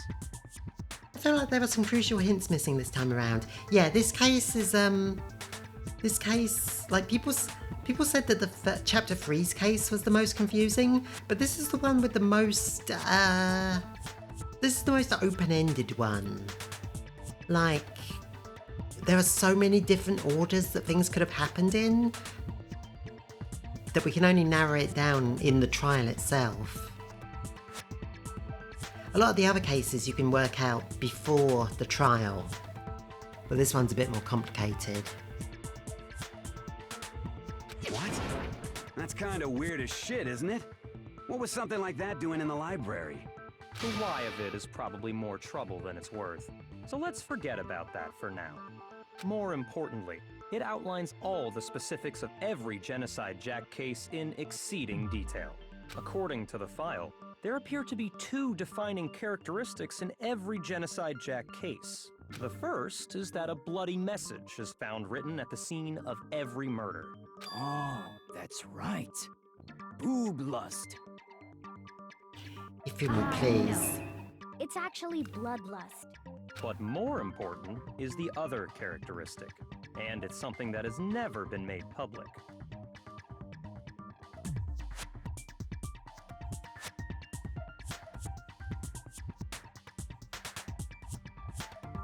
Never made public?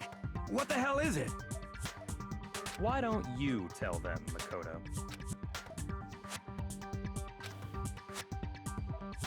How the body is positioned. Yeah.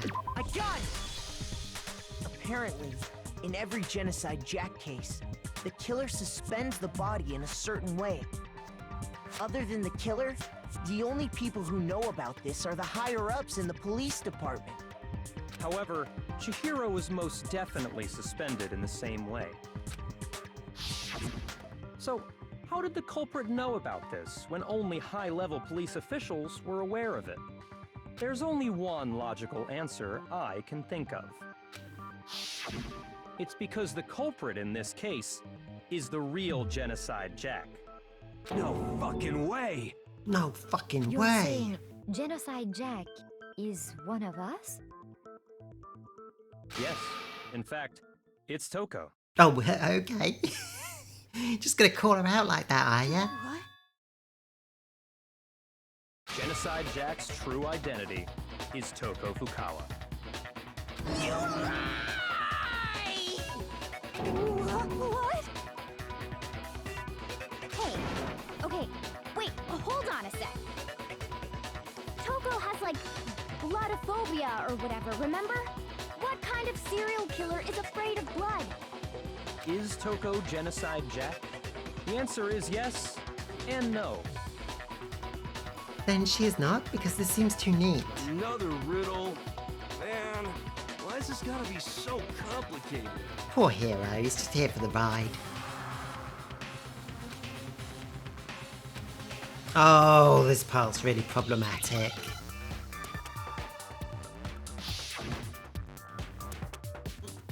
Oh god, no. Oh, I wanna... fuck.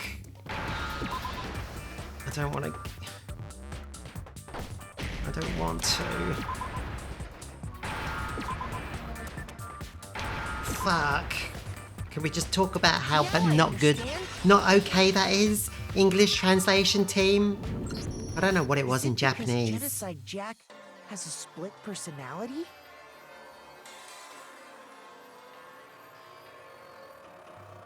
For starters, schizophrenia and being plural are not the same thing. And also, just shortening the word like that. Fuck. Huh? Yeah, exactly. I think I read that somewhere in the file too. They thought that the suspect might have, what did they call it? Dissociative identity disorder. Oh, okay. But still, to go and say that about Miss Fukawa is... Perfectly acceptable. Toko's strange behavior after seeing the body is proof enough that she has a split personality.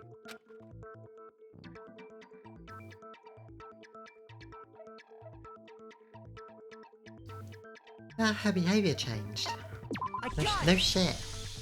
You're talking about how she started acting totally different than usual, right? That's right. Think back. She fainted when she saw Chihiro's corpse, and then, when she woke up...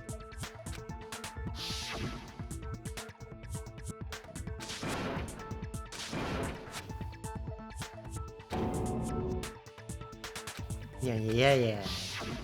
She was acting funny, that's for sure. That melancholy tone of hers completely disappeared. Don't go assigning adjectives to my tone without permission. Not to mention, Don't you once she regained adjective consciousness me. and saw Chihiro's body again, she was utterly calm. This was in the 90s, it wouldn't be so bad, but at least understandable, because in the 90s, everyone did a lot of shit. Did that shit of... yeah. In other words, within her is one personality that can't handle blood, and one that obviously Yeah, in 2010, that's just ignorance. No excuse so when for it. Toko trapped herself in her room, it's because she was scared of Genocide Jack?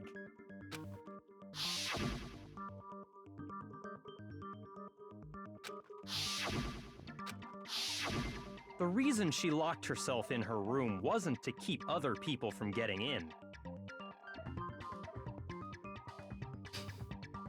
It was to keep her other personality from getting out. What? Toko was afraid. Afraid of the murderous fiend inside of her. Of killing even more people. But Toko said something about promise. How? Yeah. How can you know all this? Just why it's still bothering me. I do believe you misunderstood her. What she's trying to say isn't, how can you know all this? No. What she wants to know is, how could you tell them? Huh? Last night, just before Monokuma gave his motive speech, Toko and I had a strange conversation. She told me a most interesting story. She said a murderous fiend lived within her, and she was afraid it could appear and attack at any time. And that trepidation is what's caused her to have such a bleak attitude. Isn't that right, Toko? This is all a lie. Right, Toko? You said you wouldn't tell anyone. What? You promised! I can't believe you lied! You have only yourself to blame. You came to me with your tragic little story. I didn't ask you to. This is the real world, not some romantic fantasy fairy tale. Besides, you broke your promise first. You said that as long as you were here, no matter what, you wouldn't let Genocide Jack kill anyone. But in spite of that promise...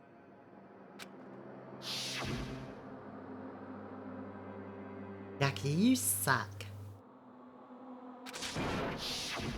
You said if I kept my promise, you would go out with me. Oh, Byakuya, you suck. That's the only reason I promised. How many times do I have to tell you? I never said that. Oh, I can believe that he never said that, actually. But you weren't able to do it. You just couldn't resist that rush you got from killing, could you? I tried. I swear I tried to control it, But your efforts were useless. What a disappointment. I hate you. Well, the opening act is nearly finished. All that's left is to hear from the person in question directly. The person? Either of these can be, to be honest. The killer, I mean. You don't mean...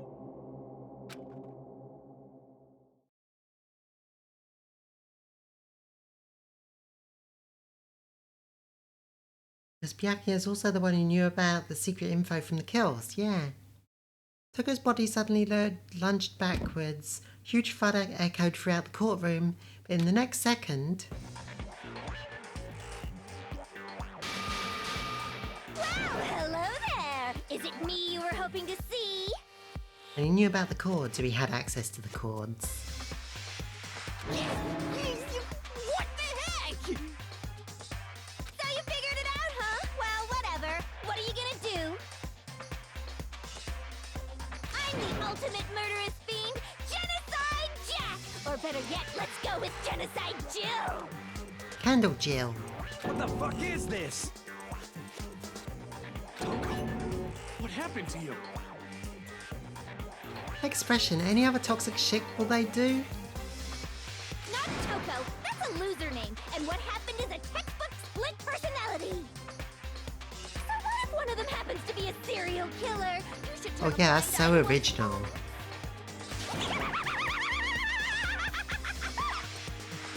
So intense.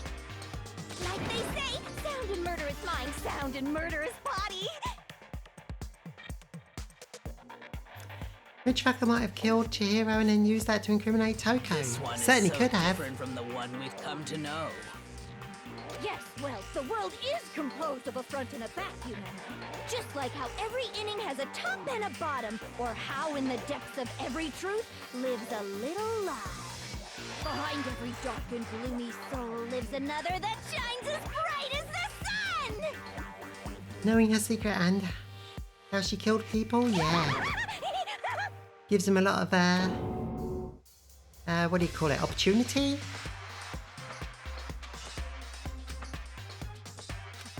Miss Jack, Jill, can I ask you a question? Yeah, this whole characterization is ugh. What's up? And yeah, I kind of like Jill more than Toko.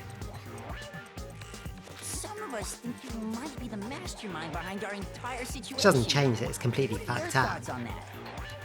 Yeah, he had an opportunity and the knowledge to do the copycat thing. Well, I'll tell you, I am the mastermind of all masterminds! Just kidding! Then it's not true? Lexi, you like Jill better even though she kills people? Better than Toko? Marginally. Of course it's not true. How dare you try to link me to that creepazoid? And another thing, the police and government and society in the outside world are totally powerless. I mean, they just let this idiotic, bloodthirsty maniac go buck wild all over town. Sure, I'm a bloodthirsty maniac, but life is pain, right? To live is to hurt other people. That's messed up, Jill. It's a necessary evil if you want to survive. The act of living itself causes pain for everyone. Just kidding again! Okay. This should be enough to convince you. This murderous fiend is responsible for Chihiro's death. There's clearly a motive, so there should be no doubt. A motive? Remember what Monokuma told us? If someone didn't murder and graduate within 24 hours, an embarrassing memory or secret would be revealed. Well, let's assume that Toko's secret was about Genocide Jack. If a secret like that came to light, Toko's life would have undoubtedly been forever ruined. Yeah, because her life is so good right now, living So in this she had school. a very clear motive to never have that side of herself exposed. Interesting. Very, very, very interesting. But sorry, as much as I hate to admit it, I'm not the culprit. You only teamed up with us so that we would see what you wanted us to see. Huh? That is suspicious. But I cannot imagine anyone other than you could murder someone in such a bizarre fashion. The moment we saw all you wanted us to see, you were like, bye, bitch. So, yeah. Yeah. Maybe so, but nevertheless, it's the truth. Do you really expect any of us to believe you? Yeah. I could never believe a word you say, you monster. Maybe she's totally right about that, but there's still something bothering me. What she said, I need to get more details about this. I love this song. Status of the dead body. Sorry, but I didn't kill anyone. You say that, but do you really expect any of us to believe it? Perhaps if you had an alibi, that would change things. Oh, an alibi, huh? Now we're talking. When you compare your past murders to this incident, the modus operandi matches completely. What more proof do we need? I wonder if that was the thing I was meant to shoot. Give it up. You killed her. Yeah, it was. Oops. How do you fast forward again?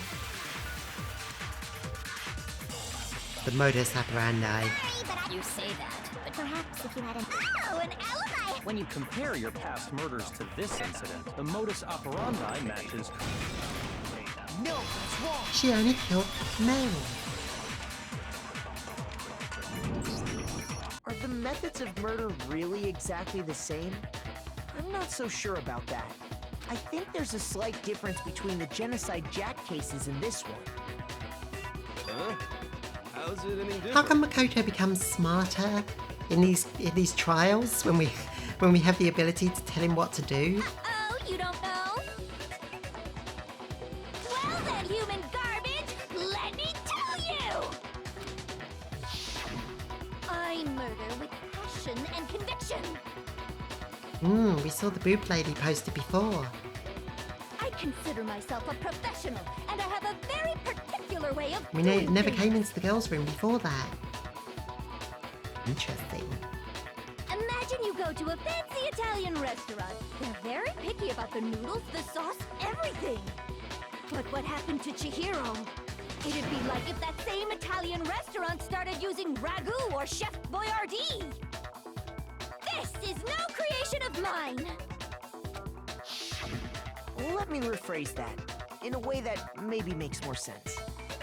There are two clear differences between the Genocide Jack cases and this one. Yeah, could Toko even lift that dumbbell? With those noodle arms?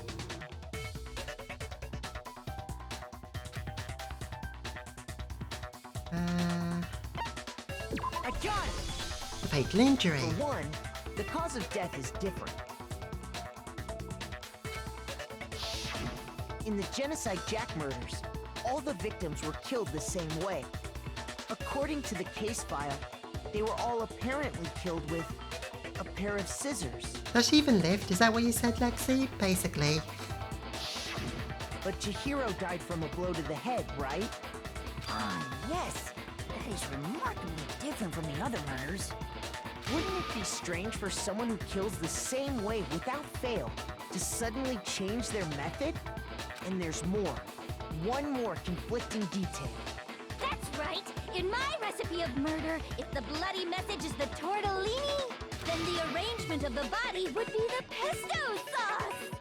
Could you please stop comparing killing people to cooking?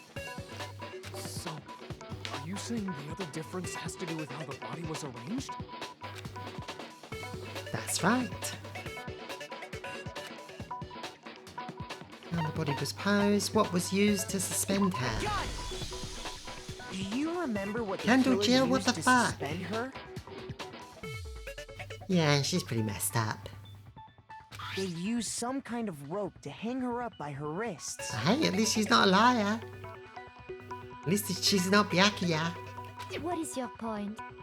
Well, in all the previous genocide Sure, Jack she kills cases, people, something else but she's was not used to suspend Byakuya. her.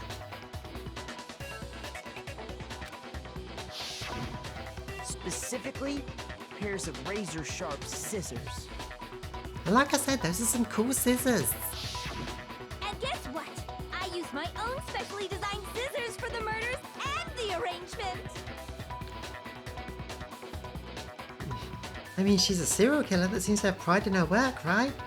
Having pride in your work? That's good, right? Like I said, I'm a professional, so naturally I'm very picky about the tools I use. And you know what else? How did she not get caught so Big far? Mac said there's two differences, but he's wrong. Big Mac? Big Mac? Are you referring to me? Listen up, Big Mac. There's actually one more difference. Huh?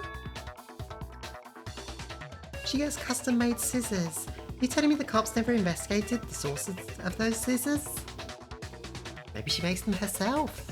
My word, you really didn't notice? Take a look at who the victims were in each genocide Jack case. There's a pattern there, just waiting to be discovered. A pattern? Figure that out, and it'll be plain as death why I couldn't have possibly killed that little lolly girl.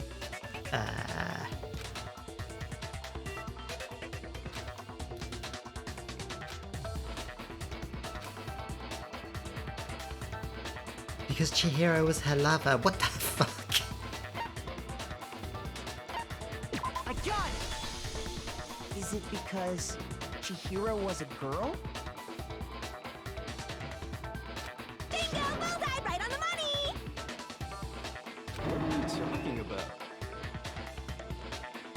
In all the genocide Jack cases, all the victims had something in common.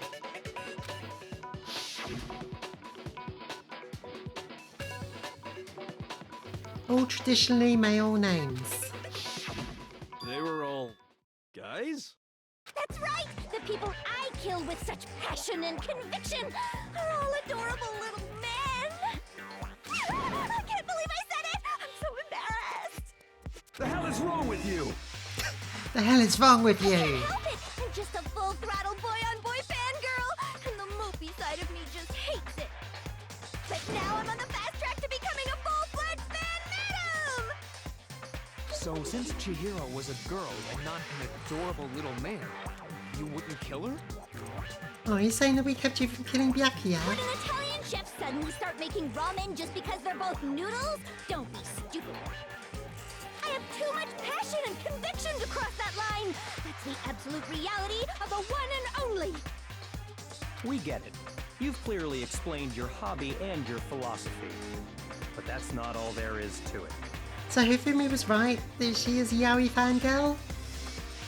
One side of her is. It's a different matter entirely, when you're forced to kill in order to survive. Quiet, lolly cur! Ooh, yeah, tell him. Lowly? Cur? Yeah, fuck you, Byakuya. I would never kill for a reason as petty as mere survival. And if by some fluke I did kill to survive, why would I bother with the message and arrangement? It'd make me the obvious suspect! That does make some amount of sense. Plus, whatever reason I have for killing, I would never leave out my prized scissors! I would never make it obvious it was me, but I would definitely use my favorite weapon.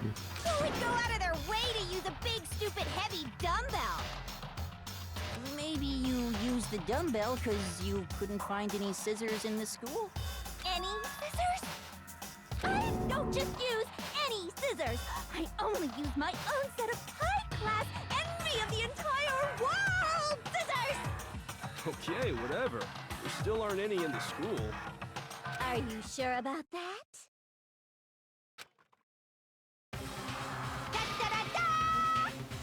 Okay, where were you hiding those?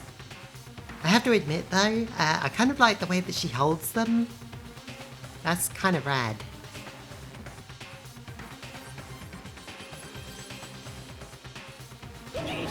She's fully equipped! That's right! So I can kill anywhere, anytime! Why would I resort to dumbbells or rope when I have my trusty scissors by my side? Kinda into it, not gonna lie, says Jeb Wrench. Do you really want to know, Lexi? Probably not.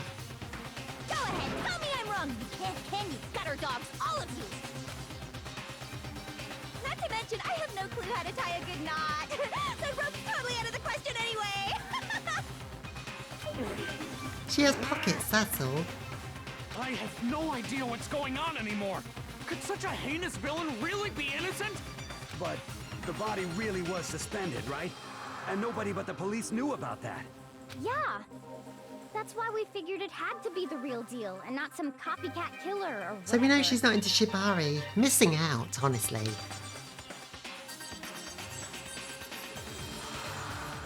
There is one person who could have copied Genocide Jack's cases. Totally the wrong type for you, Lexi. It's true. Get fucked. Here's my answer. Byakuya, it's possible you could have found out, isn't it? I'll be back in a second. I won't take long.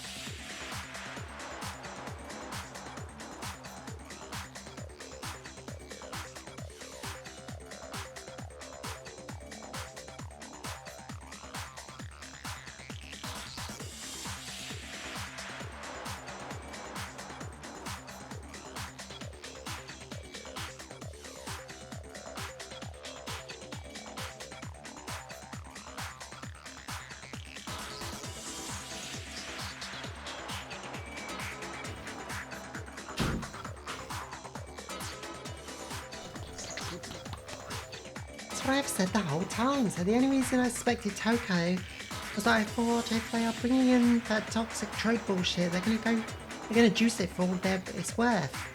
But I guess they do have some restraint into why they use toxic tropes of bullshit.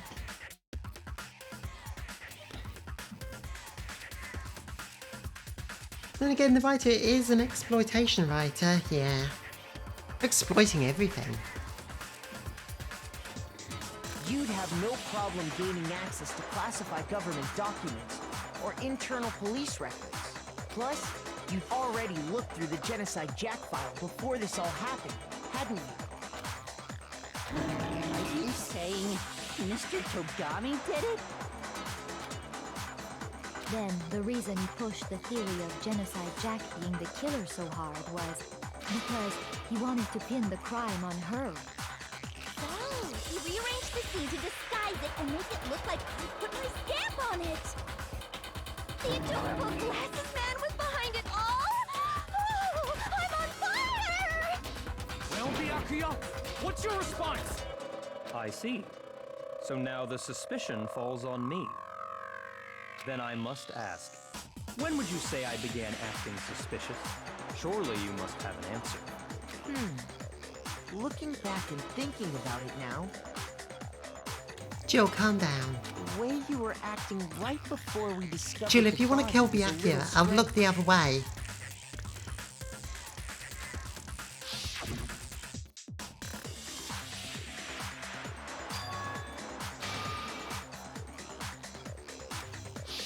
You wanted to go to the girls' locker room right away, right? But since you're a guy... I should have naturally thought of the boys' locker room first. Is that what you want to say? Yeah, because we didn't know the doors were unlocked yet. The victim was Chihiro, a girl. Hence why I said we should check the girls' locker room. Fair enough. Nothing strange about that, I'd say. On the contrary, there's something very strange. Okay then, what's so strange about it? Go ahead, share with the rest of the class. New element has been added to non-stop debates. We didn't know who was the victim yet, my dude. Yeah, that's true. Good catch. If you aim at a weak spot and hold down the Y button, then you'll memorise that weak spot. Memorised phrase can then be shot as a truth bullet. Okay, I understand.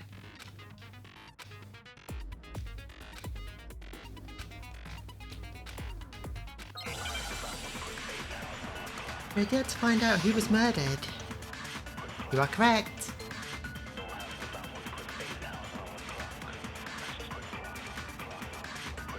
So, you said Byakuya was acting kind of weird before we found the body. But he was acting weird... how? If you're presented with the opportunity to check out the girls' locker room, you Hifumi, absolutely fuck off. take it. That's Get out a of here. natural reaction for any guy. Fuck out of here. The victim was Chihiro, who was a girl. No, that's wrong. Gotcha. I'll tell you what's so strange about that. Because up until we actually discovered the body, we couldn't have known who the victim was. So your claim that you went to the girls' locker room first because Chihiro was the victim doesn't hold up. I see. That's a good answer, I must admit. Interesting. Very interesting indeed. But your reasoning is still too weak. Huh? What's wrong? Is that it? Surely you've got more than that. Go ahead. Show us. What's with Byakuya's attitude? It's like he doesn't even care. I've got him cornered, yet he's acting like it's nothing to do with What's him. the matter? You're not finished already, are you? There must be more to it. There is. I think. There is more to it. Think about it. Oh, she's been quiet this whole We round. just talked about the differences between this case and past Genocide Jack incidents. The proof you're looking for is hidden in there. Oh? Proof that I'm the culprit, you mean? Differences between the murders. Evidence that proves Byakuya is responsible is hidden in there. What could it be? Dun, dun, dun, dun, dun, dun. Library desk lamp. Yes, the power cord. What? The difference between the cases? You want me to explain it again? When I want to kill, I use my very own special scissors. And I use those same scissors to arrange the body. But Chihiro was suspended with... It was some kind of rope. Was it not? That's right. It absolutely was. then there must be something very fishy indeed about that rope. Hey, Byakuya, where'd you get it from, huh? I'd never seen that rope before in my life. Obviously, Oh somebody shit, I else missed must it. have had it hidden away somewhere. What? The difference? You want me to explain? When I want to kill, and I use those same... But Chihiro... I like the little chipmunk voices when you speed it up. Hey, Byakuya, where'd you get... I'd never seen that rope before in my life. No, it's wrong.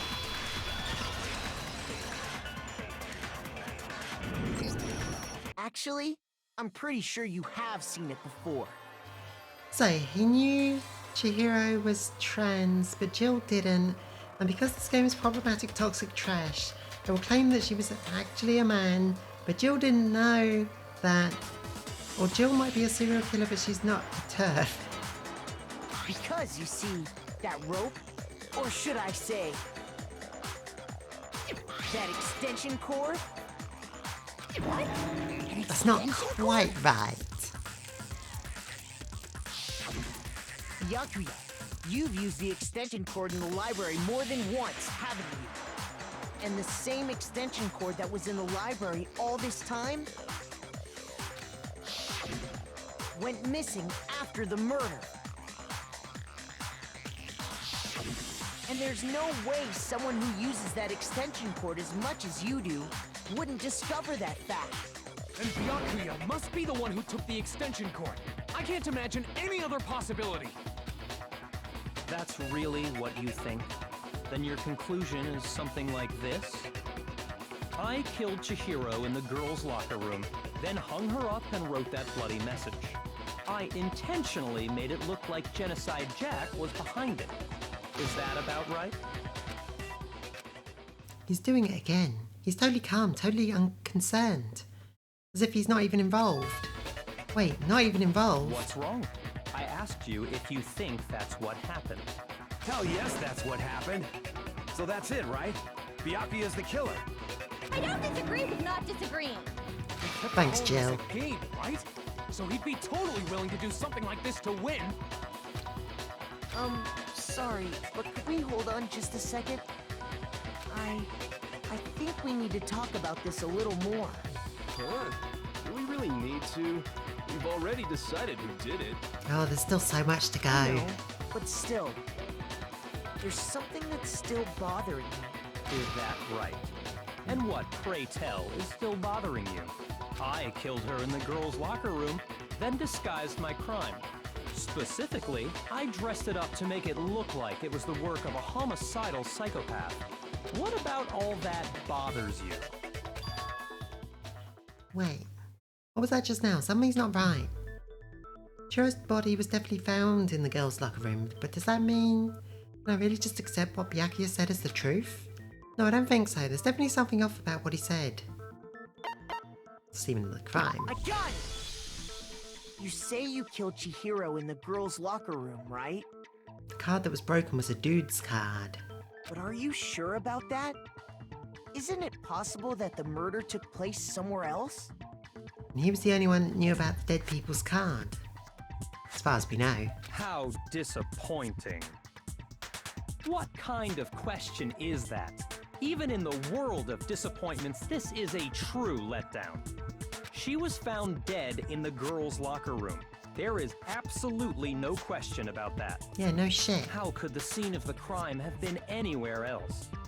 Someone moved the body. Well, I think it's entirely possible that she was killed somewhere else, then carried there later. What if we took the town and pushed it somewhere else? Along with the rest of the murder scene. Oh, well, The rest of the murder scene? Byakuya's like, what? That was awfully specific. Please tell me you have a reason for saying all of that. So the carpet's I believe moved. I do. We have some evidence of that.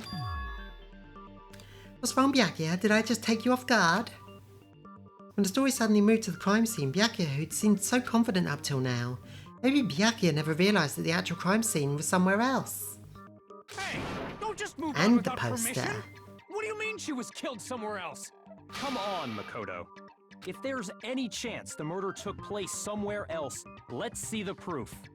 So the murderer had to move the poster because it was splattered. Right you are. Let's see if we can show that evidence. There was something that was switched between the rooms. Let's start with posters. I got it! The proof that she was killed somewhere else is the poster that's hanging in each locker room. Your proof is some posters? The poster in the girls' locker room was The painting of the fallen Madonna with the big boobies. a picture of a big boobed supermodel. But don't you think that's kind of strange? Let's call his testimony about the coffee stain, yes. Why would the girls' locker room have a poster like that? I bet those massive jugs of hers were totally fake! Thanks, Jill. Meanwhile, the Good, boys' good, locker good, room had thanks for chiming in. a poster of the super popular boy band Tornado. Isn't it strange that that poster was in the school at all? Probably.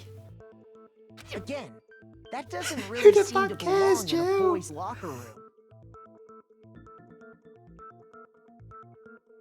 Fucking body shaming bullshit. So you're saying that maybe the posters were switched? And there's one other thing I noticed about the locker rooms. You know what I'm talking about, right, Sakura? You're referring to my protein coffee, aren't you? Protein coffee? While I was in the girls' locker room earlier, I spilled some protein coffee on the carpet. But I noticed that after the murder, the stain had been totally scrubbed away. No, it's not that the stain was scrubbed away. It was moved.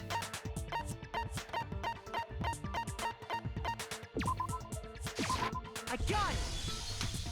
The stain on the girls' locker room carpet wasn't scrubbed away. In fact, I found it on the boys' locker room carpet. That's definitely the stain from my protein coffee. Then, does that mean that the carpets were switched too? But why would anyone do that? Celeste, keep They up. moved the murder scene from one locker room to the other. Anything that had Certainly blood on it was plausible, moved. Don't you think? What? In other words, in order to completely swap the scene of the crime, the blood-stained poster and carpet were moved along with the dead body. By doing this, the killer was able to change the entire room where the murder took place. I can certainly follow your reasoning, but why would the culprit bother doing that? I don't know, to frame one of the girls? Huh? Why would You they mean, go through huh? all that trouble of switching the scene of the crime? Makoto, what do you mean, huh? Actually, an even bigger question. If the murder did take place in the boys' locker room, then how did Chihiro get in the boys' locker room in the first place? Oh, To get into the locker rooms, you have to swipe your e-handbook across the card reader device. But Chihiro's handbook should have only allowed her access to the girls' locker room. She had no way to get into the boys' locker room to begin with. No, she did have a way, and I can tell you what it was. what? I highly doubt that. I want to hear what Hero has to say. Shut up! I'm telling you, I know how she could have done it.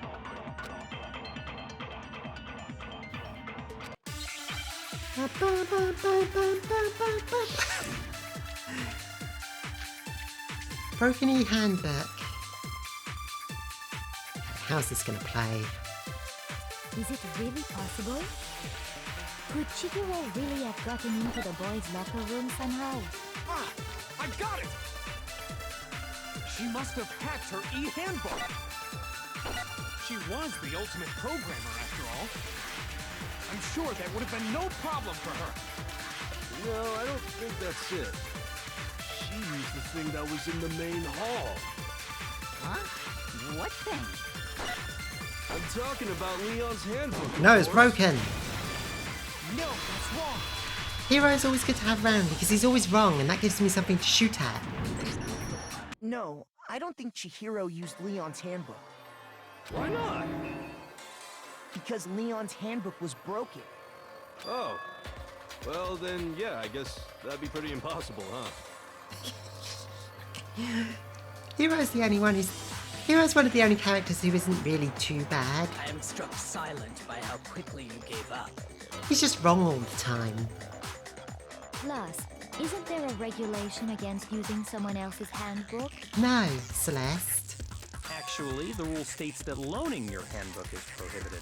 It says nothing about borrowing one. In other words, you could borrow a dead person's handbook all you want, and you'd be safe. Yeah, he has kind of weird himbo energy. Yup, yup, yup! Hit the nail square on the noggin! Of course, if it were broken, that wouldn't make any sense anyway. So then, she must have hacked hers, like I said. She used her ultimate programmer skills and... You can't fix an e-handbook! The instant you open one up, a security buzzer starts glaring! And then it blows up and kills you. So, if she didn't use Leon's handbook, and she didn't modify her own handbook... Maybe Mr. Naegi's initial assumption is just... wrong? It seems like there's no way she could have got into the boys' locker room. So I guess so. Yeah, I mean, yes, that's sort of true. Unless she stole someone else's. You know, going off their logic. Stealing isn't the same as loaning, right? Someone doesn't need to be dead for you to borrow their thing without them knowing. Never heard an explosion of sorts. I think that's important for the overall mystery, but not for this case. The overall mystery of the school. Okay then, I vote for Byakuya. Is that it then? Chihiro was killed in the girls' locker room and Byakuya was the one who did it, really? I don't know what else to do. Hold on a second. Kyoko's gonna chime in. She's been very quiet. I agree with you, though. I think you're on the right track. Is that the fatal weak point that Monokuma mentioned earlier, that trying to open it makes it explode and break? Nah, I was just kidding about exploding. It just seemed like something he would do. Everything else seems to explode. What the? You finally decide to open your mouth and that's what you've got to say? There's no way she could get in the boys' locker room, right? So... Why are you so sure she couldn't get in? There's still one other way she could have gained Damn you, access. Lexi! Sorry. What? What are you talking about? What other way is there? Well, to explain that, why don't we take a little break from the trial? I'd like you all to come see something. Wait. Just what do you think you're doing? Hey, wait a minute. Don't worry. This'll make the whole trial more exciting. I'm sure that thought must please you. Huh? It'll make things more exciting? Well, all right then. I declare an official class trial recess. For real? Now then, what is it you want to show us? It better not be boring or I'll be very unhappy. We're bringing in strippers. Kyoko, hurting people is not exciting. It is bullshit. Oh, I have no doubt it'll meet your lofty expectations. And So, shitty thing shall to we do. go? Yes. That's true. So before I even knew what was happening, the class trial had been put on hold. We headed off with Kyoko in the lead. And where she took us was... Yeah, this is going to get uncomfortable. The girls' locker room? But... Kyoko is secretly a TERF?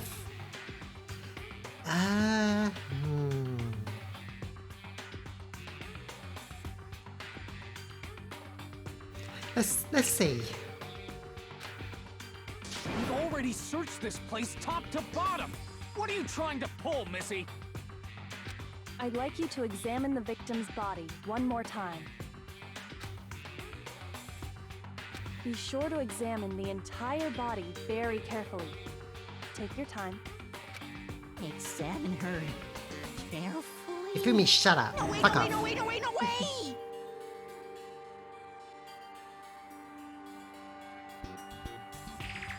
It's probably best if I don't run my hands all over a girl's dead body. It's not that I'm creeped out or anything, it's just...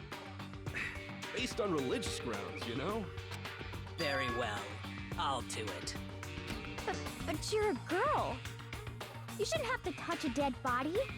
Just let one of the boys do it. No, it's okay. I think Chihiro would rather have a girl examine her. So just leave this to me. Sakura. What is this? Some kind of secret girl-on-girl action? Is that what you two are about? How are you again with the sexist stuff? That's not it at all. Stop screwing around. Okay, here I go. I'm sorry, Chihiro. Please excuse the intrusion. Shut up, Jill. Putting her hands together in a brief prayer, Sakura then began to quietly examine her body. Be sure to check her entire body, and I believe we will solve this particular mystery. Her entire body? I know you say that, but... What? This is... What is this... What is it? Not possible. It's not possible. This girl is Is what? a boy. Ah, I see. So she was actually... Yeah, like I said, this is gonna get uncomfortable. Interesting. Thank you for confirming this fact. But like I said at the beginning of the episode, there's more to it than this. Fuck you, Sakura, yeah. See, okay, I'll talk about this more once we have the full story. Fuck you, Hifumi, fuck you, game, fuck you all. Fuck you, fuck yourselves. What was that? That clip of the fish?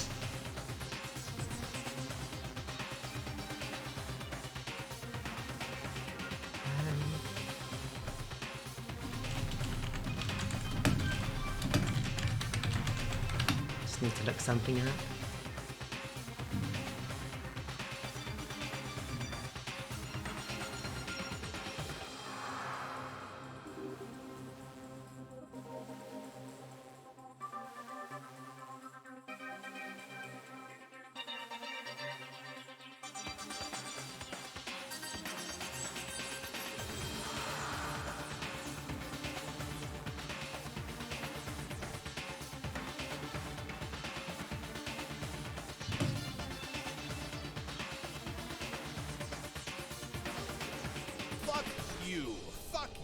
Fuck you forever. Fuck yourselves. Go fuck yourselves, you fucks.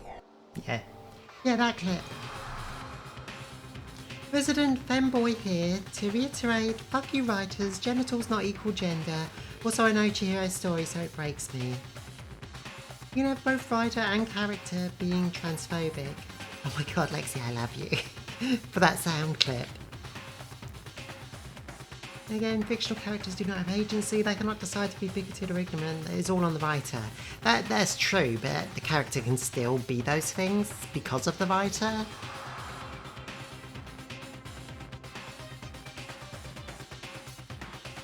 It's, and also I have to wonder how much of this is because of the English translation, because in Japan, the way that you talk about, for better or worse, not for better or worse, that's the wrong way of putting it,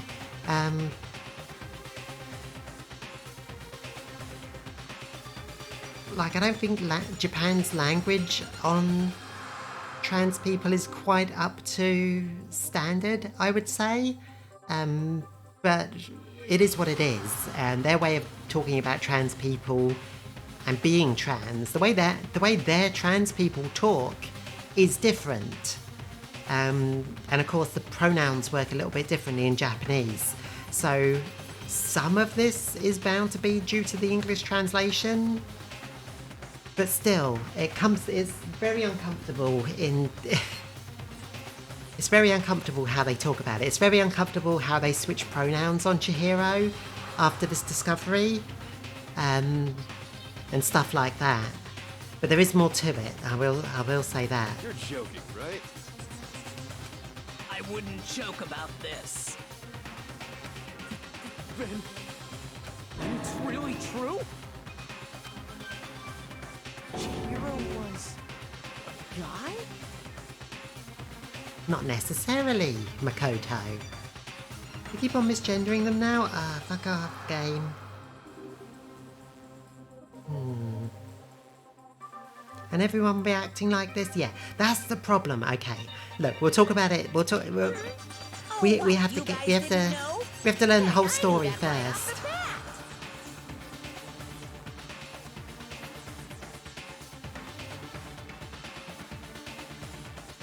Like a trans person here saying it's not as bad as you think it is, although this part is bad. Their reactions are bad, in the English version at least. I don't know how it plays out in Japanese, but... Fujisaki was totally a guy! He was a cross-dresser? Oh, I'm really on fire! I wish I had killed him! Jill, please. So that's what Kyoko wanted to show everyone, huh? Interesting.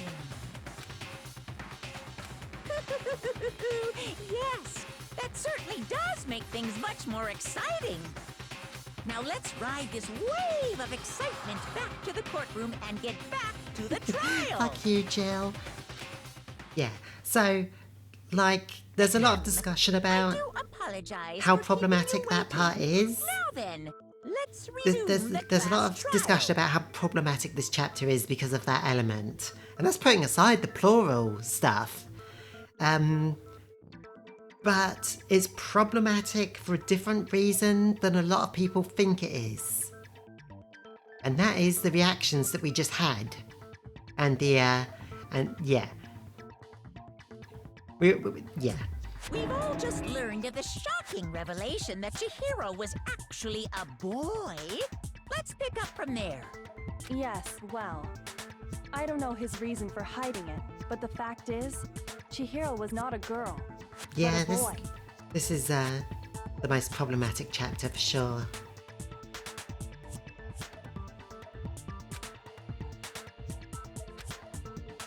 And because the victim was male, he would have had no problem gaining access to the boys' locker room.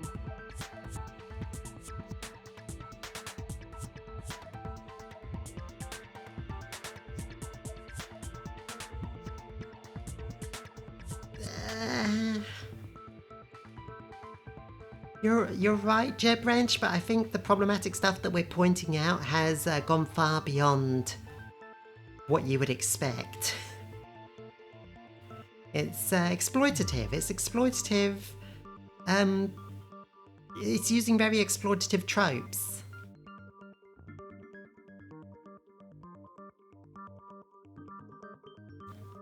Assuming his handbook did, in fact, list his gender as male, then yes, that would be true. At least, hey, Byakuya here, pointing out that the gender in the book may not have, the gender of the book could have been anything. Of course his handbook said he was a boy. He dressed like a girl, but he was a boy through and through. Okay, I might have to spoil this ahead of time, or poor Kia's gonna explode.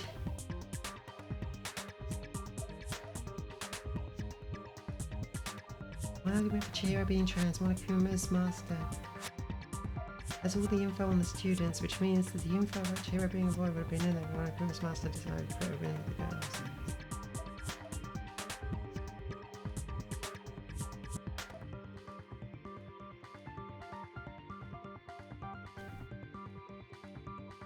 I have to spoil something for Kia, or they're not going to be able to get through this section, I think.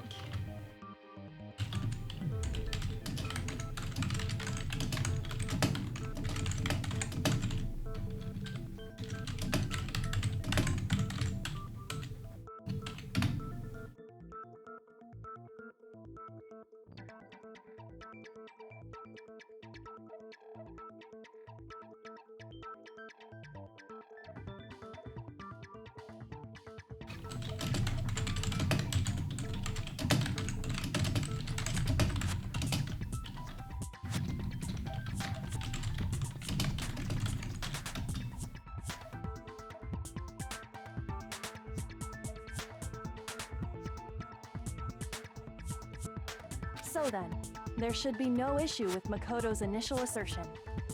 The victim was killed in the boys' locker room, and was then later moved to the girls' locker room. There's a cultural element I wanted to mention, but I have a hunch that might be what you're alluding to. And the killer could have easily used Sayaka or Junko's handbook to get into the girls' locker room. Many people have many different thoughts about this section. So Chihiro really was killed in the boys' locker room? I still don't understand the motive for moving the body, but yes, that does seem plausible. Well, I must admit, I did find it rather odd. Mine is an opinion that cis people tend to disagree with. Cis fans of this series?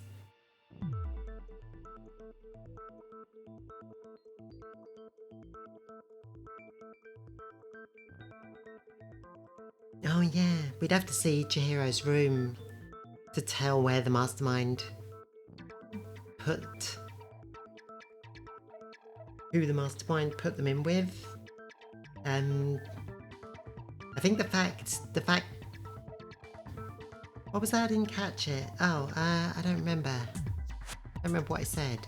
something about cis people disagreeing with my opinion on this, but I'm the gender non-conforming one here, so fuck you, cis people.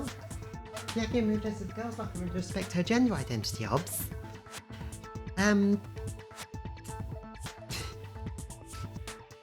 Something about cis people. Oh yeah, like my opinion on this section, like I think I'm qualified to give my opinion on this section, and the opinion that a lot of cis people have, I think is wrong. I guess. I knew he felt a little off. There was a certain incongruity to his female body. Shut up, Byakuya. What the fuck? Titillating situation! So now Shut up, Jill. everything has been connected. All the mysteries have finally become clear. Okay, well, connected or clear or whatever. We still think you're the killer, remember? Shut the fuck up, Byakuya. Very interesting.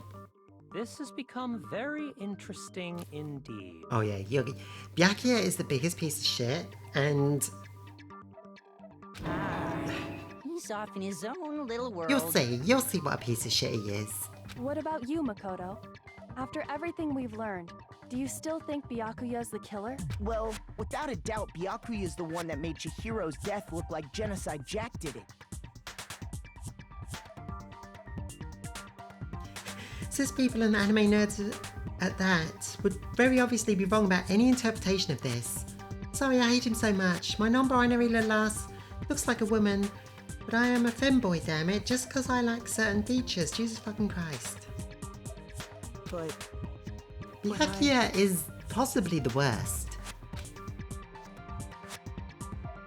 Also use femboy because femboy it draws so many creepers and chasers.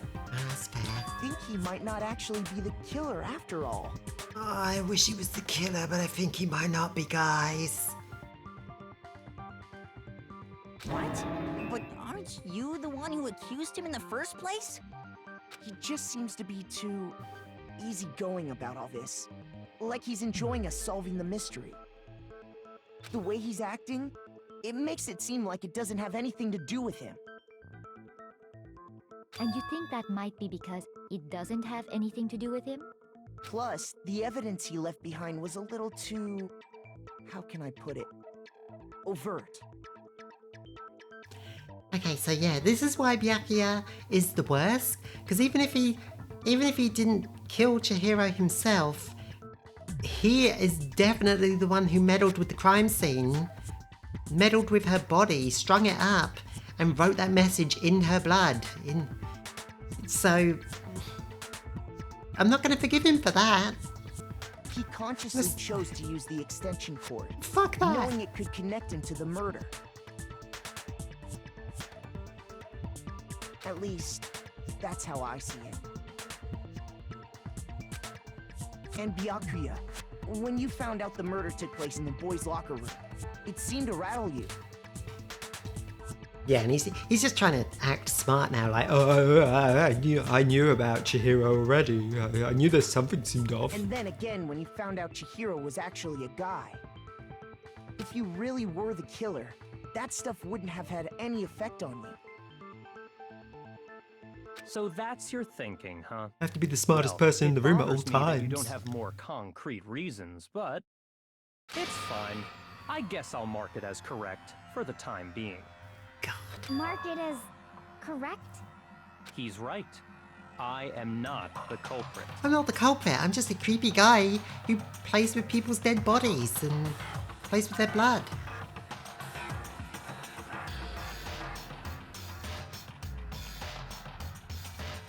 Yep, you were right. I just happened to come across the corpse in the girls' locker room and decided to alter it. Gross. Are you fucking with us right now? That is not okay, No, dude. I'm Even if you're not the killer, that's messed Fucking up. with you right now.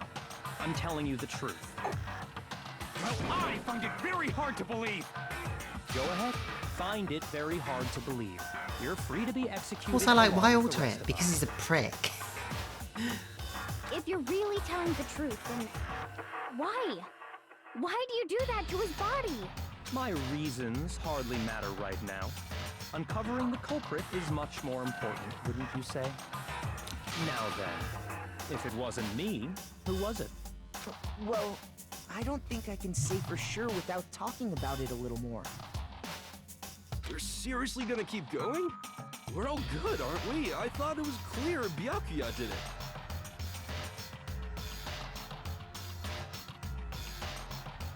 If you're not the murderer, then why direct the suspicion to the wrong person? If the wrong person is judged, everyone dies, including you. No, I'm with Makoto.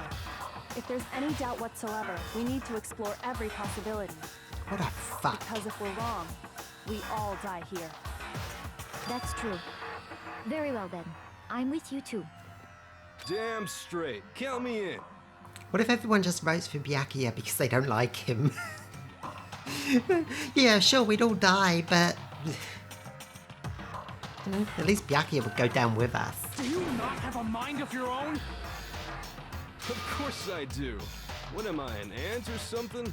Anyway, let's discuss this all as a group one more time. We still have time to make our decision.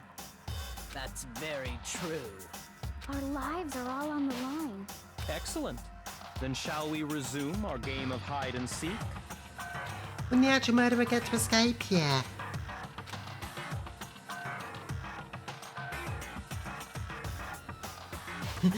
Monikuba's like, there's no way I'd let it pass because I can't stand that fucker either. Who's the real killer?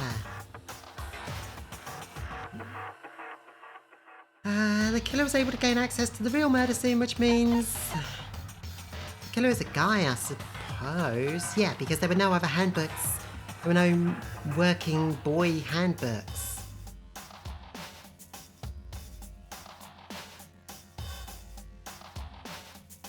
I got it! Since the crime scene was in the boys' locker room, you'd need a boy's handbook to get in there. Since then, Leon's handbook was apparently broken, the killer would have to have used their own, so the killer must have been a guy. But that's still not enough, I need to find some more clues.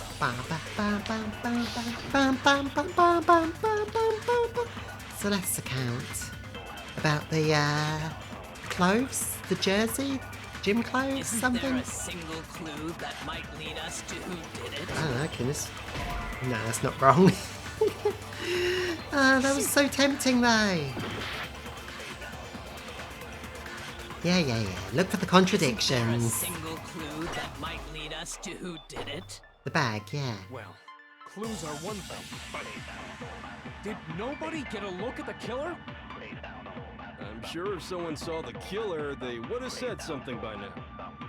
Perhaps someone saw the victim at some point. I can't remember how to...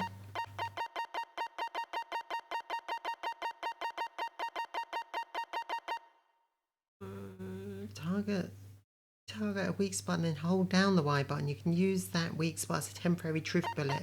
Yeah, that's what I needed. That's what I thought. Yeah.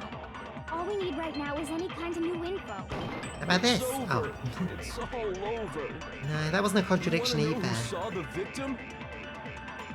The killer. And only the killer. There we go.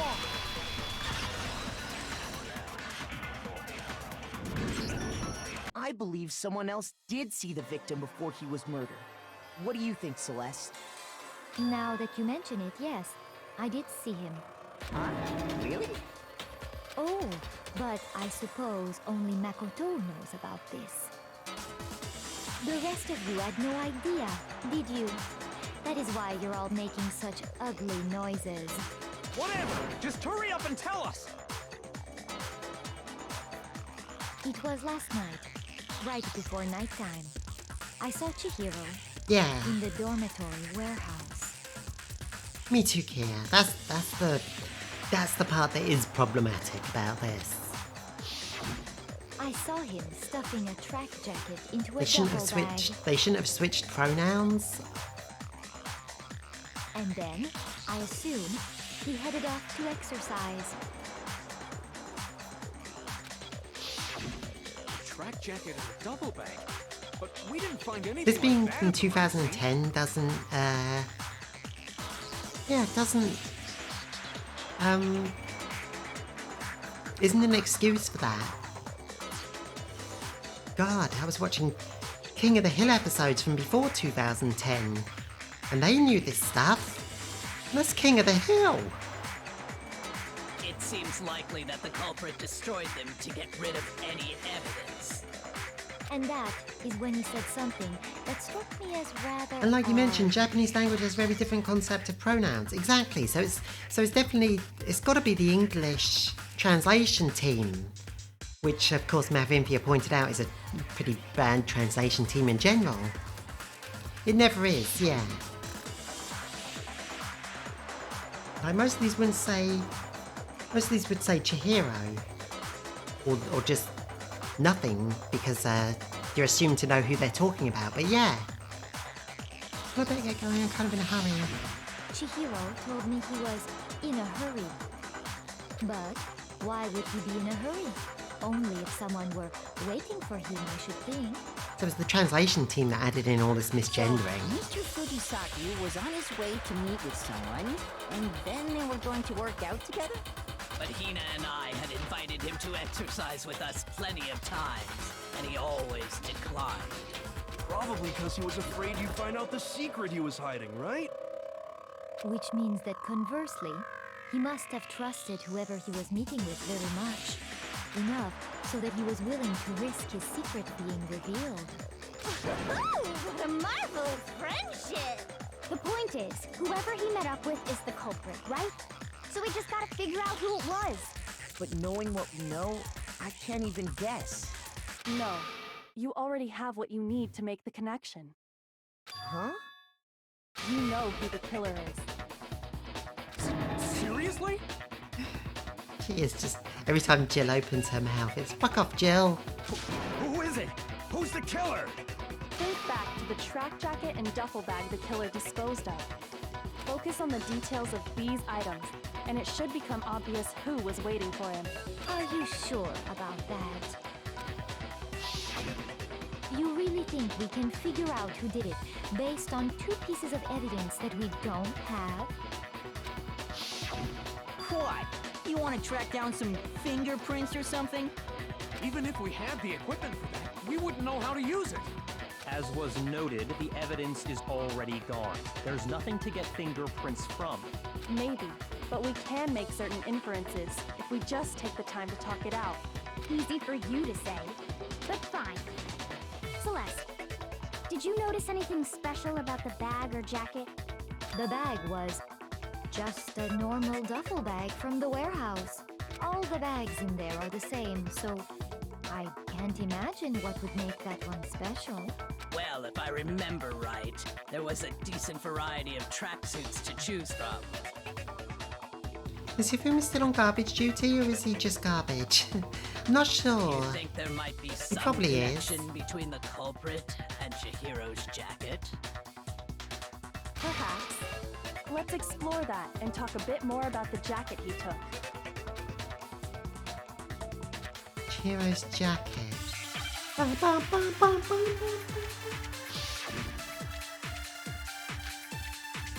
Celeste's account. Okay.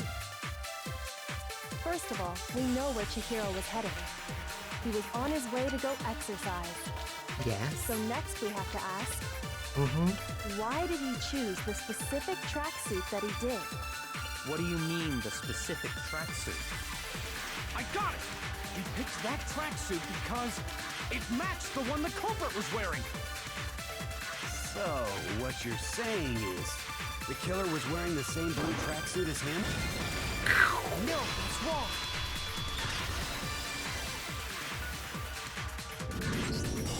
Hold on a second, Mondo. That What one did you wasn't just such a say? contradiction, but does raise a question. Huh? What'd I say? When Celeste testified a few minutes ago, she said, You didn't know it was blue. You're right, Kia.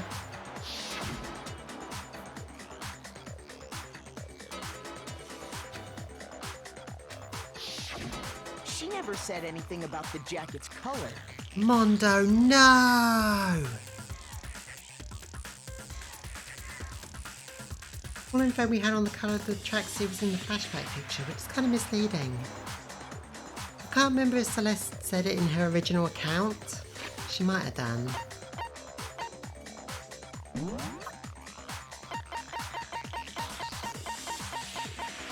But she didn't say it. Some blue exercise clothes, but she didn't say it out loud during... She told us it was blue, but she didn't tell anyone else.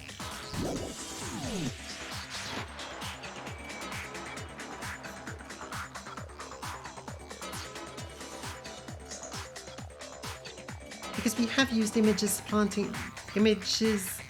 as supplanting in words before, haven't we? Yeah, that's true. So why did you say Chihiro's blue? It's a little bit inconsistent, I guess. What are you? You just... Hey, Celeste. What color was Chihiro's tracksuit? As a matter of fact, it was... Okay, so the hint was here was so Makoto's the only other one that knows. And before we began the trial, did you tell anyone that? The only one I told about any of this was you. Then, Mondo, how did you know what color Chihiro's tracksuit was? Mondo. Because I just... I'm sure he saw the clothes at some point in the investigation. No, that can't be it. The bag and clothes were surely disposed of by the time we began our investigation. Then the only reason he could have known what color the tracksuit was is if he saw Cherry with it before he died! That's the only possibility! Cherry? Are you talking about Chihiro? So, how about it? Did you see the tracksuit or didn't you? Just by chance. I just happened to see it last night.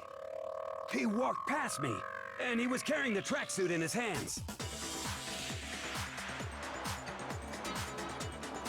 No, that can't be it either. According to Celeste's testimony...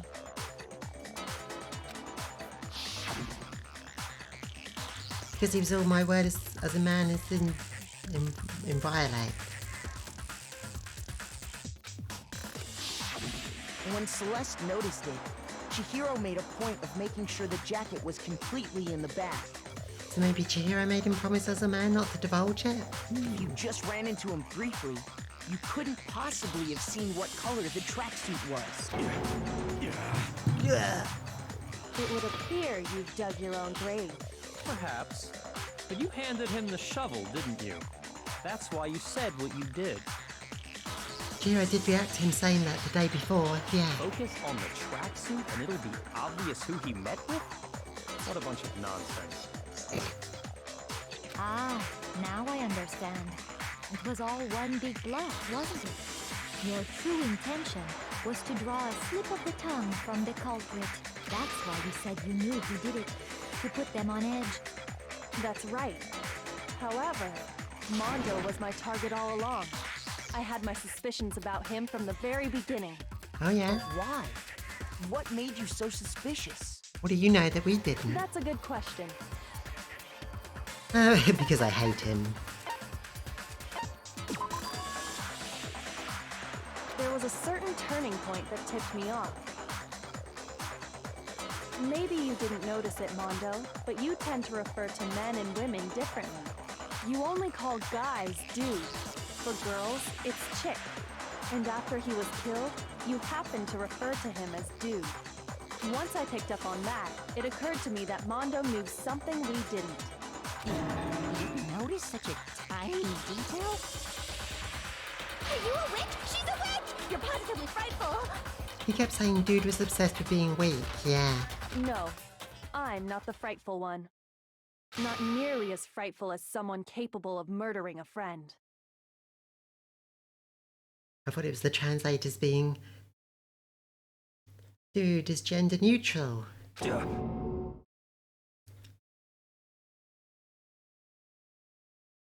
No, I noticed it, but I thought it was the translators being trash. Mondo, was it I wonder what it really was in you? Japanese. Did you really kill Chihiro? I didn't kill anyone! You've been all over me, judging everything I say, putting words in my mouth. What gives you the right to Delicious treat me like a words. goddamn criminal? Yeah! He would never do something like that! This is a false accusation! It's true. My reasoning on that is pretty shaky. That was fast. Well, this does present us with a problem. It seems we are all out of leads. My time has nearly come. Oh yeah, what the fuck were you? That's what my little ghost friend is telling me. Hifumi, what evidence were you That withholding? reminds me. Hifumi, weren't you telling me you found some evidence? Really? What kind of evidence? Actually, you know, now that I'm thinking about it here calmly, it might not be all that relevant. Oh? Jeez, does your confidence just get up and walk away? It's fine, man. Just tell us. It's okay, dude. Just tell us. If you really insist, then... Oh, welcome back. Here it is. What did I miss? I don't know. If it only died for a second, Hifumi's giving us his piece of evidence. What do you have there? It happens to be an e-handbook. I found it laying on the ground, so I scooped it up. So it must belong to... could be Chihiro's. I got it! We know Chihiro's handbook was missing from the scene of the crime, right? For a fact. Chipridge said. Hifumi's like, oh, maybe my evidence isn't relevant. It's just a picture of Mondo doing the killing. For a fact indeed. I was totally sure I'd found it. And again, welcome It must back. hold some clue about the culprit, right? Well, that's what I was hoping. But it's busted. It won't even turn on. Oh, another busted e-handbook. I imagine the culprit broke it to get rid of any evidence after the murder. That's odd. I didn't think the handbooks were quite so fragile. You're right. They're not. Yeah, it sounds like you're having a rough time with the internet at the moment. Waterproof and shock resistant. It would take an awful lot to break one.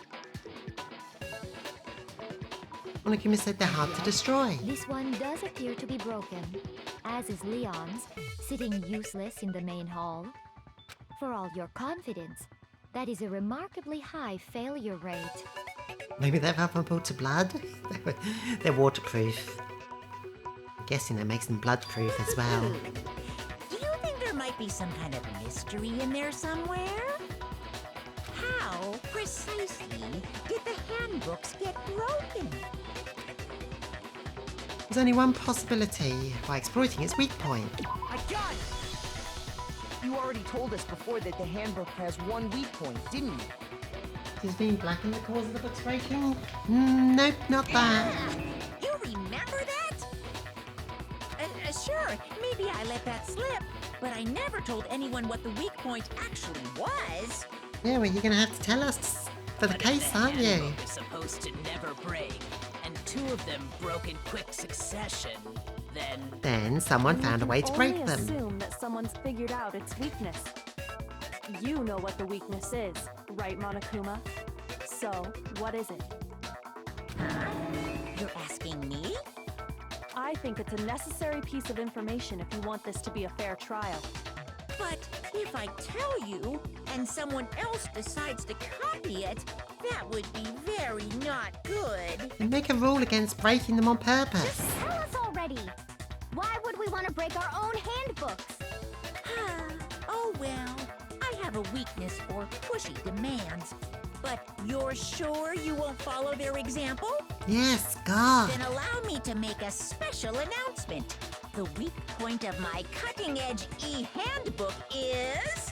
when it's exposed to high temperatures for too long, it will suffer a meltdown and totally break! Okay, high temperatures. I flippin' knew it! Did you? You knew it? Yeah, because I found the handbook laying on the floor of the sauna. Ah. The temperature in the sauna can reach over 200 degrees. Strange how you don't get burnt, huh? It's because as your He was in the steam room all that time. Yes, he was, wearing his clothes. layer of air around your skin. Is that true? Because your sweat evaporates, creating a cooling layer of air around your skin. If the hot air of the sauna were somehow pushed directly onto your skin, you'd definitely get fried. That layer of air would get blown away. That's why you may feel a burning when you move around. So when you're in a sauna, make sure to keep nice and still. Oh, I just realized something. Interesting. I learned one new fact today. That is a mere trifling speck of knowledge. Anyway, if you found the victim's handbook in the sauna, then the killer must have been purposely trying to raise its temperature in order to break it. Meaning the culprit somehow knew its weakness. But how'd they find out? Monokuma said he didn't tell anyone, right? Indeed. Quite the mystery. What if they found out by accident? What do you mean by accident? What if the killer took their own handbook into the sauna, not knowing its weakness, and it broke? They'd realize it was broken, of course, and it wouldn't be hard to figure out why. And once they had Chihiro's handbook, they knew they had an easy way to dispose of it. I won't say it's not possible, but who would have done something like that? I don't know of anyone who took their handbook into the sauna. I might know someone who did. Dun, dun, dun. Seriously? I think the one who may have taken their handbook into the sauna was...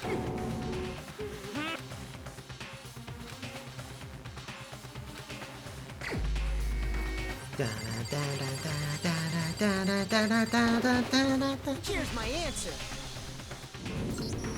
Mondo, your handbook got broken in the sauna, didn't it? What? Why? Why do you keep accusing him? Because we're right. Mondo and Taka had an endurance contest in the sauna not too long ago, remember? And for the contest, Mondo just so happened to keep his school uniform on. But little did he realize, he'd also left his handbook in one of his uniform pockets. And when it was all over, Mondo discovered that taking your handbook into the sauna could easily destroy it. These trials are longer than I remember. No, wait, hold on. You've got it all Like wrong. they put a town on this pompadour. Yeah. I don't accept this.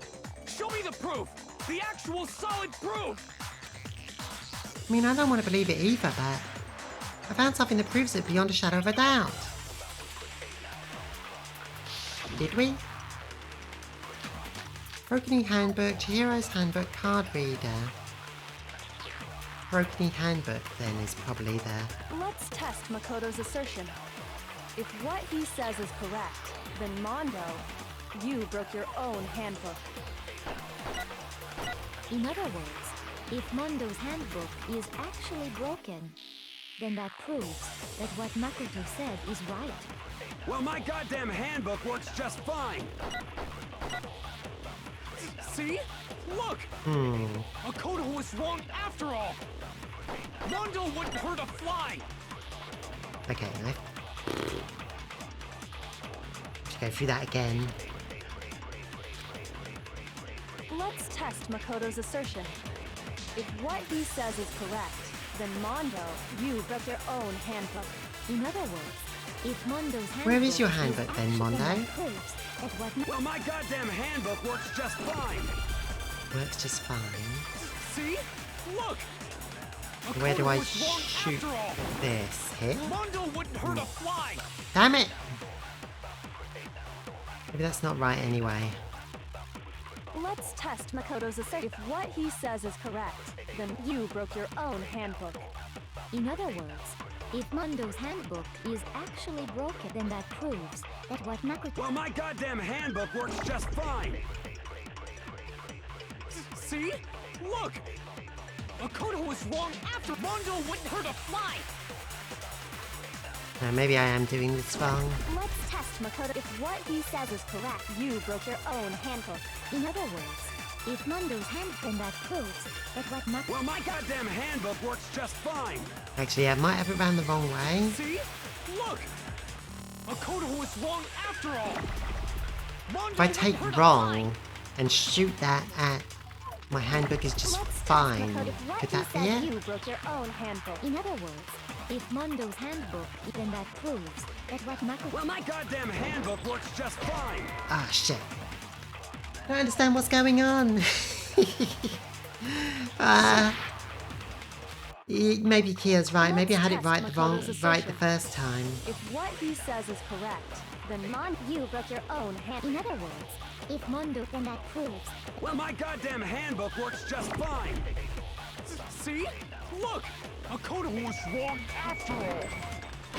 Oh, damn it. That's still not right. It's hard to explain what's going on. I have to shoot the contradictions. Maybe I'm overthinking it. test Makoto's assertion. If what he says is correct, you broke your That's own okay, handbook. Kira. I don't get it either. In other words, if Mondo's handbook is, then that proves that what Makoto said... Well, my goddamn handbook works just... Okay. I was overthinking it.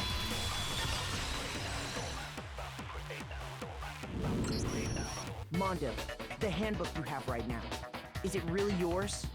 The fuck is that supposed to mean?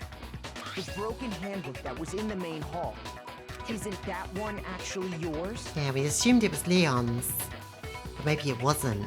What the heck are you talking about?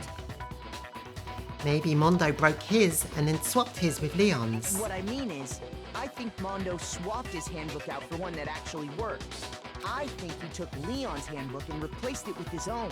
After all, Monokuma said himself that Leon's handbook never should have broken. Yeah, that's true. That's right! The punishment it suffered wasn't nearly Monokuma enough to said, you know what I think? I think Leon's one isn't actually broken. And then ran off. Otherwise he could have gotten into the locker room. Yeah, true. So then, the broken handbook in the main hall is actually Mondo's. Which would mean that the handbook Mondo has right now is actually Leon's, yes? Yeah. But doesn't that violate the school regulation that says loaning out your handbook is prohibited? I think the real killer is Waluigi. Well, here's how I look at it. There is a rule about loaning your handbook to another student, but if they're dead, they're not a student. It's kind of a gray area, I admit. But no worries. If anything, it just makes things more interesting. As such, I decree that exchanging handbooks with a corpse is not a violation of the rules. We've already talked about this. Come Well, on. Mondo, if I'm wrong about this, you're welcome to say so. I'm happy to admit I made a mistake, but... Son of a bitch. What's wrong, bro? Come on! Tell him he's wrong! You are wrong! You have to be wrong! Everything you just said is wrong! You made it all up! Okay, then why don't we look back on this case one more time, from the beginning? That way, everything will become clear, and we'll all see if I was right or wrong. Time for DDR? Not yet. We have to do no, that's no. So let's sort your hero in the warehouse with the duffel bag.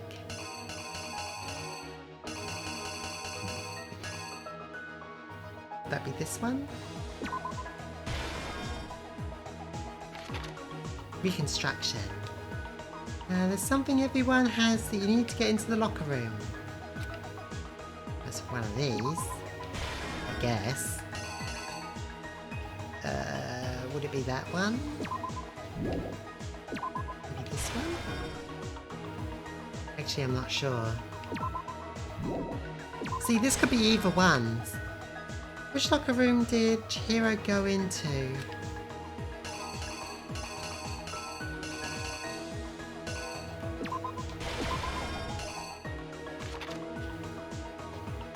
The weapon the killer used was...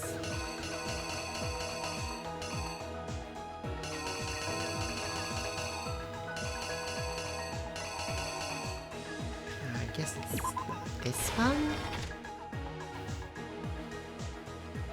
As the murder took place, some blood splattered onto something.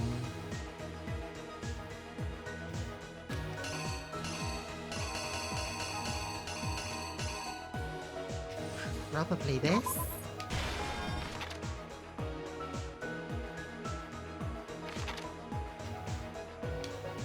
To disguise the truth, the killer switched around the carpet as well as something else. The poster. Right? Yeah. Which locker room did the killer move to?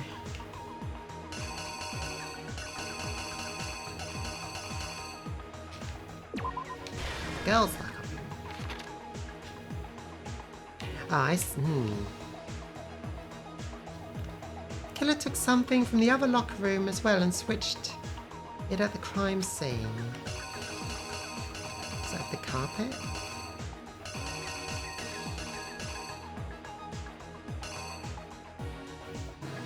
Oh. The killer took something from the other locker room and switched it at the scene of the crime. Which locker room did the killer move it to? It's not like there's a lot of options. Maybe this one?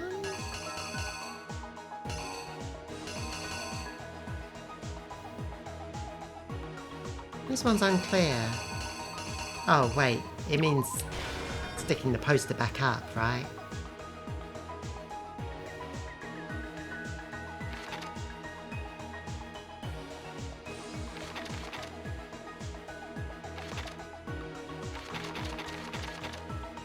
Takes the poster down in one, sticks it up in the other.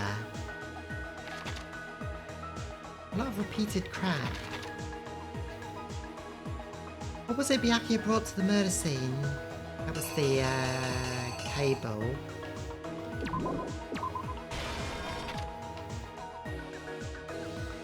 When Byakuya arrived on the scene, what did he use to disguise what had happened? Like that, I guess? I might have some of these wrong. Where did the killer go after they were done? Oh yeah, that's this one. When the handbook got thrown into the sauna room, what happened to it? It broke. Okay. Let's see if that's right. No, this still doesn't explain why the rich fucker would wanted to blame someone else when he's not the killer. Yeah, I think he was just being a fuck. He was just being a fucking weirdo. Last night, Celeste saw Chihiro in the warehouse, correct? He just wanted to be the smartest one in the room, like, something into a duffel. You can't solve this because I messed with it, but I will solve it for you because I know who messed with it, me! That something was a blue I don't know. tracksuit. Byakuya You can sucks. confirm this, right, Celeste? Never gonna forgive him for fucking around with Chihiro's body. With bag in hand, Chihiro But then headed that out, puts him in danger of being even killed with though it everyone was else. officially nighttime. Yeah, I know. I'm telling you, suspecting Chihiro's She made her way identity? to the Nah. locker room, specifically the boys' locker room. But how could the victim, who was apparently a girl, access the boys' locker room? Because their pass said so. Ah, shit. Shit. He's a complex character, sarcasm. Ah, so that part's wrong. Well, I guess the only other one it could be is this one.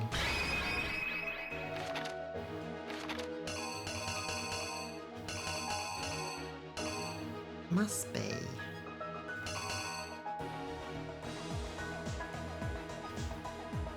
Hold on, I think there might be something else wrong as well.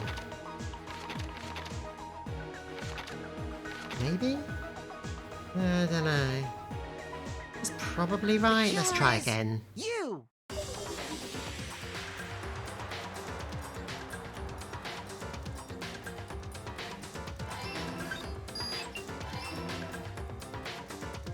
Simple. Because Oh, shut up.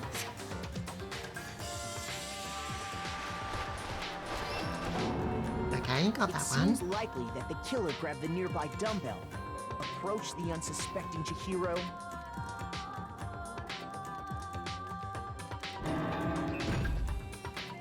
and attacked him. And that's where the bloodstains on the poster and carpeting in the boys' locker room came from. I'm running low on hearts. The DDR part's gonna probably kick my butt.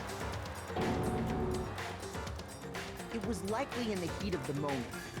The body was arranged, but the murder itself felt unplanned.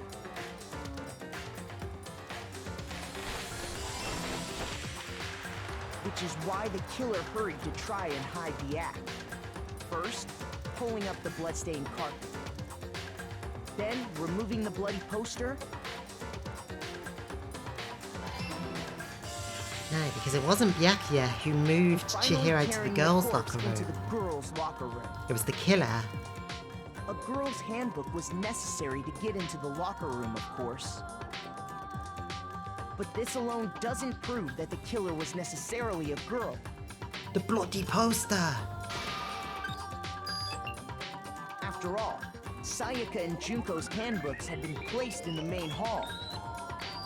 Using one of those, a boy could get into the girls' locker room without much problem. Makes it all kind of pointless, doesn't it? And that's exactly how the killer did it. With the carpet and the poster they brought with them, they got to work.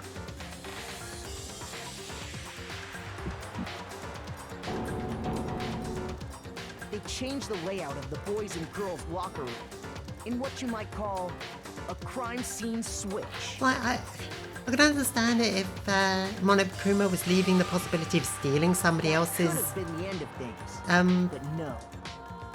handbook without the noticing, but just putting them in a box for anyone to find. Making things even more complicated. Makes the whole gendered pass is kind of pointless. So, after stumbling on the crime scene, he went and grabbed the extension cord from the library, and then he got to work.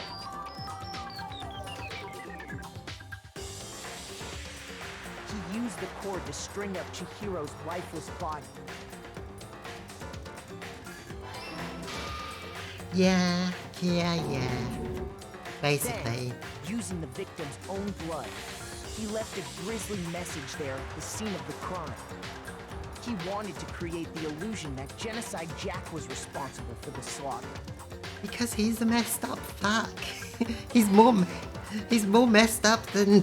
And around the same time that Byakuya was He's one of the most messed up people in this, and that's saying something. The killer, having already disposed of Chihiro's bag and other belongings, arrived at the sauna.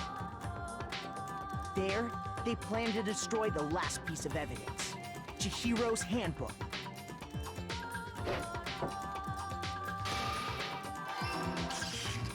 I guess he assumed that once he proved himself innocent, people wouldn't vote for him, but... He's lucky that we're not all dead, including him. The handbook couldn't stand up to the heat of the sauna. And the reason they knew that is because the sauna had already wrecked their own. He's like one of those liberals who's like, oh, don't worry, I can win this argument with facts and logic. I can make them give in to me with my clever arguments. Isn't that right, Mondo Arata? He's so confident in his ability. He doesn't even believe that he could have gotten everyone and himself killed, except for the killer, the real killer. Yeah, where's your evidence? You need evidence. You need proof. Without any proof, you can't pin any of this on him. We can defend this in the marketplace of ideas. Maybe he wants to be killed.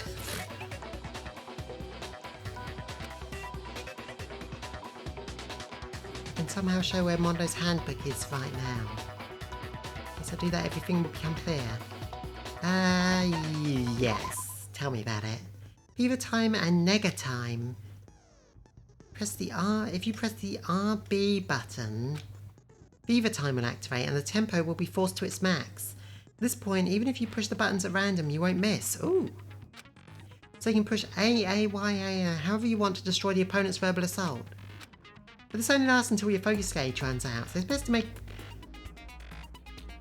the best possible use of your time.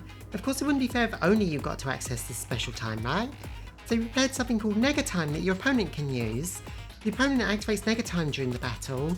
Your tempo marker will disappear, making it quite a bit tougher to hit the buttons in rhythm. If you were to activate fever time at this point, no, never mind. I'm sure nothing would happen. I don't know what I was worried about.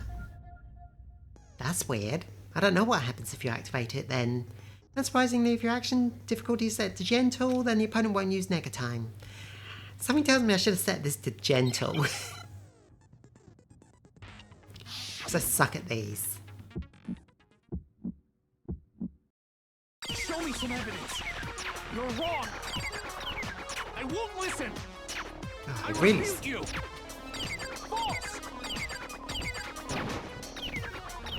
Show me some evidence. I won't listen. False. I refuse to vote. Show me some evidence. You're wrong. I won't listen. I refute you. False. Show me some evidence. Show me some evidence. This should prove it. Okay, got through that. Feels very unnecessary too, like we gotta put gameplay into this. Yeah. I kind of like it, even though I'm bad at it. So how did that prove anything? Because I shot a bullet at him, the truth bullet. In which case, we can just check each of our handbooks right now. Once we do that, we'll... We don't gotta do that. I shot down all of his argument. I ignored all of his arguments, and then I said, no, we just gotta do this. Huh? And I defeated him in the marketplace of ideas. Yeah. Yeah.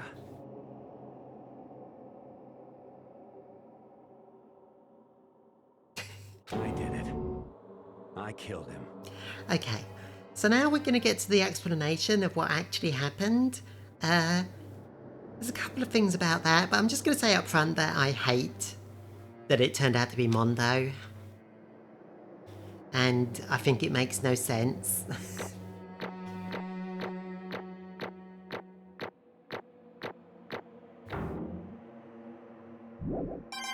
Nice.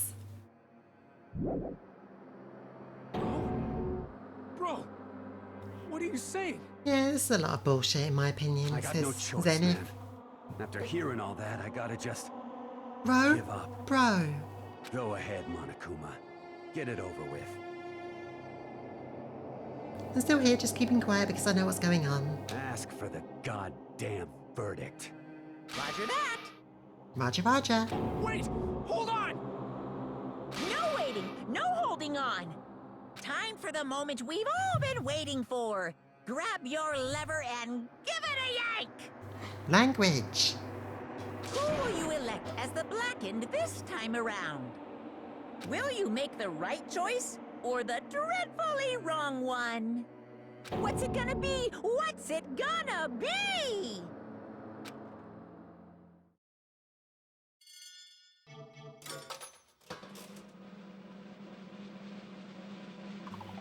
Dang, these chapters take a long time.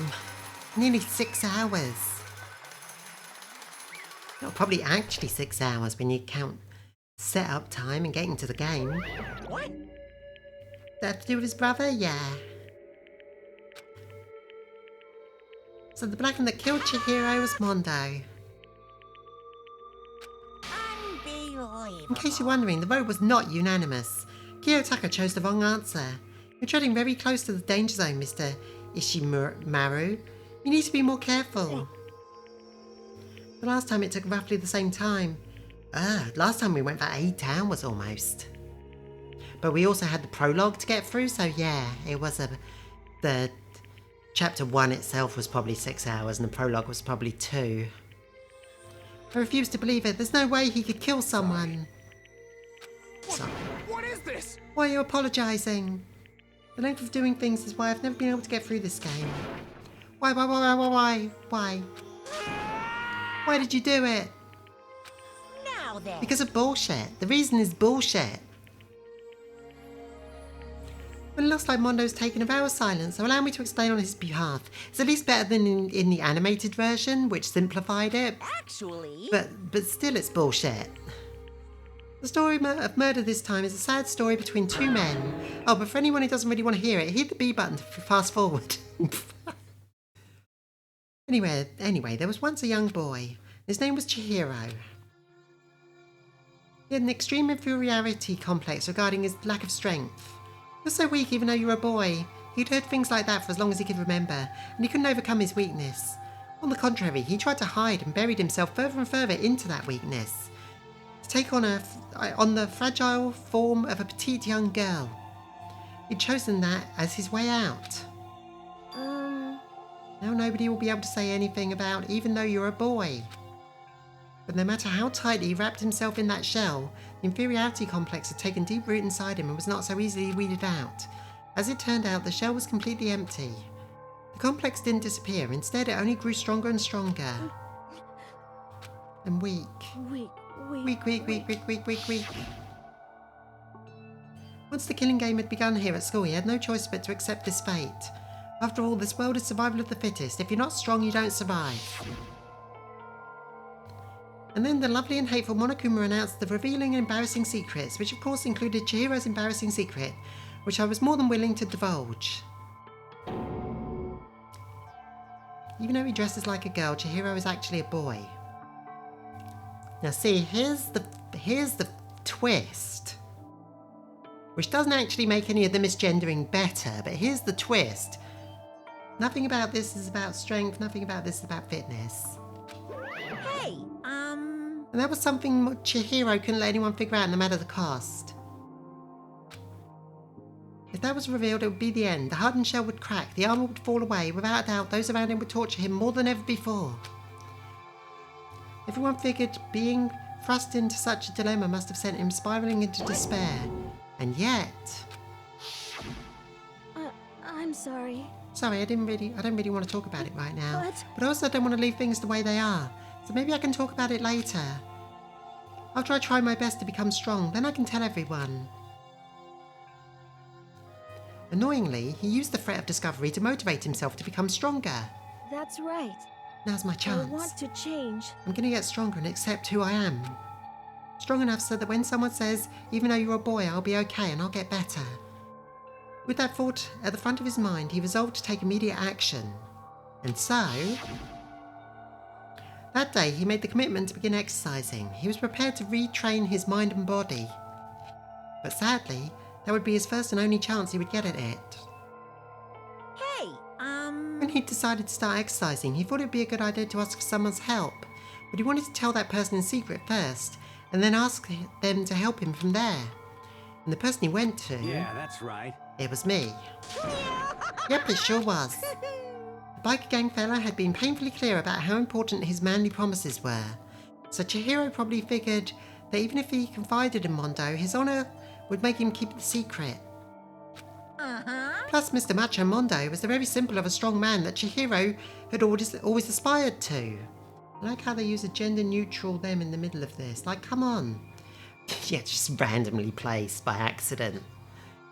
So that's the thing that twists people up about this whole situation. Chihiro, it seems, wasn't a trans girl. Chihiro was presenting as femme for completely different reasons, or for their own reasons. They use gender-neutral they in a few other places, which is very infuriating. Yeah, and they flip-flopped between pronouns during that comic sequence as well. So it is the cultural difference between cross-dressing and transgender identity. Yeah, so the thing of it is, okay, so Chihiro was living life presenting femme, letting everyone think they were a girl.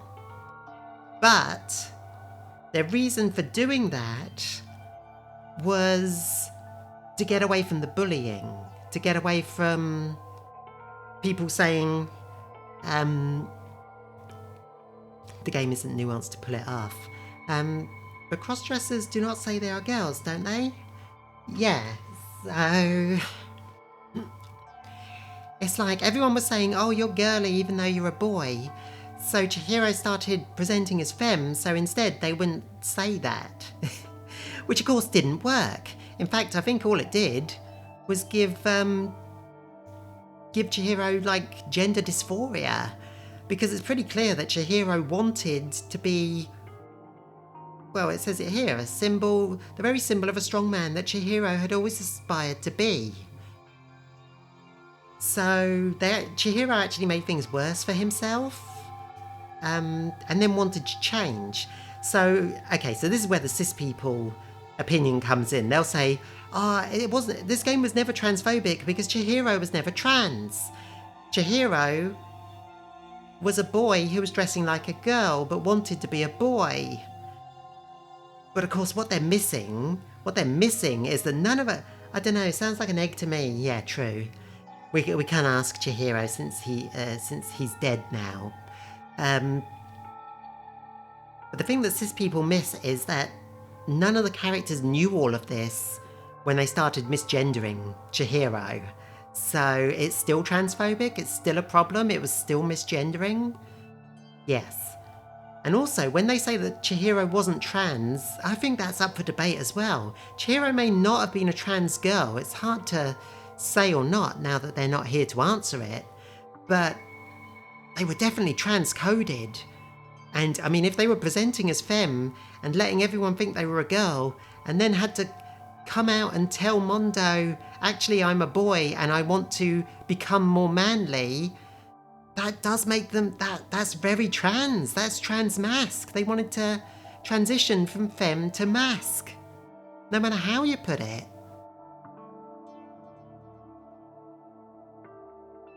You can also be trans for whatever reason. It doesn't have to be born, I was born wanting this, yeah. So like, yeah, the trans umbrella is way bigger than cis people think.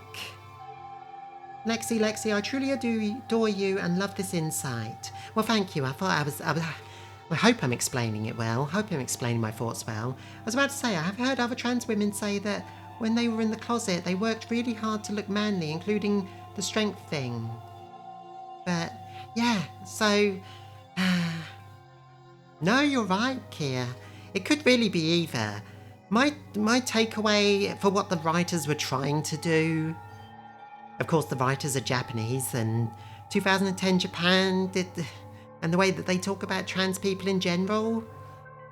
it's really hard to say what they were going for. No, Kia, your opinion is valid. I thought about it from that angle as well. And with Chihiro now dead, there's no way we'll ever know. One of my favourite anime characters is transcoded, and nobody can agree whether they're transmesk or transfemme. You are, yeah. And to be honest, I relate to Chihiro because boy who looks like a girl. I've leaned into it when I was a kid. I hated being seen as... I've leaned into it, but when I was a kid, I hated being seen as a girl. Yeah, I had weird feelings about that as well. Like, I'd get mistaken for a girl as a kid. Well, I say mistaken, but like, that causes really confusing feelings in you because you're like, they're mistaken, but they're not because they're seeing something that you want them to see. Oh, it's so complicated.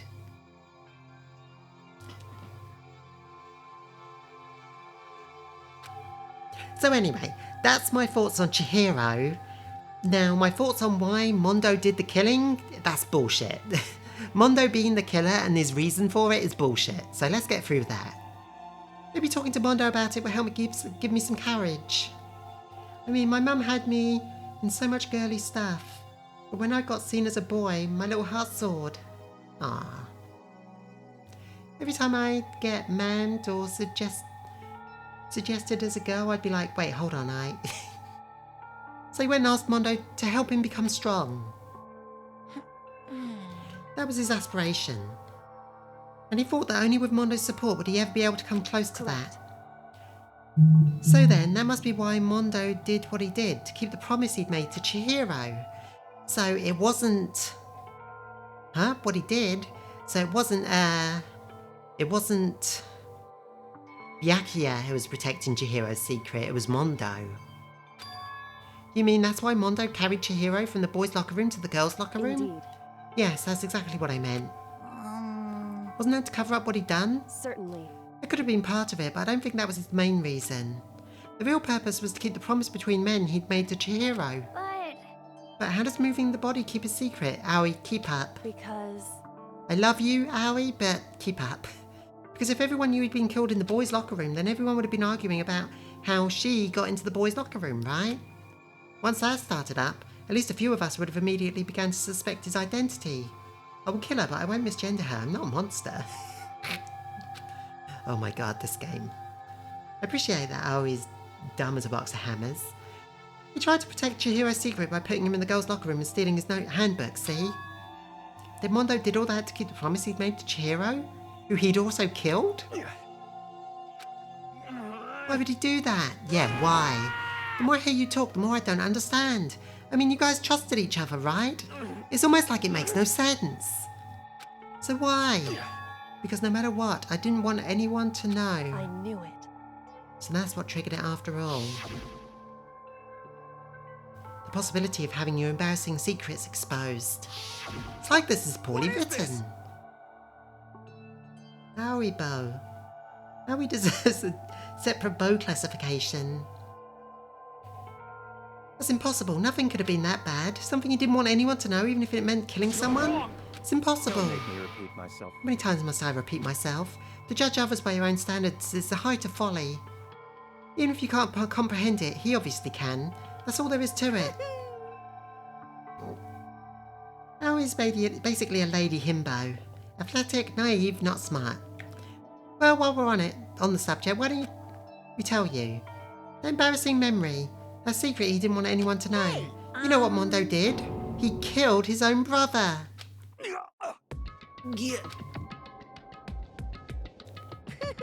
Mondo, the ultimate biker gang leader, makes all the hoodlums and riffraffs across the country tremble. But the only reason he had a chance to join a gang in the first place was because of a certain someone. Mondo's older brother was named Daya Owada. Diamondo. Diamonds, that's where their names were puns of. Mondo, as in Diamondo. Diamond. Mondo had nothing but respect for him. It was because of Daya that the Mondo even got a motorcycle. Mondo's brother was... Look at this driving. Mondo's brother was his only family growing up. He was the only one Mondo could trust or respect. He wanted to measure up to his big brother, so he imitated him in everything he did. Mondo was the epitome of the starry-eyed kid brother. Meanwhile, the charismatic older brother had put together a local motorcycle gang, and before anyone knew it, it had grown into the biggest biker gang in the country. Daya, the older brother, number one in the gang, and his number two, his younger brother Mondo. In the beginning, everything was peaches and gravy. Ugh. When Mondo started to think about how he would have to take over the gang from his brother someday, his brother's greatness, his reputation began to gnaw on Mondo's very soul. The kid's gonna take over from Daya, huh? Daya created this gang with his bare hands. Mondo's just along for the ride. Can someone like that really be our leader? All they'll do is make the gang look bad. Almost every day, Mondo heard the gossip and whispers of the other gang members, which is why... I gotta get stronger. Stronger than Daya. Once, just one time. No matter what, I gotta win. Don't fuck with me. I don't care what it takes. I gotta come out on top. And on the night of his amazing brother's retirement ceremony, Mondo challenged him to a street race. But during the race, tragedy struck. The kid brother pushed ahead with reckless abandon, eager for victory, and dashed into oncoming traffic. But suddenly... pulled a Rose from Star Wars. Crazy Diamond, as in shine on, you crazy diamond? Yep. Definitely a reference to that. That's not a tragedy, that's a bus. Laying in his kid brother's arms, the older brother delivered his final words. My bad, kid. I fucked up. Sorry. Put that on his tombstone. Of course he knew it was his brother's fault, but Daya never blamed him for what happened. Hey kid, the rest is up to you. No matter what, you've got to keep the gang together. Suddenly his brother got isekai'd. Because it's the team, you and me, put together. It's a promise between men. He decided to hide the truth of what happened from everyone else in the gang, in order to keep the gang together, and keep the promise to his brother. He could never admit to anyone that it was his own weakness that had caused the accident, and as a result... the team was made even stronger, under the banner of the kid who'd bested his big brother. Daya was going to lose to his kid brother, so he got stupid and got himself killed. That became the explanation for what happened. Mondo's lie became the truth. He wanted to lead the team so bad, he was willing to tell all kinds of lies about his brother. I just... I'm strong. Strong, strong, strong, strong, strong, strong. And yet, as soon as our killing game began, he realised no matter how tough he pretended to be, he was just another weakling that could die in an instant. And then the hateful Monokuma announced the revealing of the embarrassing secrets. At that point, it was clear I would have no problem shedding light on his secret. Mondo killed his own brother. No matter what, I couldn't let the other gang members find out. If that happened, everything would have been ruined. Everything me and my brother had worked to create would have been destroyed. His death, all the guilt I'd been carrying around, it all would have been for nothing. So that's why I... Mondo. After I saw what Monokuma had on me, my head filled up with a kind of fuzzy uneasiness. It just started swirling around. Toxic masculinity is the murderer. I'd never felt anything like it before. I didn't know what to do about it. I wasn't sure what to think or say, but after a while that fuzzy uneasiness turned itself into a rock-hard lump of anxiety way down in my stomach. And it was right around then that Chihiro asked me to start working out with him. And right there, he told me a secret. Seriously? Jesus.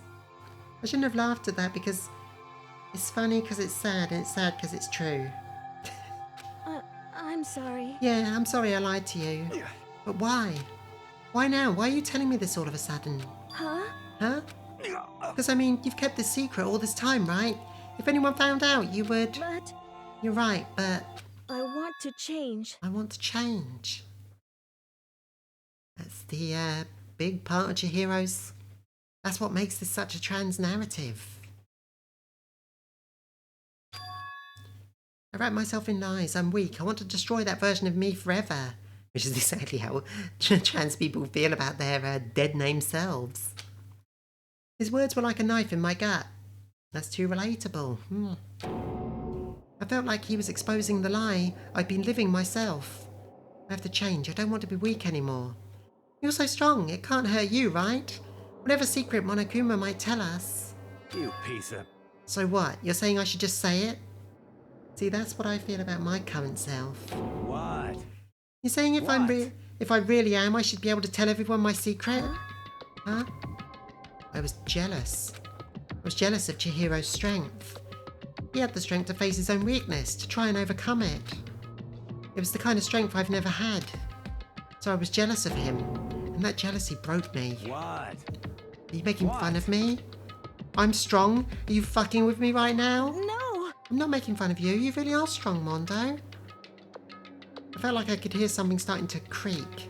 Something inside my head. What did he want me to do? What was I supposed to do? Was I supposed to just sit back and let my secret get revealed and ruin everything? What's wrong? What's wrong? Damn you! Why did you have to tell me all of that? Are you trying to rub my failure in my face? I just wanted to...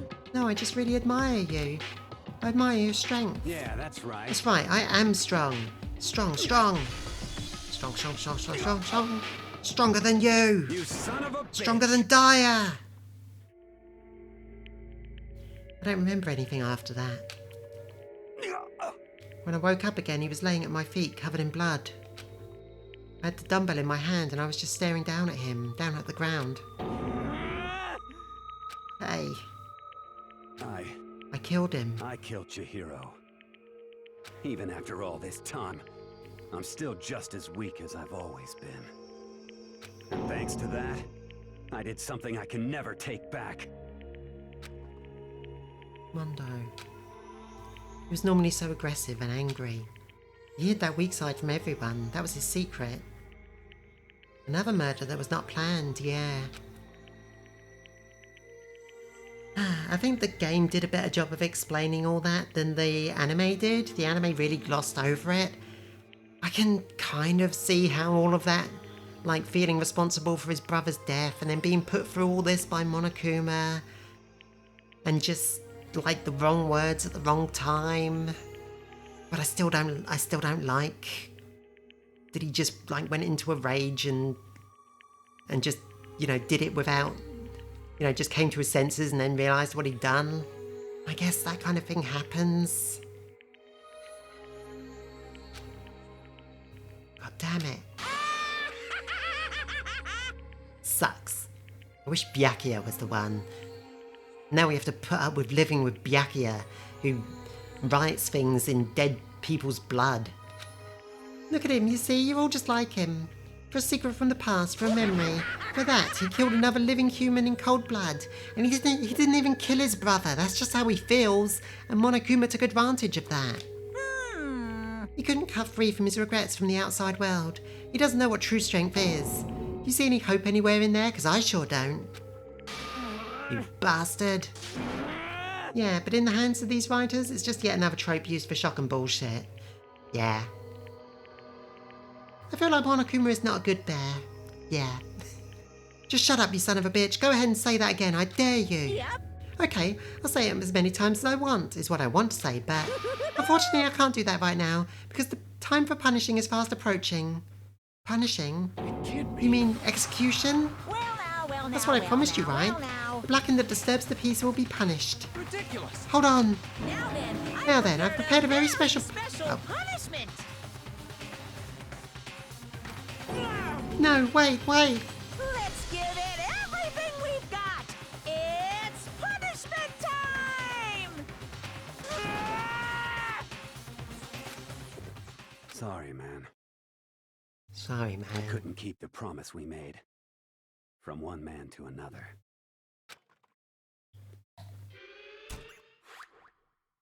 Is he going to be quartered by motorbikes? Close. This one isn't as, That first one is the most brutal and exploitative, I think. Maybe? Your mileage may vary. This one isn't too bad.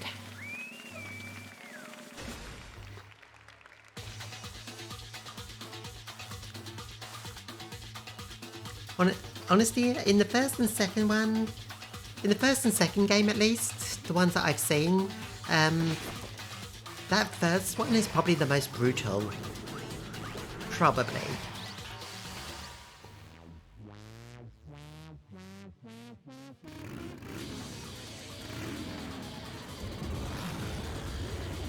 Lead off with the worst one to hook people, or to turn them off.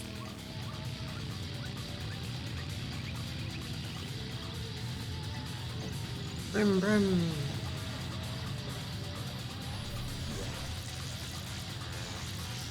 I'm just disappointed that we lost Mondo so soon. I liked his no bullshit call out fuckery attitude. So it's a real shame that it ended up this way. But at least we got Byakuya, right? You've all still got Byakuya. I like honourable delinquent characters, yeah. Yeah, me too. Mondo Butter. So, yeah, he got, what's the word?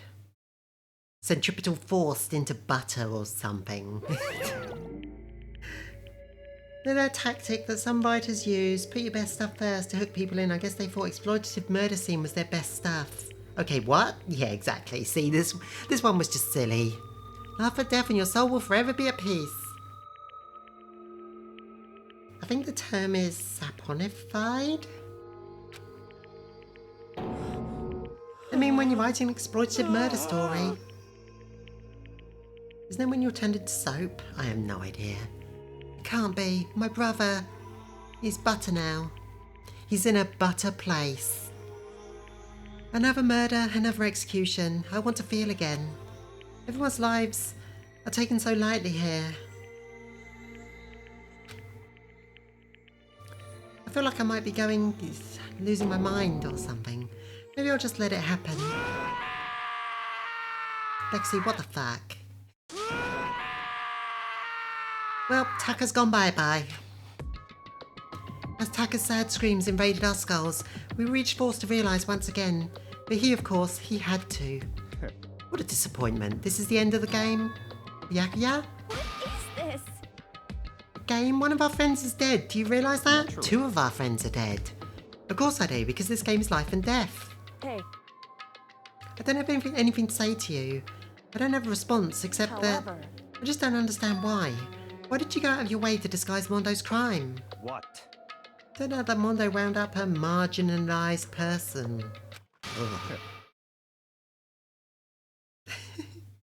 You're gonna kill me with these puns. Spread them out, please. Oh my god. Isn't it obvious? Because it made things more interesting. Yeah, that's not an answer. His voice was calm, emotionless, like the voice of death. It chilled me to the bone. Fuck off, Byakuya! That makes no sense! Last night when the murder took place, I was in the library as usual. So you ignored the nighttime rule too. That rule never mattered to me. I don't recall agreeing to it. There is nothing to be But I don't particularly care. Please continue.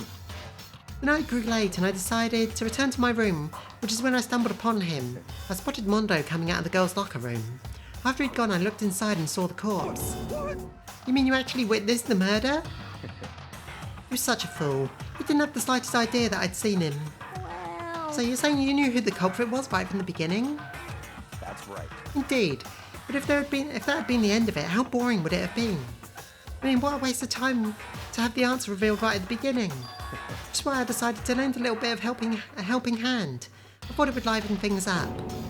You did all of that to liven things up? I see. So after hearing about Candle Jack, you put yourself in a position to get killed by moving the suspicion to an innocent? Yep. Byakuya, not smart. About hearing Jack from Toko, you decided to use that to create a fake murder scene? But damn, man, if we haven't figured it out who'd really done it, you'd be dead too, right? Well, obviously, I would have revealed the truth before it reached that point. Yes, but we might not have believed you. You fuck. Well, innocent of this murder. She's killed other people. No, you never know. Maybe those other guys deserved it. Byakuya turned and looked me in the eye. I could feel his sharp eyes piercing me. No, I don't really believe that, but... And why would anyone believe you at that point, motherfucker? Yeah, exactly. He's so confident in his ability to win debates. He thinks he can just, like, argue everyone onto his side. Thanks to a certain remarkable someone, it never did. And I was able to perform an interesting experiment. Oh, so he was also testing us, maybe. Interesting. Once I do decide to become the Blackened, I now know who I'll have to watch out for. What? Correct. So that was your reason. You satisfied? No. Well, we're done listening to your story. Moving on. Hey. There's something I'd like to ask Monokuma. What's this? Oh, I'm up next. You like to perform these elaborate executions each time, correct? My question is why? Do you like them? But you know, this punishment, this despair, it's not just for you. All this punishment, all this despair is my gift to mankind itself. What? You're over-exaggerating. I am not over-exaggerating. These punishments are meant to transform all hope into despair. What do you mean? Mean? Mean? Mean? What the heck? Mean. Thank you. Good grief, I don't understand why you have to pick every stupid little thing apart. Whatever, it doesn't matter. In the end, I'm going to stand alone as the victor, and then everything will be revealed to me. Ah, the noble son of a noble family. Truly, you understand me. I think this is the start of a terrifying friendship. That's enough. Shut up. I would never stoop to the level of a childish criminal like you. Let me just say this. After I've achieved complete victory, you're up next. I'm going to find you and kill you, understand? In the name of my family. In the name of the Tokami family, for which victory is a foregone conclusion. You're getting all riled up. Oh, so cool. It's like you're the main character of a video game or something. No trash mob for you. I swear, whatever it takes, I will kill you. Temper. Sounds like someone needs a nap. Fuck off, Byakuya. You have no high ground to call others childish. Yeah, right. Byakuya's pretty much as bad as Monokuma.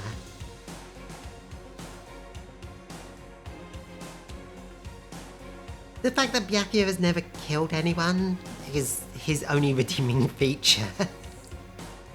Monokuma's laughter pealed across the courtroom. And the curtain closed on the case of Chihiro and Mondo, but I knew that wasn't the end. The killing games would still continue because the mastermind wouldn't let it end. For those of us who were still alive, our worst fear and despair kept on multiplying. It was the kind of despair that felt like a blind puppy in hell had more of a future than us. So far. Byakuya still seems like the only person who recognises the situation they're in. I think Kyoko. Unless you are spoiling stuff. All of our courage, our effort, our friendship, it felt like it amounted to nothing at all. It was the worst kind of despair. Well, anyway, like I was saying, this is a pretty good spot. Yeah, a really good I spot. think Sakura tends to understand what's going on. Who else? Definitely not Hiro, definitely not Aoi, definitely not Taka. None of them have a clue what's going on at any point. Miyako would act like this, even if this were about who gets the final cookie from a package or something. Anyway, isn't it amazing how that girl went and killed someone before things even had a chance to get boring? How that girl went and killed someone. How that girl went and killed... Once things really get moving, it'll be like a roller coaster. There won't be any stopping it. Fear and despair charge forward at a speed nothing can hope to match. But I must admit, I'm disappointed. I went to all the pain and effort of making you part of the group, and you couldn't play your part. You do remember you were supposed to make the first move, right? Oh, reveals. Well, no biggie. Nothing we can do about it now, so just do your best to make things more exciting from now on, okay? After all, that's what everyone wants to see. The 16? Ooh. There's one thing I'd like to ask you. As long as you don't want to know my measurements, fire away. Who is it? The 16th high school student, I mean. Apparently not. But they are asking. So who's this? Who's this mysterious one in the shadows then? If it's not one of the 16, then one of the 15? My. If it's not the You 16. really took me by surprise there. I know I said you could ask anything, but... Super denied, ultra denied, demonic denied. Because you see, that's my ace in the hole. And nobody'd be dumb enough to reveal that, right? No matter how close they were to their friends. Okie dokie. Chapter 2, Boy's Life of Despair End. And, why did you put that poor ace in a hole? 10 students left. Okay, to be continued. Okay, I'm overdue to stop, so hopefully it's going to let me save. Got the crazy diamond present. Do you want to save the data? Yes, perfect place to stop. Okay. You're welcome, Zenith. Thanks for coming. So that's it for today. That's chapter 2 down. Wow, that was a problematic one, wasn't it? That one had a lot of problems. Had transphobia, had pluralphobia.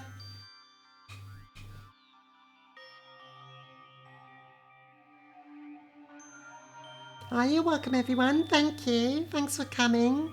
Despite the game being toxic and trash, it was still a good time. Yeah, we have fun calling it out. We have fun ranting at it. At least that's the last of the transphobia. Yeah, I think it is. I think so. Not the last of the pluralphobia, because Toko is sticking around. Although I do like, apart from the fact that she's a killer, I do like Jill more than Toko. As I said earlier, the goal is the game of angrily solving a mystery. Okay, so who should we raid into? Looks like Squid Punk isn't online. I guess we'll do Aribans, because Aribans has raided me a few times. Raid Aribans. Okay.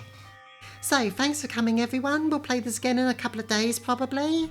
So until I see you again, be safe and be well everyone. Bye! Bye bye! Be safe, I'm gonna go eat my dinner.